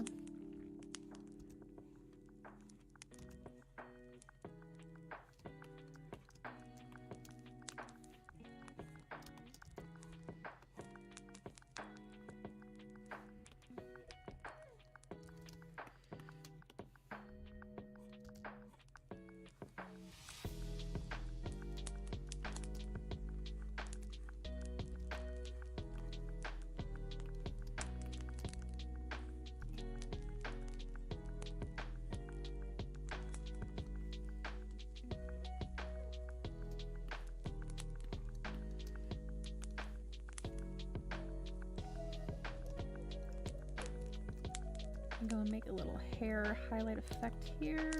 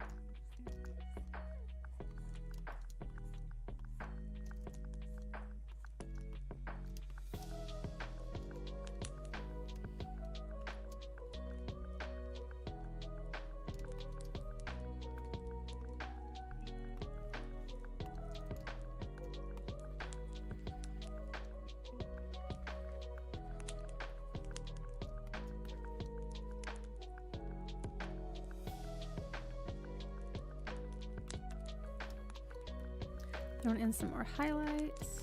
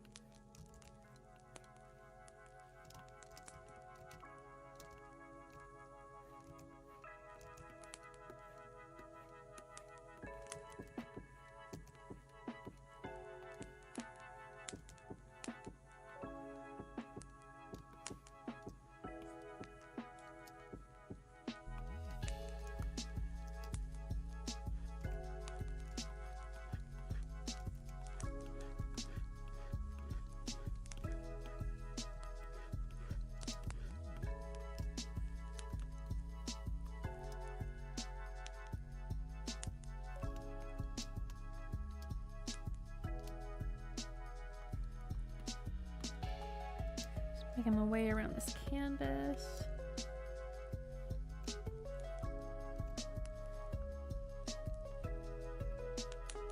Just applying highlights where they need to be.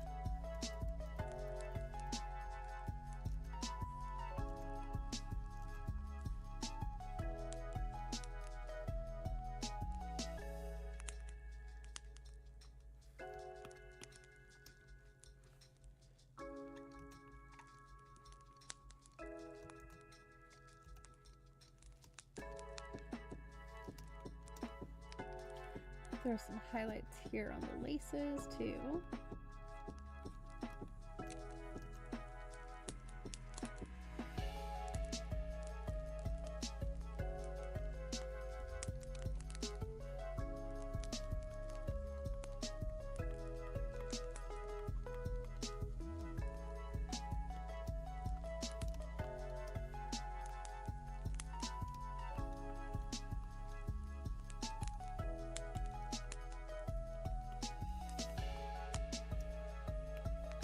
Perhaps another darker shadow inside here. Just kind of looking around at other spots that might need some more depth to them.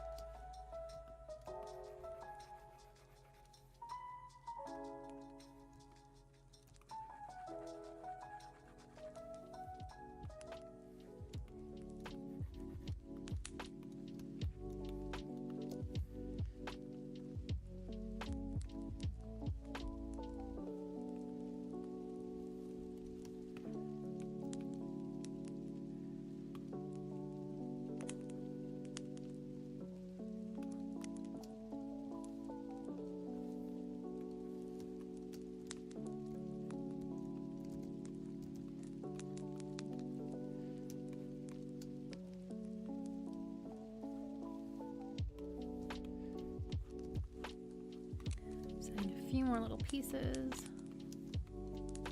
Some highlight here.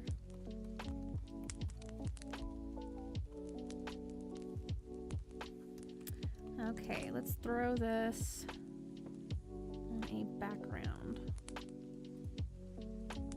Well, it's kind of already got a background, but I I want to darken it.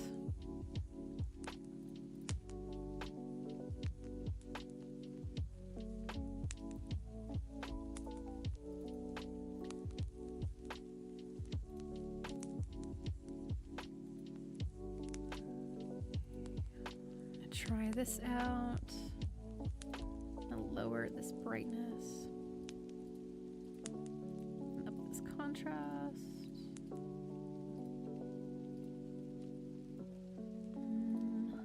Let's see.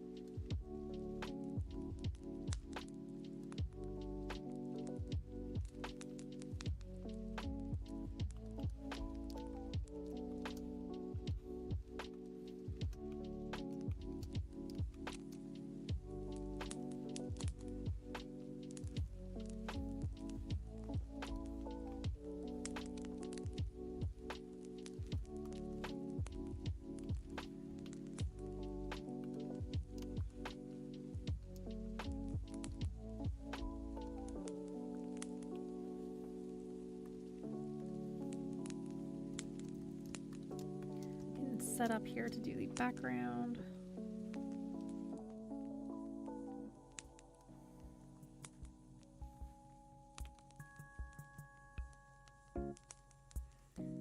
Kind of wonder what this would look like actually. Oh, here. This is gonna get lighter and more towards her hair color.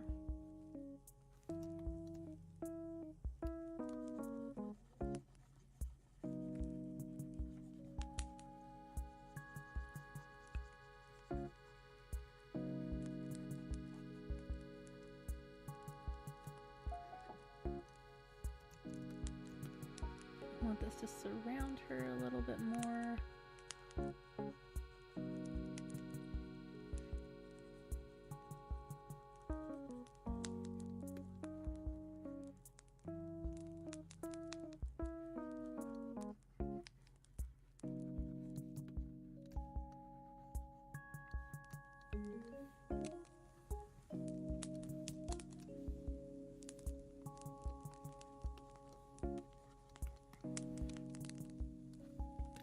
Throw in a darker color.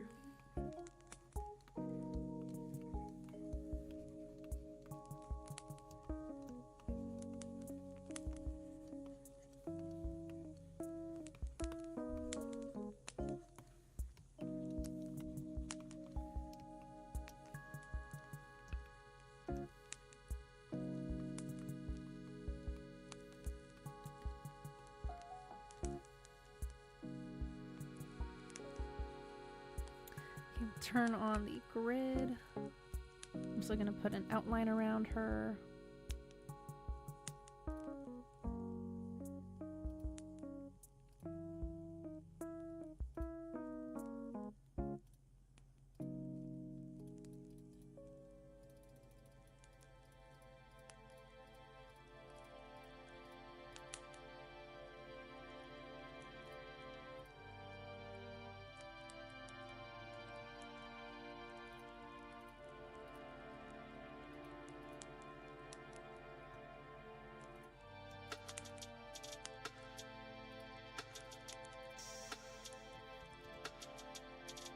Making a copy of this folder. I'm gonna flatten it or merge it or whatever. I'm gonna take it and make it, just make it entirely white so that I can just see it initially.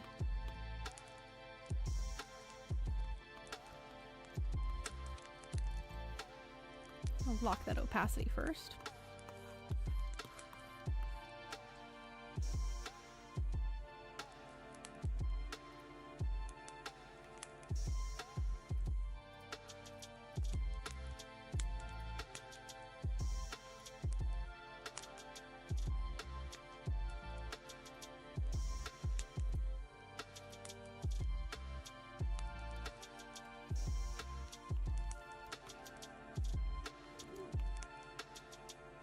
somebody in the other room just sneezed. Bless you. If that was the case. It's my younger brother, probably. Let's do outline selection. It's gonna be bigger than that.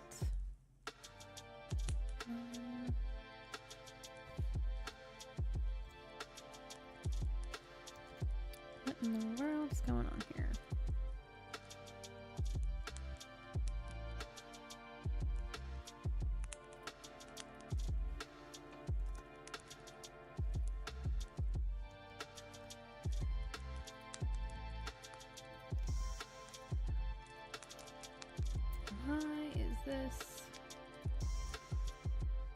Not creating an outline. Oh, I think I know why. That might be why. It's because the opacity was still locked. There we go. Nice outline there.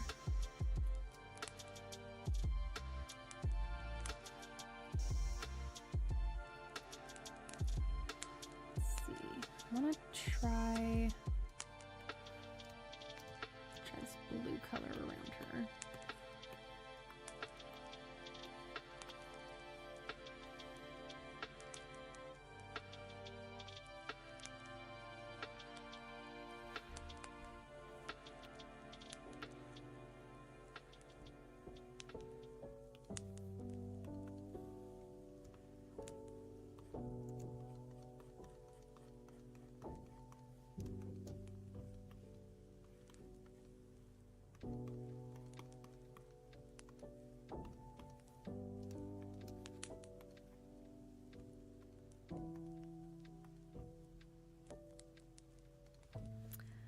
Still have this this layered file for the Hatsune Miku pony, so I'm just gonna open that one up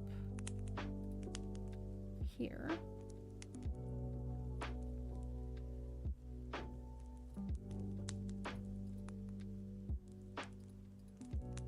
Find that layer, drop it in. I'm gonna change this color to be this blue that is surrounding her.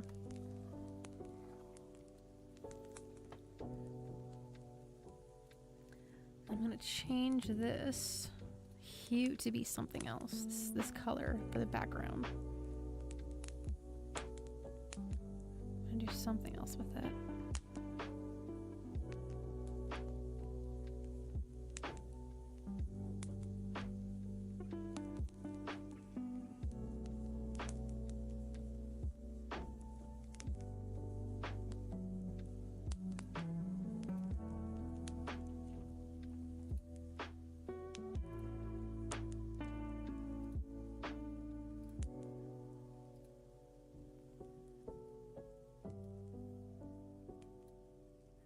Okay, I think this is good and done. Let me just get my signature in here though. My little little date stamp. And this was dropped down to 25%. Alrighty. I'm gonna change the color of that though. I'm gonna change the color of this font down here. Be that blue color. Alrighty, this is going to be the end of my show for tonight. However, I will be back tomorrow at 7:30 p.m. Pacific Standard Time. If you guys enjoyed watching this artwork, please be sure to leave a like and subscribe. I am trying to get to 500 subscribers. Eventually, slowly but surely, I'll get there. Let me plug my links if you like any of this artwork and want to see more of it. Yes, this is the end of the show, Ragul. I'm so sorry, but I'll be back tomorrow because I enjoy doing my art streams and kind of just being immersed into the art world.